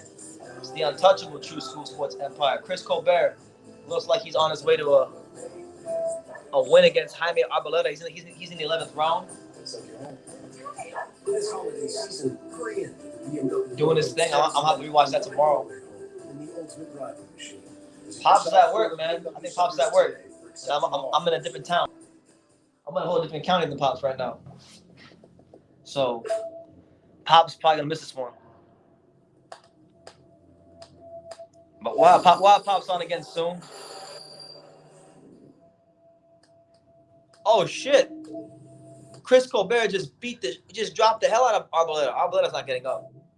6. Is he getting up? Oh. To respiratory damage. 10th Walker to 4. Oh, he got up. 5-5. Jaime Arboleda got up. Brought to you by the Facts Now. Okay. Chris Colbert at that southpaw stand. He about to put the exclamation point on this fight. Oh shit! And but now Verdejo, it's like knockouts everywhere. Chris Colbert just dropped Arboleda. Verdejo was hitting this guy with straight right hands. It's a lot to follow. It's a lot to follow. We're going like this right now. Just in that last round, we saw him utilize the double left team. Let's take a peek. Oh my God! I don't know how the hell Nakatani's taking these right hands. This is how you know Verdejo's thinking, because he turned the jab into something. Not just something, but a flush left hook on the chin of Nakatani. And the left hook is clicking, the jab is clicking, but that right hand. And there it is. Chris Colbert beats the living shit out of Jaime Arboleda. And he gets the 11th round stoppage. So I didn't really pay attention to the fight, but I saw the end, and he looked sensational towards the end. So shout out to him on getting another win in his professional career. Round 3 of Verdejo Nakatani. Felix Verdejo looking to announce to the world that he's back and he's a major player in the lightweight division as he takes on the very formidable and tough as hell, tough as nails, Masayoshi Nakatani. Good body shot by Nakatani. If he stays there, then go down to the body.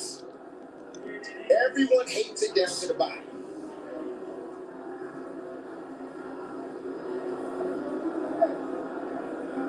The downfall of Nakatani is he is tough, he is durable. Yeah, Verdejo is switched on. He switched on. Every last moment, everything Nakatani is doing, he's zoned in right now. He's in a really good zone right now. He's going to get cracked again. There you go. Good jab from Nakatani. Nakatani's got to find a way to keep Verdejo off of him. And he hasn't really been working that jab. Because I think he's a bit weary of the speed and the power and the accuracy. More importantly, the accuracy.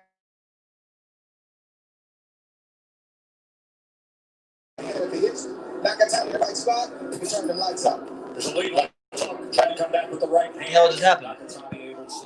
Oh, shit, okay. His first fight, Nakatani, in 17 months. Remember, the one fight in 2019 was against the current undisputed lightweight champion, Teofimo Lopez. Pushed the current champ on that night. First time that Teofimo went the 12-round distance. 36 seconds left here, round 3. Nakatani is not getting as aggressive as we typically see him. You know, Verdejo was countering him very well. He's countering on both sides. He's stepping, slipping inside his jab, and going down to the body, come on left hooks, and then he's countering over the top of right. Oh, there you go. Good left hook from Verdejo.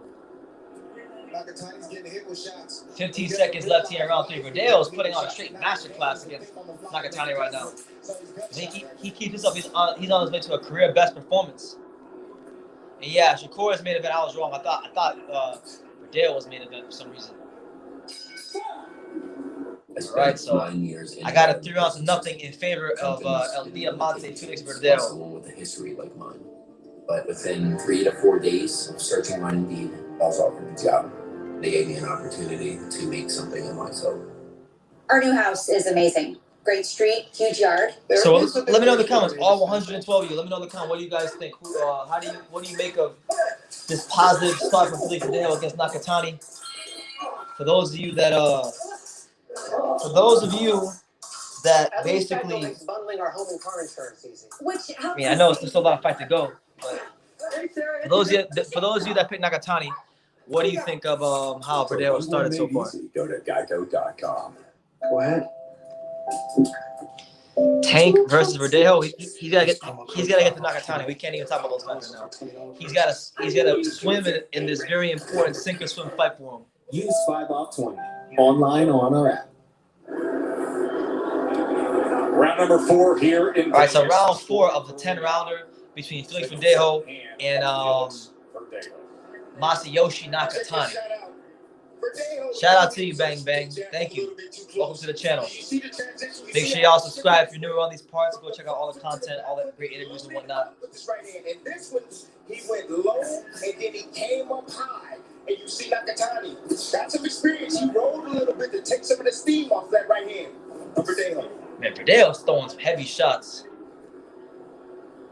That one just missed. You'll notice the 10-8 round on Andre's card, of course, the knockdown scored. There you go. Good jab to start there by Felix Verdejo. Verdejo, who was the blue chipper, was the 5-star prospect in the sport, the 2012 Olympian. He was thought of as the next great Puerto Rican fighter, and then motorcycle accident, the TKO loss at MSG, but he is so focused, so determined, new trainer, new attitude, and coming out here to Vegas to get in his training and to get in high-quality sparring. Yeah. There you go. Good feint there by Verdejo. Young fighters out there, you will not and cannot get to the top and stay there. Oh! There it is.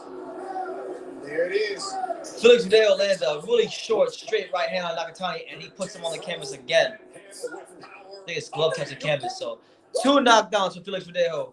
Here comes the same shot. Here you go. 90 seconds left here in round number 4. I think Verdejo might still the whole back half of this 4th round to deal with it. I think he might put him away.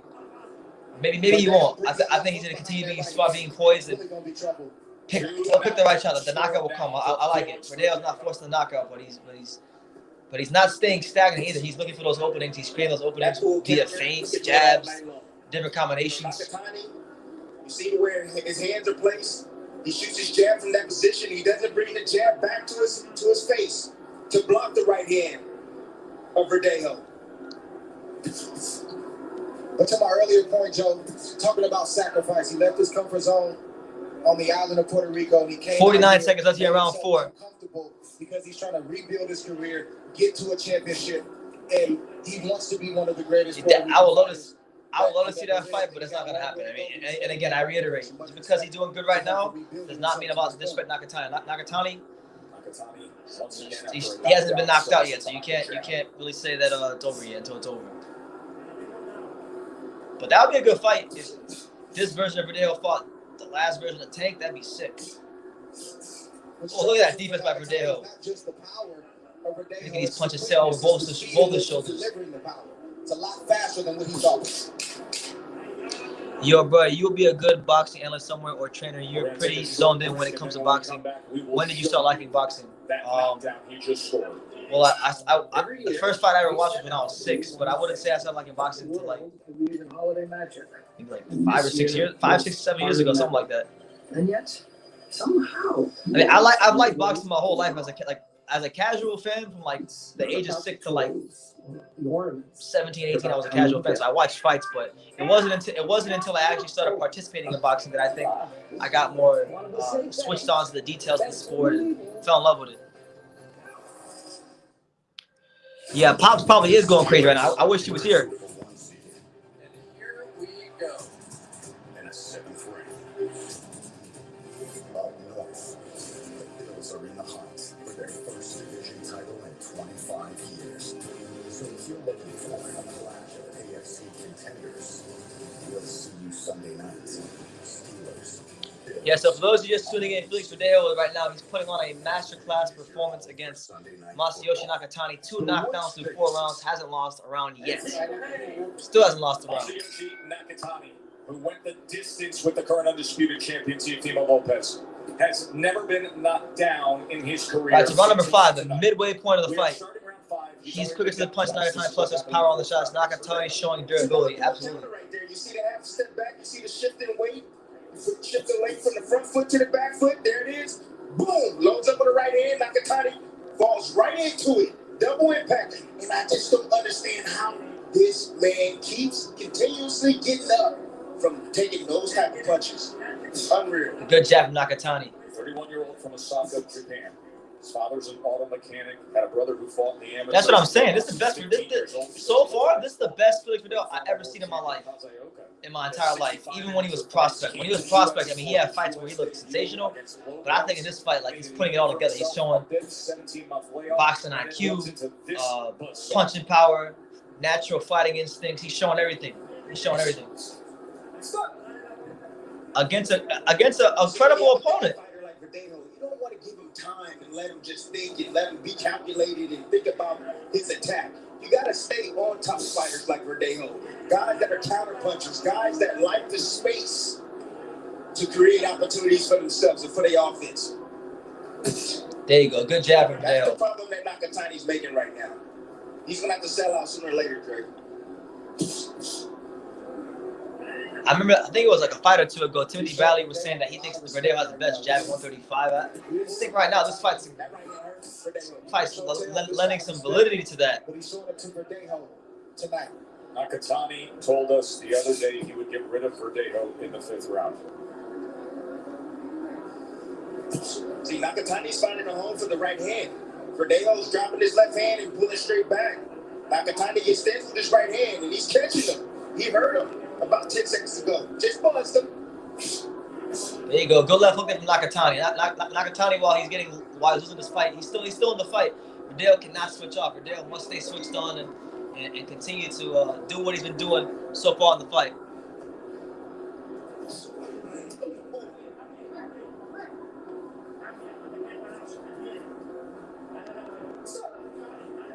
One thing that Verdejo's doing is he's loading up with these punches.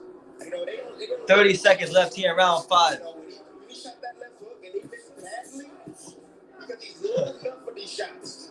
He just need to let these shots go. Don't load up with them. Yeah, you're right. Nakatani said this fight might end in the 5th round. He might be right, just not in his favor. There's 13 seconds left. It's an interesting point of analysis because I think most laymen from the sport wouldn't think of that. We'll touch on that a little more when we come back. All right, so there you have it. 5 rounds in the bank for Felix Verdejo. Pitching a shutout right now against Nakatani. So Nakatani needs a knockout to win this fight. And this is a completely dramatically different fight than when he fought Lopez. When he fought Lopez, that was nip and tuck, and he was having his moments. This fight, he's getting the shit kicked out of him. Did I just get picked off by Deion Sanders? You sure did. Yeah, we're gonna see it. We're gonna see if Felix Verdejo's a front runner or not. Because sometimes you see these fighters that look good and look classy for 5 rounds, 6 rounds, that you take it to those deep rounds, those deep, dark, and uncomfortable places, and they don't got no answers. They don't know what to do. So that's where we're at right now. But shout out to all 117 of you here. Make sure y'all smash that like button, hit the subscribe button, all that good stuff, man. Do all that good stuff. You know, we here. We're like what?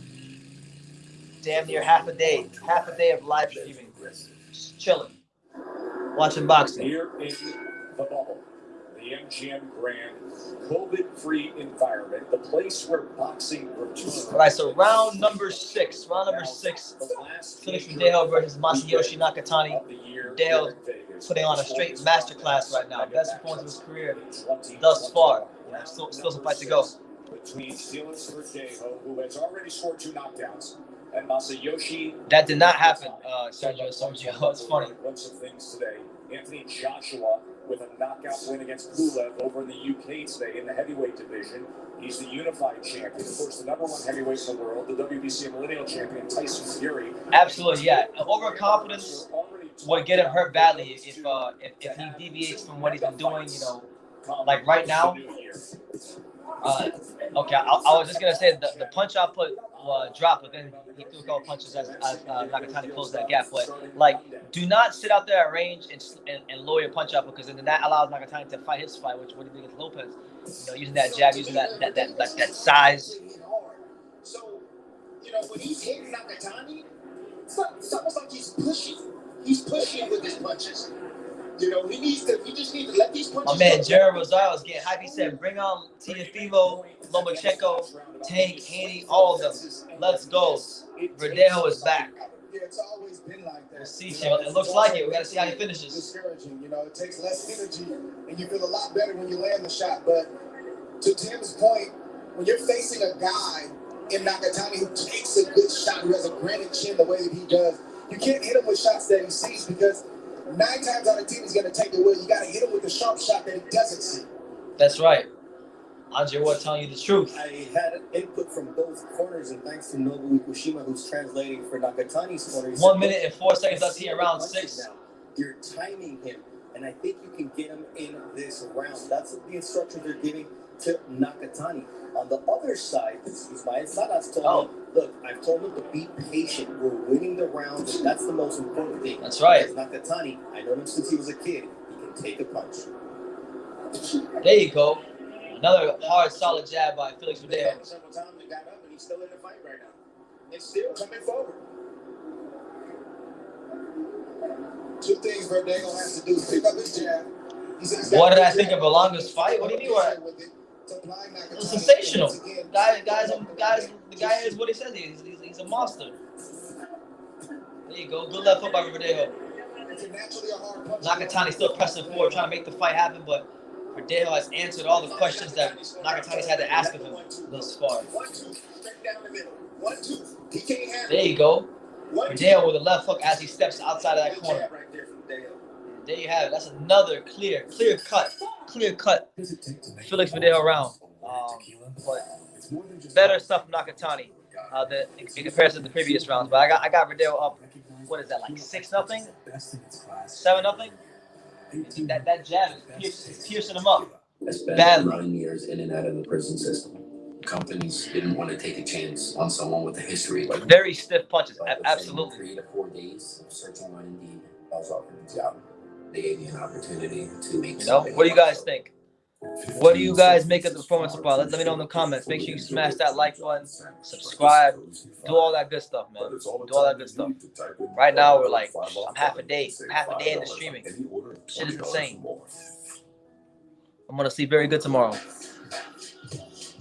This was a stacked card that started on ESPN. Yeah, for those of you who missed the undercard earlier, Ramirez won via 6-round TKO. Jesse Bam Rodriguez won via second-round KO against Juarez. And Quincy Lavallee I becomes the first person to actually defeat Clay Collard in the year 2020. So shout out to him. Put on a brilliant display of counterpunching.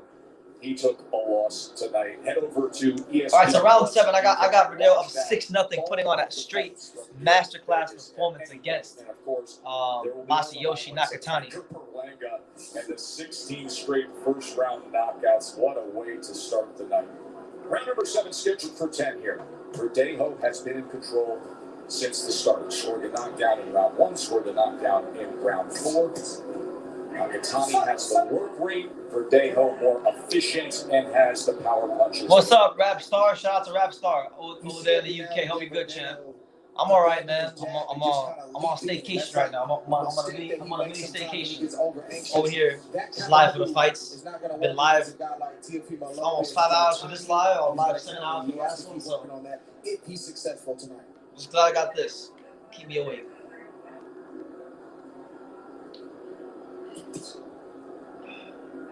He's getting away with doing that tonight, but that may not work. Oh, there you go. Verdejo with a good jab to the stomach and a right hand up top. Oh shit! And there goes Nakatani. There you go. I told you, you can't. Verdejo can't lose no focus. Nakatani can come here and piece his ass up and end shit real quick. Here he goes, Nakatani. I think he might hurt Verdejo. Better watch out. Here comes the hook. He's stunned. Crucial moment in the fight. Verdejo better not get hit too often. Nakatani presses forward. He's timing him. Good job from Verdejo. Recovers, and if he can stay composed. Oh, good left hook there from Verdejo. But Nakatani and Verdejo are trading hooks, and Verdejo's in trouble. He better stop trading hooks from Nakatani, otherwise he's going to be on the wrong end of one himself. There you go. Good jab from Verdejo. As Nakatani presses forward and makes the fight happen. There you go. 2 jabs from Verdejo, and Nakatani left the left hook. And Verdejo's right there. Verdejo's right there. He's staying composed. He's moving around, but Nakatani, he's using all 6 for 1 of that frame to barrel down on Verdejo if he can.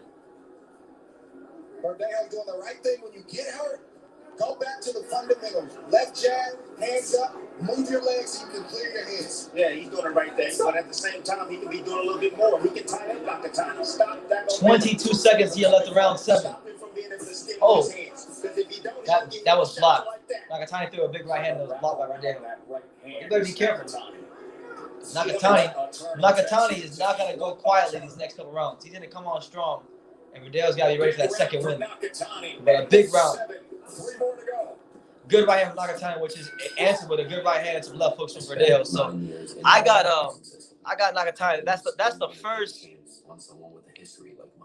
That's the first round I gave Nakatani. But he's even though he's down as far as rounds, he's very much in the fight. Very much in the fight. We here, man. We here on True School Sports. bring out your food, you know. so you don't have to get out. Shout out to everybody here. Shout out to everybody who stopped by. You know, for all 120 of you here, make sure you smash that like button, hit the subscribe button. Let me know where you're watching from, what city, what state, what continent. I'm reporting to you guys live and direct from the homeland, the greatest city in the world, Dania Beach, Florida, my hometown, where I grew up. Yeah, Verdejo was some serious trouble there. Nakatani was pulling that pressure on his ass. It's amazing to see him in the wild like this. No, Nakatani will not go down quietly. There was no way that Verdejo was going to go 10 rounds and just thoroughly outclass him every single round. No way. Nakatani's too good for that. But this has been a good one with Verdejo seemingly in control. All right, so we go to a very crucial round 8. Felix Verdejo must be very, very careful here. Very careful. Nakatani turns things around. So Verdejo made a mistake. He took his eyes off of Nakatani, and he went back with his hands down, and Nakatani has long arms just like Verdejo does, and he followed him back, and he landed a good shot. And Verdejo did the right thing. He held on, and the jab of Verdejo... Nakatani presses forward, fainting Verdejo. Keeping Nakatani back just enough where he can clear his head. In that 7th round, Nakatani landed 16 of 43 power punches. Bernardo. I can see that Verdejo might not have a chin problem. Says, look, you landed a very nice shot. I need you to continue. We'll see, man. I want to see what happens if Nakatani lands another big shot. On the other side, Ismael Salas, he was saying he's looking for one shot. That big power right hand. Yeah, Nakatani's timing him right. He's trying to time him. If I'm Verdejo, I wouldn't posture with him too much. Oh, good uppercut from Verdejo. That caught Nakatani on the way in. You can't fall asleep in a boxing ring because one punch, as we know, can change everything. And at this point, Verdejo has no more slip-ups in store. He's got to get it done tonight. The 1-2 is open all night, Dre. Open all night for Nakatani. You know, the mistake that Verdejo is making is that when the jab comes out, you see him squat, and he stays right there, in range to be hit with the right hand. Fort Lauderdale, what's up? Shout out to Mike in Fort Lauderdale. Here it is again. Just missed. I don't think Verdejo's even all the way back. There you go. Good jab to start there by Felix Verdejo. If I'm in Nakatani's corner right now, I'm going to say... Another jab by Verdejo. You got him looking for the right hand, now turn it up the middle. He's squatting down in front. Use that jab, blind him, and then come right up the middle with the uppercut. Oh, shit. Oh, shit. They both buckled each other. Holy crap, that was weird. Nakatani hurt Verdejo, then Verdejo hurt Nakatani. I can't remember the last time I've seen that. They both buckled each other like in a 10-second span. And now they're just back boxing in the center of the ring like nothing happened. That's crazy. Long jab to the body. Here's that 1-2, Timmy. Tess, I told you, this fight can boil down to how bad each of these guys want it. You can see that both guys want it. Oh, good jab there from Nakatani. And, you know, when you see Verdejo, you see he gets hit. Oh, Nakatani started using some hard feints now. Let's go, champ. Japan, stand up. My man Nakatani ain't going down quietly. And you don't want to go back there. He's fighting against his past right now, ladies and gentlemen. This is good stuff here in the co-feature.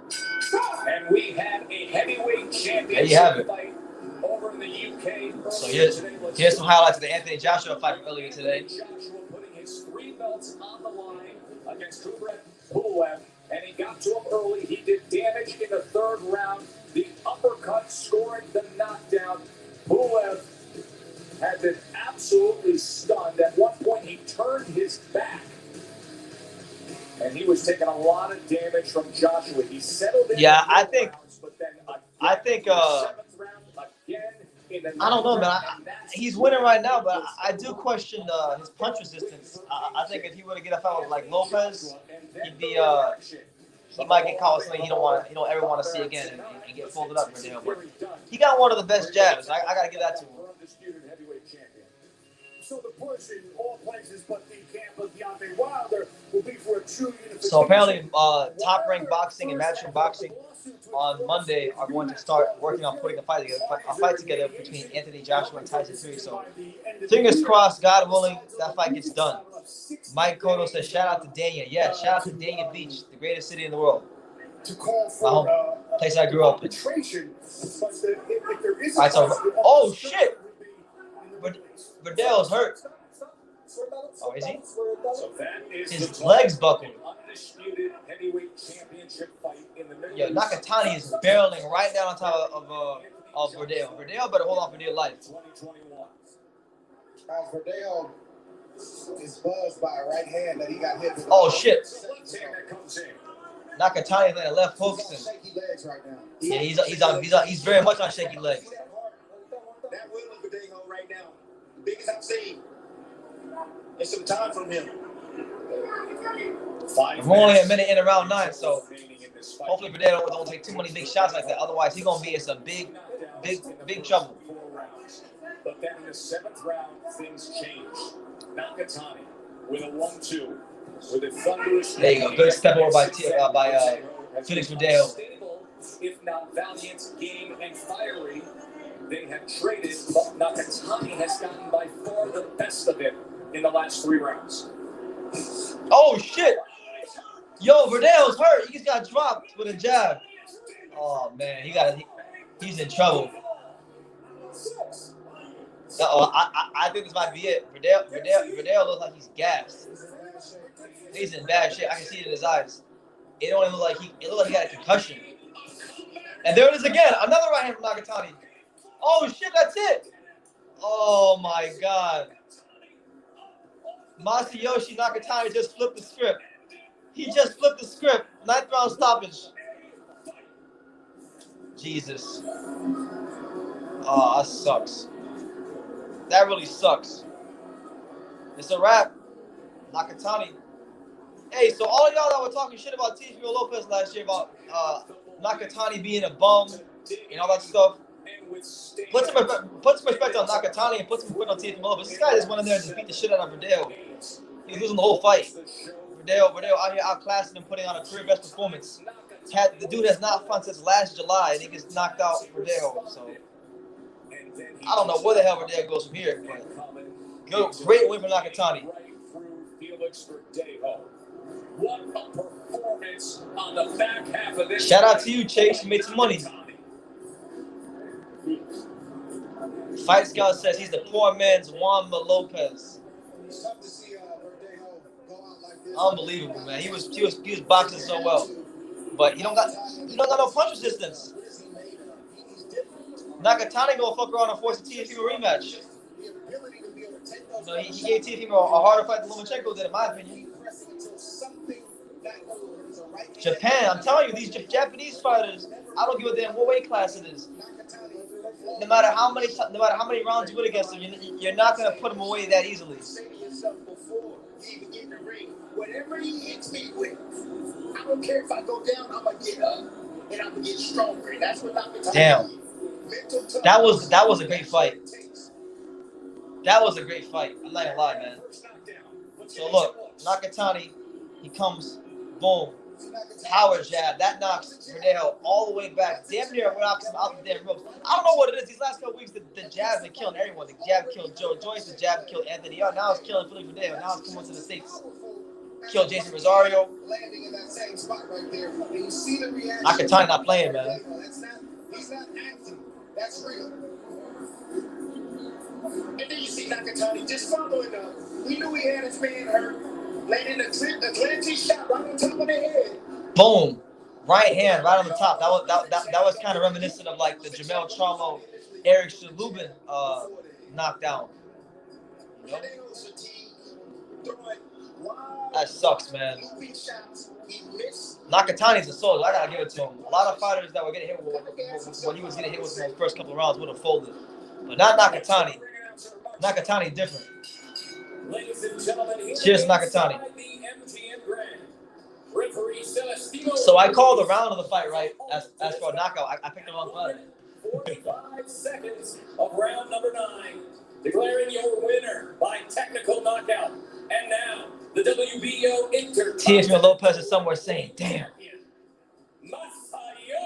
Nah, I didn't bet. I don't bet on none of these fights. I don't bet on no boxing. After that, boxing way too unpredictable for me to bet. I just watch the fights and I pick them. Whatever happens, happens. If I lose, whatever. If I win, I get bragging rights. Who cares? Great respect for those two to pose for the pictures. That was a great fight. I mean, a great fight. You see the total. Hell of a fight, though. You know, Nakatani. Everyone out there that was talking about 55 of those Nakatani's a bum, Nakatani's this, Nakatani's that, not giving Stephen Lopez credit for that win last year. Give him his credit now. Give him his damn credit now, because he gets destroyed the best version of Verdejo I've ever seen in my life. Who always over-delivers. There is Shakur Stevenson. So, interesting, man. But you know what? I maintain what I said earlier. I still want to see Devin Haney step up and fight Verdejo. And you know what? He lost. He's got 2 losses now, and he's not that good. He's getting looked at as not that good anymore. So fight him. Be better than the Gamboa he fought. And come up to 130 pounds, where he has. Hey, bro, he needs to move when his trainer. He needs to move with his trainer to an American boxing gym so they can train him properly. He could be deadly. I mean, he's a 6'1" lightweight. Got a solid, educated jab. He's tough as nails. I mean, literally, Verdejo literally turned him around with the straight right hand. Got up like it was nothing. Got dropped another time. Got up again. And he kept pressing forward, and he still maintained that belief in himself. So all respect goes to Nakatani, man. I agree. I would love to see him come to the States, train here, and do his thing. That's what I'm saying, Chase Athletics. Look, I remember when Pops and I made that video about Verdejo and fighting Devin Haney. We took a lot of shit for it, but Verdejo is still a very skillful fighter. Alfredo Santiago was giving Devin Haney some trouble, so I'd love to see that fight happen at some point. Nobuo Ikushima will be our translator, and Masayoshi, you had never. Shout out to this Japanese dude translating from. I met him when met him in 2016. Kept you going. 今までされてなくて1ラウンドでダウンされましたけど、なんで試合を続けると思ったんですか？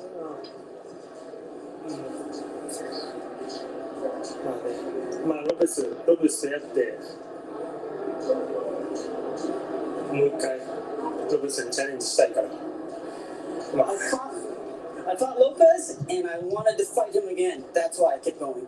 And now your corner, they saw that the left was available to you. How were you able to make the adjustments against a very strong Felix Verdejo, knowing that he had dropped you earlier? コーナーで左が入るっていう指示があったと思うんですけれども、どういうふうに調整をしてノックダウンしたんですか？やっぱり水の欲しいです。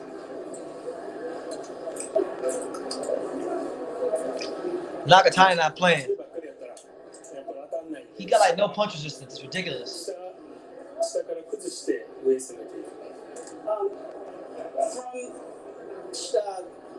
Throwing shots from the top didn't work, and with the distance it was difficult. So I went from below to get the shots in.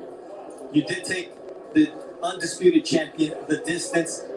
How do you ensure that you get that shot for a rematch against Teofimo Lopez, and what would be different, more importantly? またロペスと試合をしたら、この次はどういうふうに変わりますか？やっぱり KO を狙っていきたいですね、今日みたいに。それがまあ、こっちアメリカで勝つ方法やと思いますし、それがまあ僕の戦い方。I want to go for the knockout like I did today, and that's going to be my style. Well, people love knockouts. Thank you very much, Masayoshi, on a great performance. Joe, we send it back to you guys. Well, there you have it. So, they found the right fight card to watch, haven't they? Masayoshi Nakatani has just flipped the script of the lightweight division. You know, Verdejo was in there turning in a literally, it was like through 6 rounds. It was a masterclass performance. And then somewhere around round 7, Verdejo starts getting caught with more punches. He starts not falling off balance, but just being out of position. Nakatani recognizes that. He makes an adjustment to throw punches from a different angle, and he begins to catch him. And when he caught him, when the time came to get Verdejo out of there, he took advantage of it and he seized the moment. So, you know, we all knew that this wasn't going to be no cakewalk for Verdejo, and not only was it not no cakewalk, it was, you know, it was a brutal ending to what was looking like a masterclass performance. So where does Verdejo go from here? I have no idea. Because he just spent his last 4 fights rebuilding himself up back to this point. So I don't know. I don't have an answer right now. I'm gonna have to really sit down and take some time to think about what the hell Verdejo's gonna do from this point forward. Isaac Cruz versus Teofimo, will it happen? That'd be a great fight. Isaac Cruz, you know, Mexican warrior. Nah, man. The first 6 rounds was a straight masterclass. The speed, the accuracy of Verdejo, he was doing this thing. It wasn't until around round 7, round 6, like latter round 6, early round 7, where Nakatani began to really find himself in the fight. I mean, it was a crazy fight. I told y'all it was a sink or swim fight, and he swam. That motherfucker, no, he sunk. He sunk. So it's a tough pill to swallow, man. Because I really I had high hopes for Verdejo. It is what it is. Verdejo might be over, man. I don't know, man. I hate to say stick a fork in him, but I mean, look, he's taken 2 losses in his career, and they've both been to the same type of fighter, long, rangy fighters. One of which, the first fight of Lozada's not even that good, to be honest with you. I saw Lozada fight against Fortuna. I was laughing at that fight. He's not even that good to begin with. And then he fights Nakatani, who is good, and he gets knocked out even worse. So, I mean, I don't know. Verdejo overlooked Nakatani, thinking he was about Teofimo, and he paid the price. I don't know if he overlooked him. I just think he has no punch resistance. I'm not sure. Oh my God. My bad. I don't think he overlooked him. I just think he has like no punch resistance at all. Because like there were times early in that fight where he got touched with 1 or 2 single shots, and it was a problem for him. You know, it was a big problem for him. Nakatani can beat anybody at 135 except for Teofimo. Well, the positive in all this, while my heart breaks for Verdejo and I'm not really happy about what happened to him, on the other hand, I'm very happy because a lot of people last year were talking so much shit about Nakatani and Lopez when he didn't look so good against Nakatani. But shit, Verdejo got one of the best jabs in the sport. Dropped him like I don't know how many times. And the guy's tough as nails. He's got the ingredients to be a champion in the weight class, in my opinion. Ruben Crespo, Puerto Rican in his damn self, said that Verdejo is overrated. And you know what? I hate to say it, man. I hate to say it. I hate to admit it, but at this point in time, he is a little bit over. He is overrated because you lost a fight against Lozada. You had no business losing. Then you fight Nakatani, who was good. It was a step up, but you couldn't get the job done even when you boxed the best fight of your life. So at this point in time, we have to slap that label all over Verdejo. No matter how much I want to admit it or not, that boy is overrated. You know, it sucks to say that. So I hate saying that because he's a skillful fighter, but he is. You know, being a great fighter isn't just about having good skills. You got to have the total package. You got to have a great chin. You have to have a chin, durability, stamina, and the skills. You know, being just skillful isn't enough. And, you know, we've seen that for Verdejo on multiple occasions now. So, you know, I wish him the best with the rest of his career. Hopefully he can still be a factor in boxing, but I'm not really too encouraged after that performance. The great Ragsby says, Verdejo was not a real fighter. Money changed him. And unfortunately, not a lot of it even. That's I'm not with him every day, but if that's the case, that is sad. Oh, here you go. He gives him more. He said Aram signed him out of the Olympics and gave him a $750,000 advance and a signing bonus. Yeah, man. Listen, when Verdejo lost to Antonio Lozada, I made a video called "The Rise and Fall of Felix Verdejo." So guess what? This week, expect a part 2. The rise and fall again of Felix Verdejo, part 2. I can't believe I gotta do this shit again.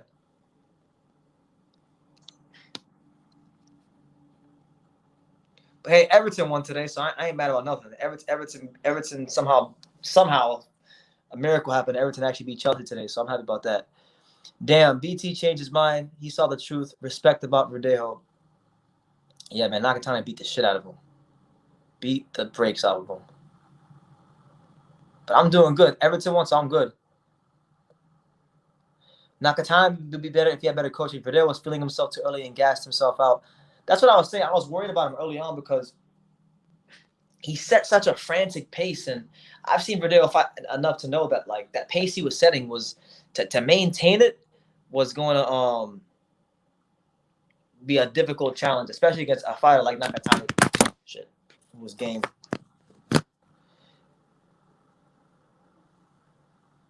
No, Shakur's fighting on TV. I just got it on mute, and I know it's on TV. I'm waiting for it to start up. How are you, BT? Pops rated Verdejo high, highly. I mean, skill wise, he is a high rated fighter. It's just that he doesn't have any durability. You can't just be skillful and not have any durability. You got to have some sort of durability at the top level of boxing, because eventually you're gonna get hit. Even a fighter as DT has 2 losses prediction. First, the Rosario fight, and then this. Yeah, this is bad, man. This is really bad. I don't like getting these fights wrong. I was right last week, though. I was right. I was right last week with I was right to the T last week, actually, with Spence and Garcia. So, and I was right today with Joshua. So hey, this is what it is. How is your dad doing, BT? Good man. Love seeing you guys together. He's been working a lot, so I've just been out and about and going to gyms, training a lot, just enjoying life.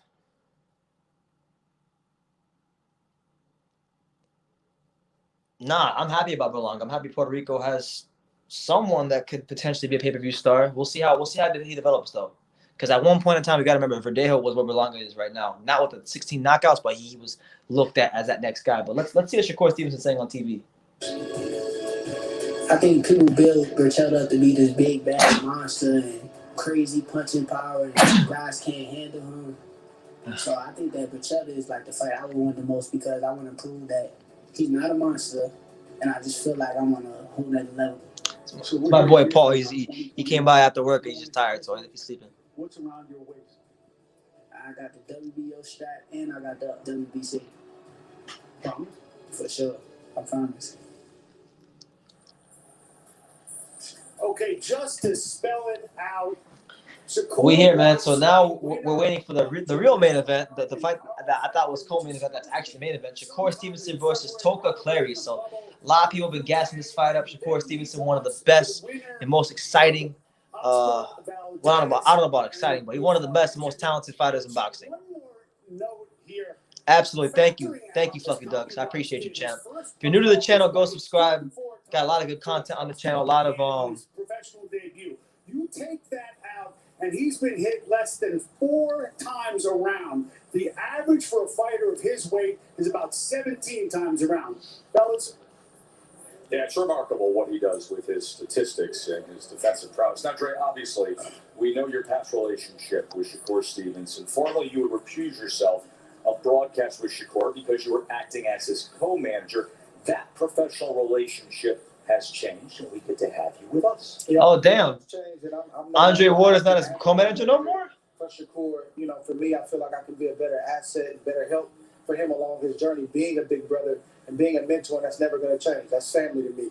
And Shakur is going to be just fine. If he stays focused, one day he's going to be the best fighter in the world. Well, the year ahead could be very, very special. But let's talk about the 5 minutes ahead of us. What are we in store for tonight? Yeah, to me, I look at Shakur Stevenson and Teofimo Lopez respectively as, the 2 best fighters of all the young guys. Those 2 right there. I think they're both special. No disrespect to Ryan Garcia, no disrespect to Haney. I'm sure they'll have long and fruitful careers in the sports of boxing. But I'm going with Shakur and Teo as the 2 young guys around those weights out of all these guys right now.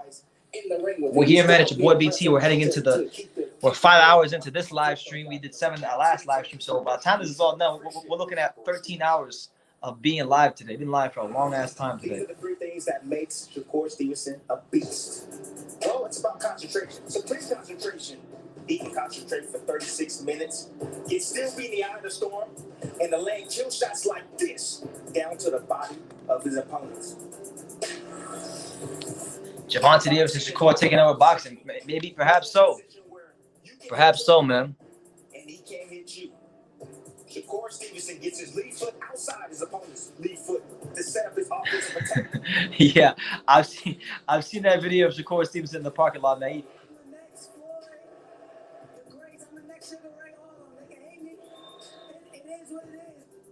And you see the unwavering confidence in the young gun. That is what fuels him. We here, man. It's your boy BT. Just moments away from Shakur Stevenson versus Toka Khan Clary. You know what I'm saying? It's the untouchable true school sports empire. We here. You know, when I look at guys, so we're just basically waiting. You guys got any questions? Hit that like, hit the subscribe button.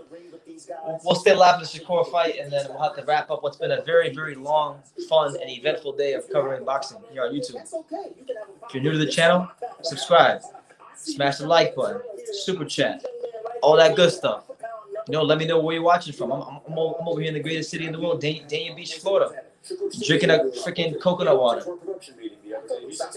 on staycation. Don't put me in the top 10. Let me get some big fights first. Yeah, the big fights. You gotta get this one. But you know, I asked him. I said, so if you put yourself in the ring with like Terrence Crawford or Canelo, he said, well, I think I'll beat Canelo, and I sparred used to Terrence Crawford like 100 times. I can compete with all of these guys. I'll put myself number one. Right now, the concern is Providence, Rhode Island's Toka Khan Clary. Shakur Stevenson, the next step coming up right now. Don't go anywhere.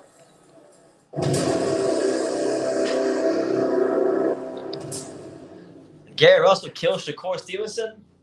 Maybe right now, because no, not even right now. No way.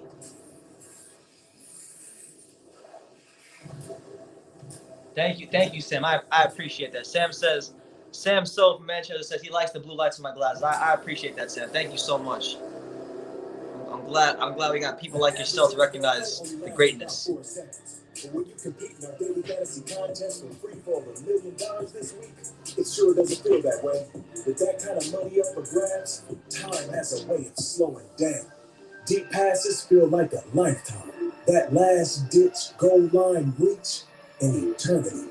Feel it for yourself when you play for free. I have no idea why Andre Ward isn't Shakur's manager anymore. I have absolutely not one idea of why that happened. But things like that happen in boxing. It's very seldom we see a fighter and his team stay exactly the same throughout his whole career. So it's not, we shouldn't be too surprised. But we'll see, man. It's your boy BT, though. We're live, having a great time, talking to the fine folks about boxing. You know, really enjoying the day that we had today. You know, I'm going to sleep very well tomorrow. Right now, we're moments away from our last fight of the day between Shakur Stevenson and Toka Clary. Since 1925, we've proved that it doesn't matter where you come from. It matters what you're made of. Modelo, the official beer of UFC. Our new house is. Oh no, Fury's still the man at heavyweight. You know, Anthony Joshua had a great performance. I acknowledge him and I give him all the credit in the world for turning in a brilliant performance and showing some new wrinkles to his game, but it didn't do anything to change my mind about him beating Tyson Fury. Tyson Fury is still going to beat the shit out of AJ when they fight. But it was a good performance. I enjoyed it. And his fight with Pulev. For bundling made easy, go to geico.com. This year we decided to host for the holidays. It was a tight squeeze. First, it turns out to cook a whole dinner, you need a whole kitchen. The only found out with Rocket Mortgage looking at loan options for our next kitchen was easy. But shout out to everyone here, man. Oh my God, I think I'm hitting that wall. I'm hitting that wall, guys. I need you to help me keep this energy up to get to this next fight. Hopefully Shakur fights well against Toka Clary, or Toka Clary fights well against Shakur. Either way, I'm not making no predictions. Freaking Nakatani beat the shit out of Shakur. I'm retired from predictions. I'm picking all these fights wrong. Fuck this shit. I'm just gonna enjoy boxing, man. That's it. No more picking fights for me. And save $5 on any order of $20 or more. You know, I would say Shakur's gonna win, but said Verdejo's gonna win, and it looked great for a little bit. But then Nakatani said nope, folded him up, got him out of there. But within 3 to 4 days of searching on Indeed, I was offered the job. They gave me an opportunity to make something of myself. Hey, it's a holiday.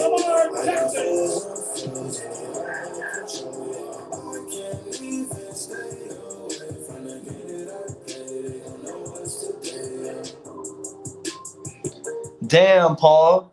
My man Paul Brasfield says, don't worry, guys. Fury won't have to go through what Pulev went through today. It'll be over nice and quickly. Maybe 3 or 4 rounds. Yeah, right. Yeah, right. It's not happening. No big dosser like Anthony Joshua is going to knock out the great Tyson Fury in 2 rounds. No way. Not happening. He's cutting to stake his claim, and in the process, save the sport from stories gone stale. Decades past their prime, amusements turn cliche. Those that have been mired in a litigious purgatory. Again, he's not alone, but he's distinct. Already, So right now, we're waiting for Shakur Stevenson. Let's go, champ. anyone in the game. Everything coming. Just 23, closing in on a second title. Yes, Nakatani definitely got some ingredients to go out and be champion and really make some waves in the lightweight division. I see what I needed to see tonight. When you ask me who I want to fight next, I say Butcher. Boxing most week. Kid whose story has yet to be told. That's right. Anthony Joshua ain't fucking with no Tyson Fury. Tyson Fury, especially not Tyson Fury with Sugar Hill Stewart. No way, no how. Not losing. No way, no how. I'm taking all bets when that fight happens. Speaking of bets, there's my man I'll be betting on when he fights Earl Spence, Terrence Crawford. He's ringside. You know, he's Shakur Stevenson's one of his mentors. Been his longtime sparring partner for damn near half a decade now. Please, Mr. Spence, can we have a welterweight showdown in the new year? He has a dynamic relationship with Shakur Stevenson, the #1 pound-for-pound fighter in the world, Terrence Bud Crawford, inside the bubble, to now watch this main event. All right, so here we go. Clary is someone whose life story is doubly marked on Clary, making his way to the ring. Respectful, purpose-driven. He is a gentleman in every way. Born in Liberia, separated from his mother and siblings, taken by his father for prosperity, a better life in Philadelphia. His father was shot and killed there just a year into the measures to the U.S. He was taken to Providence by acquaintances. At point, he was homeless. Boxing saved him. That's right. Terrence Crawford, the best. And then adopted by caring people, the Clarys. That's the name. We'll get to that later, Sam. I want to focus on the Shakur Stevenson fight. And after this fight is over, we are going to go to sleep. Or no? There have only been 4 Americans to win an Olympic medal and become a professional world champion in the last 20 years. One is sitting to my far right and is one of my broadcast partners. Another is making his way to the ring. Shakur Stevenson. He has been destined for greatness for a very long time. All right, so here comes Shakur Stevenson. He works towards greatness. He says he spent recent months watching Teofimo Lopez, Tank Davis, Bud Crawford, set himself. Shakur Stevenson, the next Puerto Rican star on the sport. The next Puerto Rican star on the sport, Shakur Stevenson. Let's go, champ. Shakur said, let's go. And now we all get to say thank you, Shakur. Let's see him. Stevenson and Clary. Here's Mark Shadow. That's not happening. Angelo Leo ain't losing to no damn pity pat Stephen Fulton. That's not happening. No way. No way. Fuck you talking about? Stephen Fulton gonna lose to Angelo Leo. Or Angelo Leo gonna lose to Stephen Fulton. Not happening. Angelo Leo or I'm all tired right now. Stephen Fulton could have stopped a guy with like freaking 40 losses, and he gonna beat Angelo Leo. He ain't gonna outbox him. He not gonna stop him. He not gonna outbox him. Either way you slice, he ain't beating no Angelo Leo. Yeah, see, now you got me awake. Now you got me awake. Now I'm awake. How you gonna tell me that Stephen Fulton is gonna lose to or Angelo Leo's gonna lose to Stephen Fulton? You must be on drugs. Introducing first. I know about. Thank you, Andres. I know all about Xander Zayas. He's from my area. He trains in my area.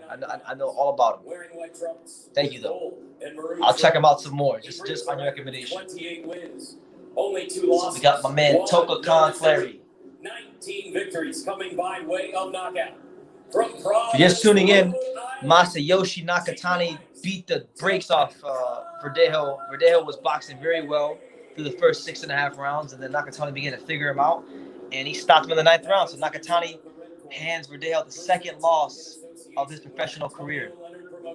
That's where we're at. That is exactly where we're at right now with Verdejo. He brings a perfect record, 14 wins, no defeats. 8 victories. Yeah, man. Agent 4733. He knew how to get me going by saying Stephen Fulton gonna beat Angelo. That's not happening. Angelo ain't losing to no damn Stephen Fulton. He's not gonna lose to no dude who owns a crab shack. He'll never lose to a dude who owns a crab shack. You got me messed up.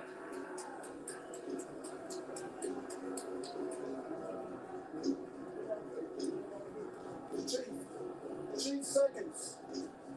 2 seconds. All right, so we're moments away from Shakur Stevenson in the main event. Okay, on both sides. Okay, now, gentlemen, we went over the rules in the dressing room. I'm gonna caution you to keep this fight clean at all times, protect yourself at all times, and when I say you must obey, good luck to both of you. Touch them up.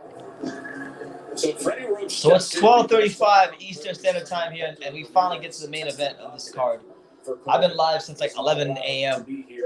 and I'm live at 12:35 a.m. So we're talking about more than 12 hours being live, talking boxing. Wasn't able to fight on the card tonight because of a positive test. All right, so round one of 10 rounds between Shakur Stevenson and Toko Khan Clary, your boy BT, the untouchable True School Sports Empire. You got Shakur Stevenson in the red trunks, Toko Khan Clary in the white trunks with the red chinchilla trim. It's the rare Southpaw versus Southpaw matchup. Well, Toka, we call him a cutie. You know, he's a boxing type, counter puncher, has some good hand speed. There you go, good jab by Toko Khan Clary. But he has experience.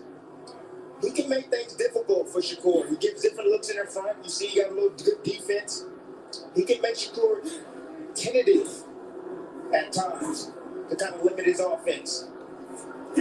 And both fighters have to adjust to facing another lefty, which is somewhat. I didn't. I'll be honest with you. I didn't. I should have, but I didn't. Everybody that I know that talked to me about Toko Khan Clary has said that he's gonna give Shakur some serious problems. But I'm just gonna watch, see what he's about. You know, if he's worth anything, he'll make it a fight. Yeah, Shakur Stevenson was handing out some rib dinners just that he landed a nice little body, a nice little 3-punch combination to that body.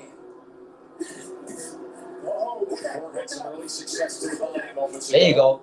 Good straight left hand to the head. Yo, and he gets knocked Toko Khan Clary off balance there with that jab. It looks like Shakur Stevenson, he looks bigger, more filled out. Shakur Stevenson, the next Puerto Rican star on the sport. Let's go. I might actually be at that fight, but I'll find a way to go live for it. Why not? There you go. Straight left hand by Shakur Stevenson. And implement the game plan that you want to implement. Well, the game plan is simple for Shakur Stevenson. It's just press forward. Toko Khan, he can't fight going backwards. You know, he does well when he comes forward and beat his boss. But when he's there you go. Good body shot there by Shakur Stevenson. Practice for Shakur Stevenson. There's been effective body work here in this first round for Shakur.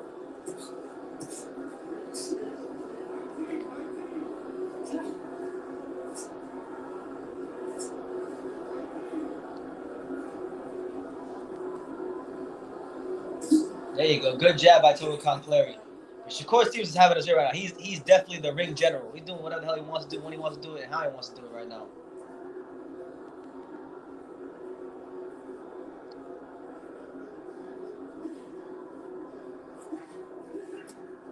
There you go. Good body shot there by Shakur Stevenson. Effective with the jab. Useful left hands to the body. A very strong start. Round number one, Shakur Stevenson. All right, so Shakur Stevenson puts round number one straight in the bag. Toko Khan Clary got no answers for the young native of Newark, New Jersey. Family movie night, a double crowd pleaser. Upgrade your movie night with any online order from Domino's. As a Marine, Your boy BT, we're here, man. We're here. Somehow we're still here. I don't know how the hell I'm awake right now. Oh my god. I'm starting to feel it now. And I'm running out of coconut water, so hopefully Shakur make this quick. But I appreciate everyone who's been here. Make sure y'all smash that like button. If you're new to the channel, hit that subscribe button. It's greatly appreciated. Everything is greatly appreciated here on True School Sports. Every last view, every last interaction, every last comment, every last everyone, man. I love all you guys. Thank you for making my time here special. Nakatani, who is on his way to the hospital here in Vegas via ambulance. Oh, Nakatani. Apparently, Nakatani is on his way to the hospital. He's in good spirits, but we got to recall that he had a broken orbital bone suffered against Teofimo Lopez that kept him out of the ring for 17 months. But everything seems okay with Masayoshi Nakatani as he makes his way to the hospital. I'll take all the precautions there. Make sure that he said they need to put, my man Paul Brasser said they need to put Shakur in with somebody, or I might check out on this kid. I'm waiting for him to fight, you know, your Berchelts and guys like that. Really TKO. We have had outstanding action tonight. Because look, as skillful as he is, he's a very skillful fighter. I don't get as excited to watch Shakur Stevenson as I do Ryan Garcia or Teofimo Lopez. That's just reality. A lot of it has to do with his style, but also a lot of it has to do with the opponents he's fighting. It's someone Shakur Stevenson. Shakur's got his arm right down the middle. Double impact right there. That's the reason why Clary was hurt. Man, if you're still here right now watching the live with me, you the real MVP. You really something special because Clary's got a lot of trouble on his hands tonight. Shakur Stevenson against Clary so far. I know it's early, but it hasn't necessarily been the best fight. It's a rare southpaw versus southpaw matchup, so expect a real extra technical fight. And right now, I'm not trying to see a real extra technical fight. Oh, but Shakur Stevenson, I'll give him credit. He's throwing a very, very nice power jab, and when it lands, it's having a massive effect on Clary. Oh my God, Shakur Stevenson with the jab, left hook to the body, uppercut with the left hand down the pipe. Shakur Stevenson looking sharp right now, sharp as a steak knife. Let's go, champ. Doubles up that southpaw jab and goes to the body with the left yet again. Every time Clary tries to mount an offense, Shakur does what he's supposed to do. He steals the play, he answers Clary, and discourages Clary all over again. Oh, double jab, straight left to the body from Shakur Stevenson. Shakur Stevenson, of the sublime skill, the athleticism, the total package. There you go, another body shot from Shakur Stevenson, and a straight left hand right down the pipe from Shakur Stevenson. He doing what he want to do when he do it. When you're facing this kind of heat, sometimes you can forget. That's how it goes, man. You know, when you're a southpaw, it's always weird when you fight yourself. You know, it's always weird. You know, give Shakur some work and to try to create some offense and make something happen, but he's just not having time to think, and these shots are heavy shots that he's getting hit with. Challenging. Good jab there from Clary. Just said that phrase, not having time to think. Well, you don't have time to think. You don't have time to set up. Clary is a counter. There you go. Shakur Stevenson playing some real sneaky body stuff to Clary. I think those shots are going to show up later on in this fight. He does it coming forward. He does it well coming forward with his hand speed. But when he's moving backwards, he can't do anything at all. And Shakur Stevenson has already figured that out. End of 2. There you go. Shakur Stevenson puts another round and they can get Clary. You know what I'm saying? Oh, fuck. Shakur's walking him down. And I think this fight, I'd be surprised if this fight goes a full 10. I'd be shocked because Shakur's got some good pop on his punches. He's placing them well. They seem to have an effect on Clary. So we'll see.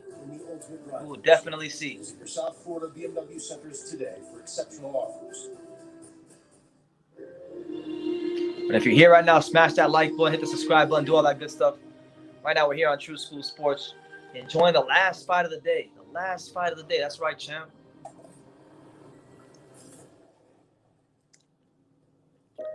Hector Tanahara versus Carlos Valdez. That is an interesting matchup.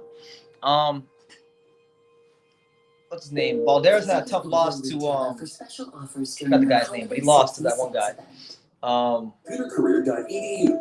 I had to think more about that one, but I would lean more towards Valdez. The work so far of Shakur Stevenson through 2 rounds. Through 2 rounds, Shakur Stevenson has landed. Yeah, Shakur's body looks like it's really filled out.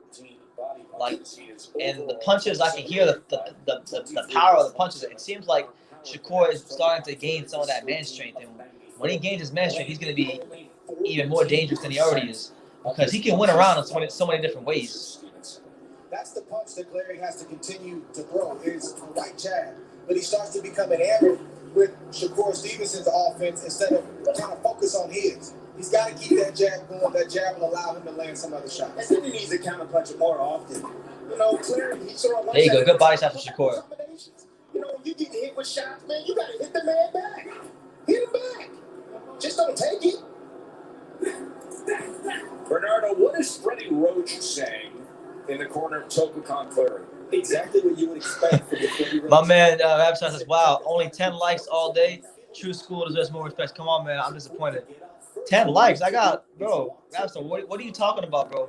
I've got 126 likes. What the hell are you talking about, champ? But hey, I respect it. You're right. I do deserve more, though. You're not about that one. Like it says I got 127. Oh, my God. I can't believe I'm live. Rapstar, you're probably just getting here. I've literally been live. I've been live almost 6 hours on this live. And then for the Joshua fight, I was live for 7 hours. So do the math. Do the math, champ. Get your offense off in the meantime. In other words, you hit me, I'm not going to make it easy for you. There you go. Shakur Stevenson handing out rib dinners right now. Straight rib dinners.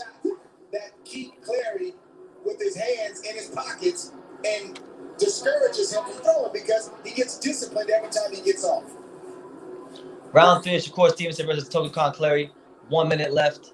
Shakur Stevenson's walking this guy down despite the fact that this guy has a 4-inch reach advantage. So this guy might be bigger than Shakur, but he ain't fighting like it. He sure as hell ain't fighting like it. That's for damn sure. 10, really? That's crazy. Stevenson's so good with that range, isn't he? He is. He's great. You know, that's what makes Stevenson. You know, he can fight at any range. 1, 2, he's always in control. And concentration, that's what it takes. A steel green chair. Oh my God. It's gonna take something special for it to be a green chair. He sees everything coming inside that ring. I said it earlier in the live a couple times. I did say it a couple of times earlier in the live. Or it might have been the last live. I don't remember, man. I've been live for so long today. I don't even know. I've been live literally since 11 a.m. Eastern Standard Time. It's 12:46 a.m. the next day. The average NFL play only lasts about 4 seconds. So Shakur Stevenson pitching a shutout right now for 3 rounds. Your boy BT as we wind down here on this momentous occasion on this live fight reaction. You know, shout out to everybody here. Oh, I wanted to give a shout out to everybody out there. I just hit a milestone on the channel. We just recently hit 20 million all-time views here on True School Sports. So it's been a lot of hard work, a lot of dedication, and things like that. And I'm just happy to hit 20 million views, man. Here's to the next 10 million. You know, here's the 30 million in the future. You know, it's been a great time here on True School Sports. Got so many great people from all around the world, and I wouldn't trade it for anything. So just thank you, all you guys who come to these lives and support the channel any way you do. You know, I really do appreciate it. Hopefully next week what's that Canelo fight? That's what I'm hoping for. 1800, the best taste in tequila. All right, so we're in round number 4? Right, round 4 of 10. Shakur Stevenson versus Tokukan Clary. It's your boy BT, the untouchable True School Sports Empire. We here. Shakur Stevenson, who's the headliner for the end of the year spectacular we've been enjoying. The total punches through 3 rounds, 42-20 connect advantage for Shakur Stevenson. And of those 42, 18 of them are to the body. 18 body connects.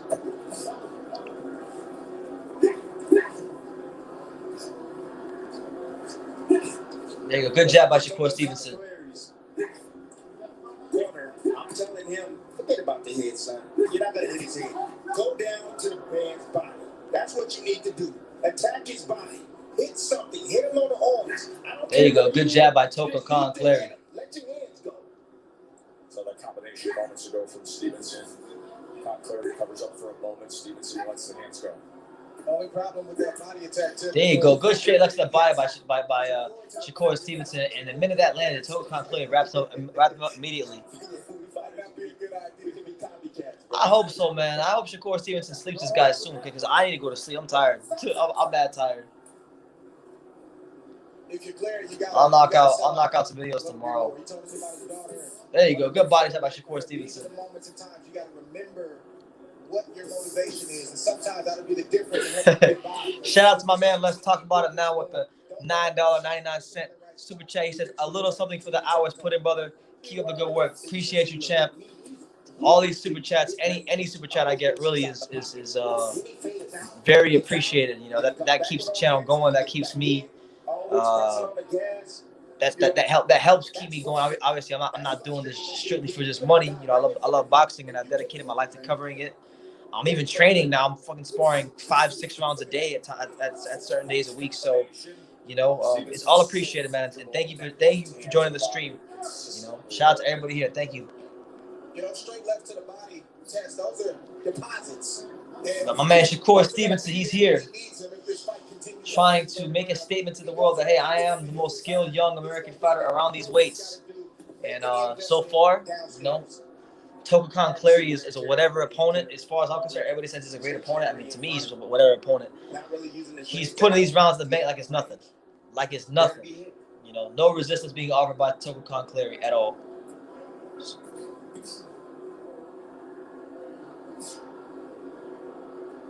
If you missed it earlier, we came off that thriller in the SEC between LSU and Florida. There you go. Good counterpunch from Shakur Stevenson. Absolutely. Berlanga, the guy who came in tonight with 15 straight first-round knockouts. We'll show you how he got to number 16. All right. So another round in the bank with Shakur Stevenson through 4 rounds. My man's pitching a shutout like he's Roger Clemens or Josh Beckett or some shit. Easy fight for him so far. Easy fight. Really well done. We're here though. We're here. I'm gonna smile, your boy BT, the untouchable True School Sports Empire. All these hours we put in today, man.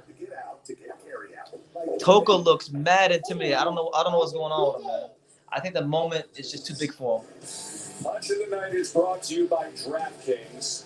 Honestly, I thought this fight's gonna go 12 rounds or 10 rounds. This fight's gonna go the full 10.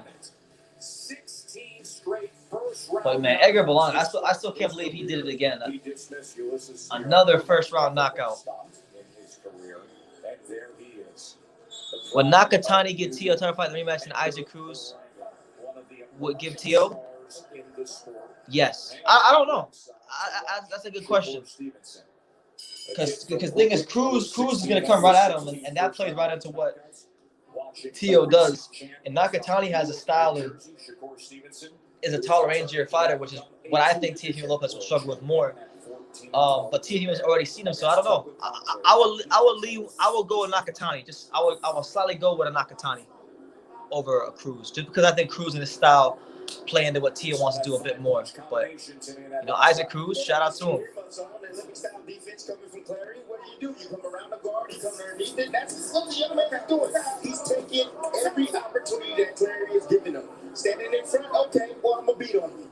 Easy work right there for Shakur Stevenson. Now, at a certain point for Clary, it's a mindset. Like, are you okay getting hit by a piece like that? Shakur Stevenson is a lot better than Tokukan Clary. Straight up. It's not about game plan and things. Right now, Kenny Bayless won Shakur Stevenson. There you go. Good straight left by Shakur Stevenson. Upstairs that time. Work out. Stop. Watch the hold. Are you hitting it up? Okay, there you go. Oh, Shakur Stevenson handing out rib dinners like it's freaking Thanksgiving. Your mind should be, how can I get that back? Shakur is fighting a Grubhub driver. That's messed up. That's fucked up. Is he a Grubhub driver? Because sometimes you guys make these jokes and sometimes it actually winds up being true. I got to get it right back. I will get more aggressive when I get hit.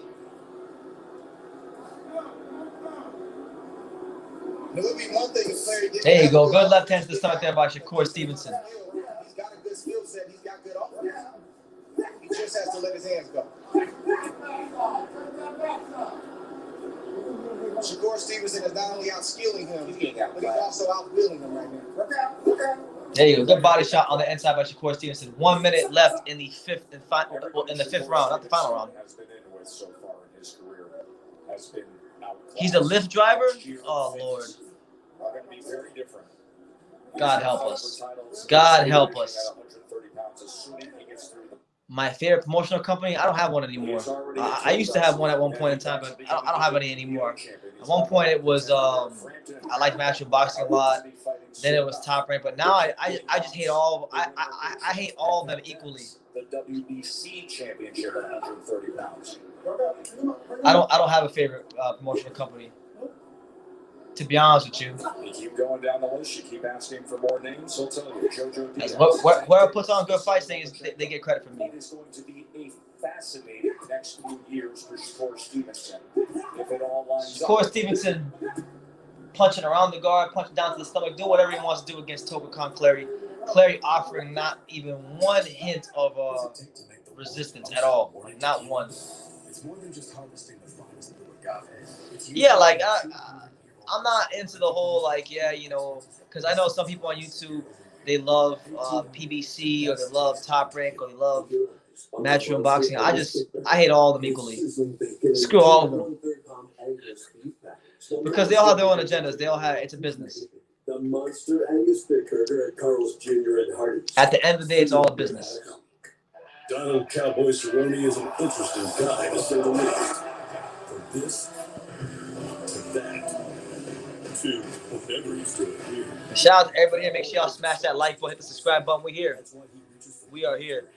The great Ragsby says that he is a straight Top Rank guy. You know, shout out to Top Rank, the Godfather. He puts on great fights. I ain't mad at that. I personally just don't care anymore about it. I just want to see good fights. Interesting way to get your protein. All right, so we start the second half of this fight. We are in round 6 of a fight that should have been over already. Shakur's going to go the full 10. I can see it already. He's going to go full 10. And then he's going to say at the end, he's going to say, I needed the rounds. 31 body punches so far. Yeah, I mean, Top Rank, they've been in the business for a long time, so they're obviously going to have that track record of putting on world-class shows. 5 years old in Newark, New Jersey, named after the iconic rapper. His father saying Tupac was a poet. And fittingly, he grew up in Newark, New Jersey on Ali Boulevard. Life has taken him to Alexandria, Virginia. Oh, there you go. Good luck, Shakur Stevenson. Onto a blossoming pro career. Come on, champ. World championship. There you go. Good shots to the body there by Shakur Stevenson. To become the 2-division world champion in the course of the next year. How long do you think Bob Arum will live? Over or under 125? I'm gonna go under. I'm gonna go under, champ. Here because he cannot fight going backwards. I see his legs leaking out and he's breathing. LOL, Alexandria, Virginia.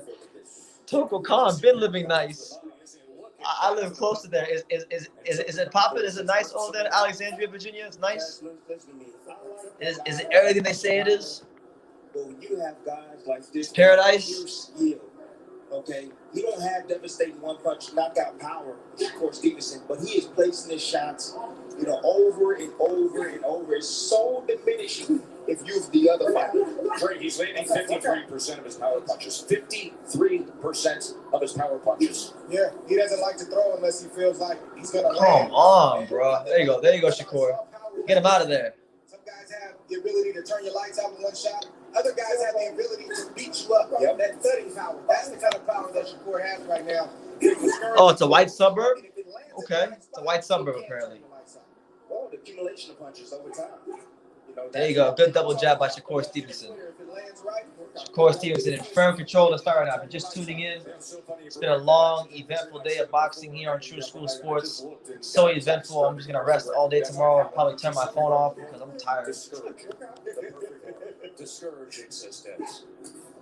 But Clary is a veteran fighter, so he knows how to protect himself in that ring. Even though he's being overwhelmed, it's not easy to knock a guy like this out. That is true. Great comment here by the great Ragsby. He says, Verdejo's troubles make you appreciate Earl Spence's win a lot more if you think about it. Absolutely. It does. That definitely does, man. It really does. Giving commentary in the midst of his own fight.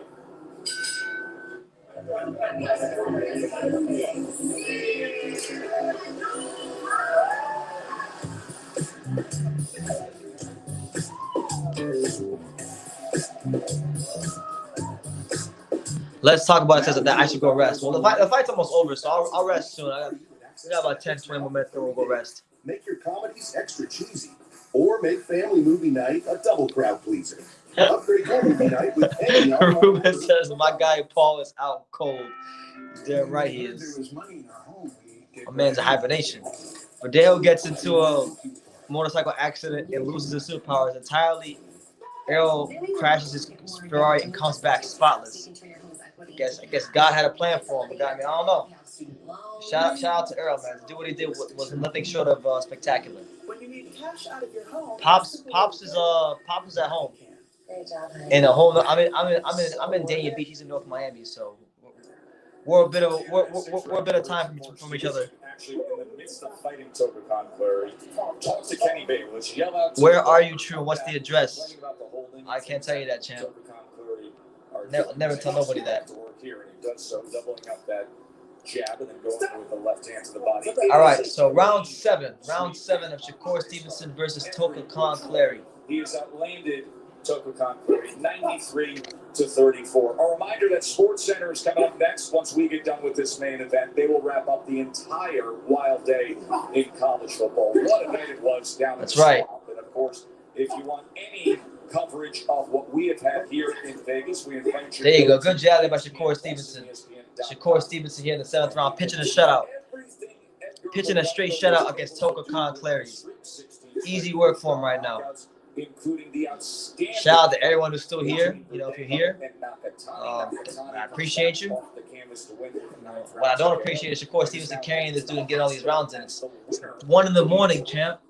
It's 1 in the damn morning. There you go. Good body shot by Clary. You see more of that from Clary. That's what we need to see. He's getting hit to the body, and I'm talking Clary enough, so he might as well let his hands go, trying to get some shots through on Stevenson. The great Ragsby says, spend as much time with Pop as you can, man. He's a good dude, and he loves you a lot. Hate to be a negative Nancy, but they're not always around. That's true. But BT, you should do a segment on the business of boxing. I really should do a segment on the business of boxing. There's quite a lot I'd have to say about the business of boxing. I mean, I've done videos here and there. Like, I mean, if you go to my archive, there's a couple of videos that I've done about the business of boxing, but there's definitely a lot more I could talk about. You mean a lot about that? Stevenson has become a master at his craft. He's getting aggressive with his Oh my God, good right hip by Shakur Stevenson. I think he might have actually hurt Clary there. I think he might have actually hurt him. Scores well from Shakur. I asked Swanee Moses what that exchange with Shakur was about, and he said, I asked him for the jab. Shakur yelled, forget the jab, Pop. There was an expletive, though. Wally Pop, his grandfather, has been training him since he was a little boy. Also have Team USA assistant coach Kate Karoma in that corner. Come on, bro. Shakur Stevenson pitching a shutout right now. It's 1 in the morning.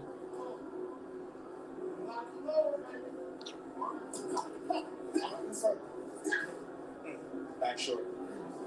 Step back out. There you go. A good straight left to start there by Shakur Stevenson. What do we have next week? That's a big question. Right now, Shakur's winning by so much. Let's talk about next week. And so Friday of next week, we're gonna have GGG Triple G versus Camille Schmidt. I'll be live for that.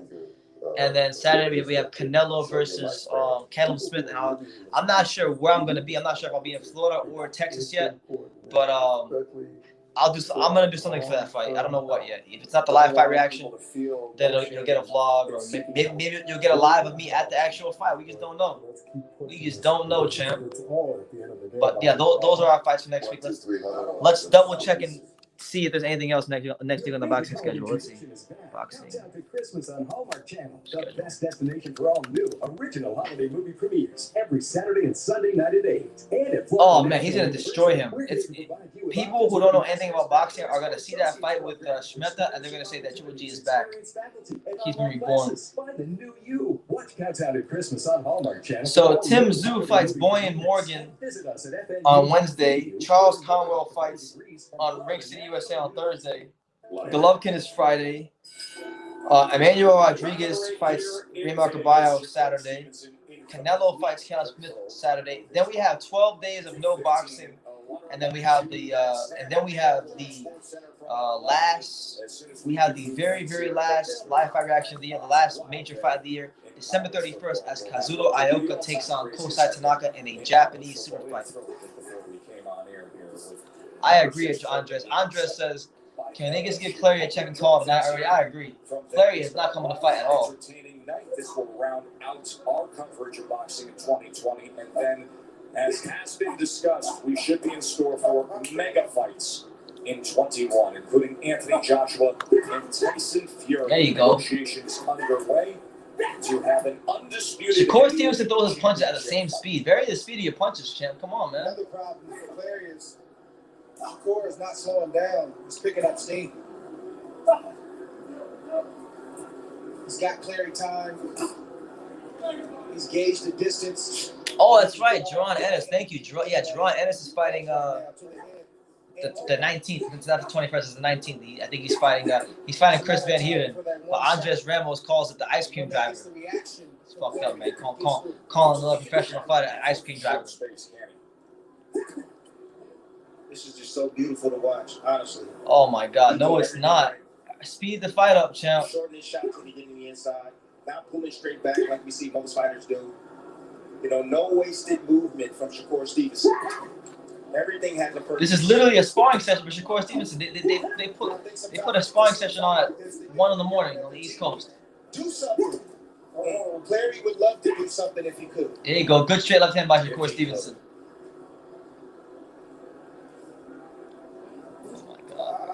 It gets to a point, Joe, where a fighter no longer wants to win. They're just trying to survive. And I understand that. The self-preservation takes over when you're facing a guy like this. You know what happens in fights like this? Yeah, I'm tired, man. I'm tired. You know what, man? Look, Shakur Stevenson put me to sleep. Look. Put that shit on me. Look, listen. It's been a momentous occasion, guys. I'm 6 hours into this live. I did 7 hours of my last live. I'm freaking exhausted. I don't even know how the hell I just did this, but I'm gonna end the live real soon. Live now, actually. But I wanted just to give a thank you to everybody who stopped by the live. Shakur's gonna get a decision against this guy. It's gonna be over. We'll be live next week, Friday, for Golovkin versus Kamil Shmeta. I'll try to go live Thursday for Charles Conwell, and if I can find a link, I'll try to go live for Tim Zhu. And just try to finish this year out strong here on True School Sports. But I appreciate everybody. Thank you guys for everything. And I'm out. I'm out. Your boy BT checking out. And like I say in every single video, you can love me or you can hate me, but I'm just a kid from Daniel. So until next time, take care, guys. Yeah, shoot me an email, Ragsby. Take care, man. I'm gonna go rest. God bless you guys.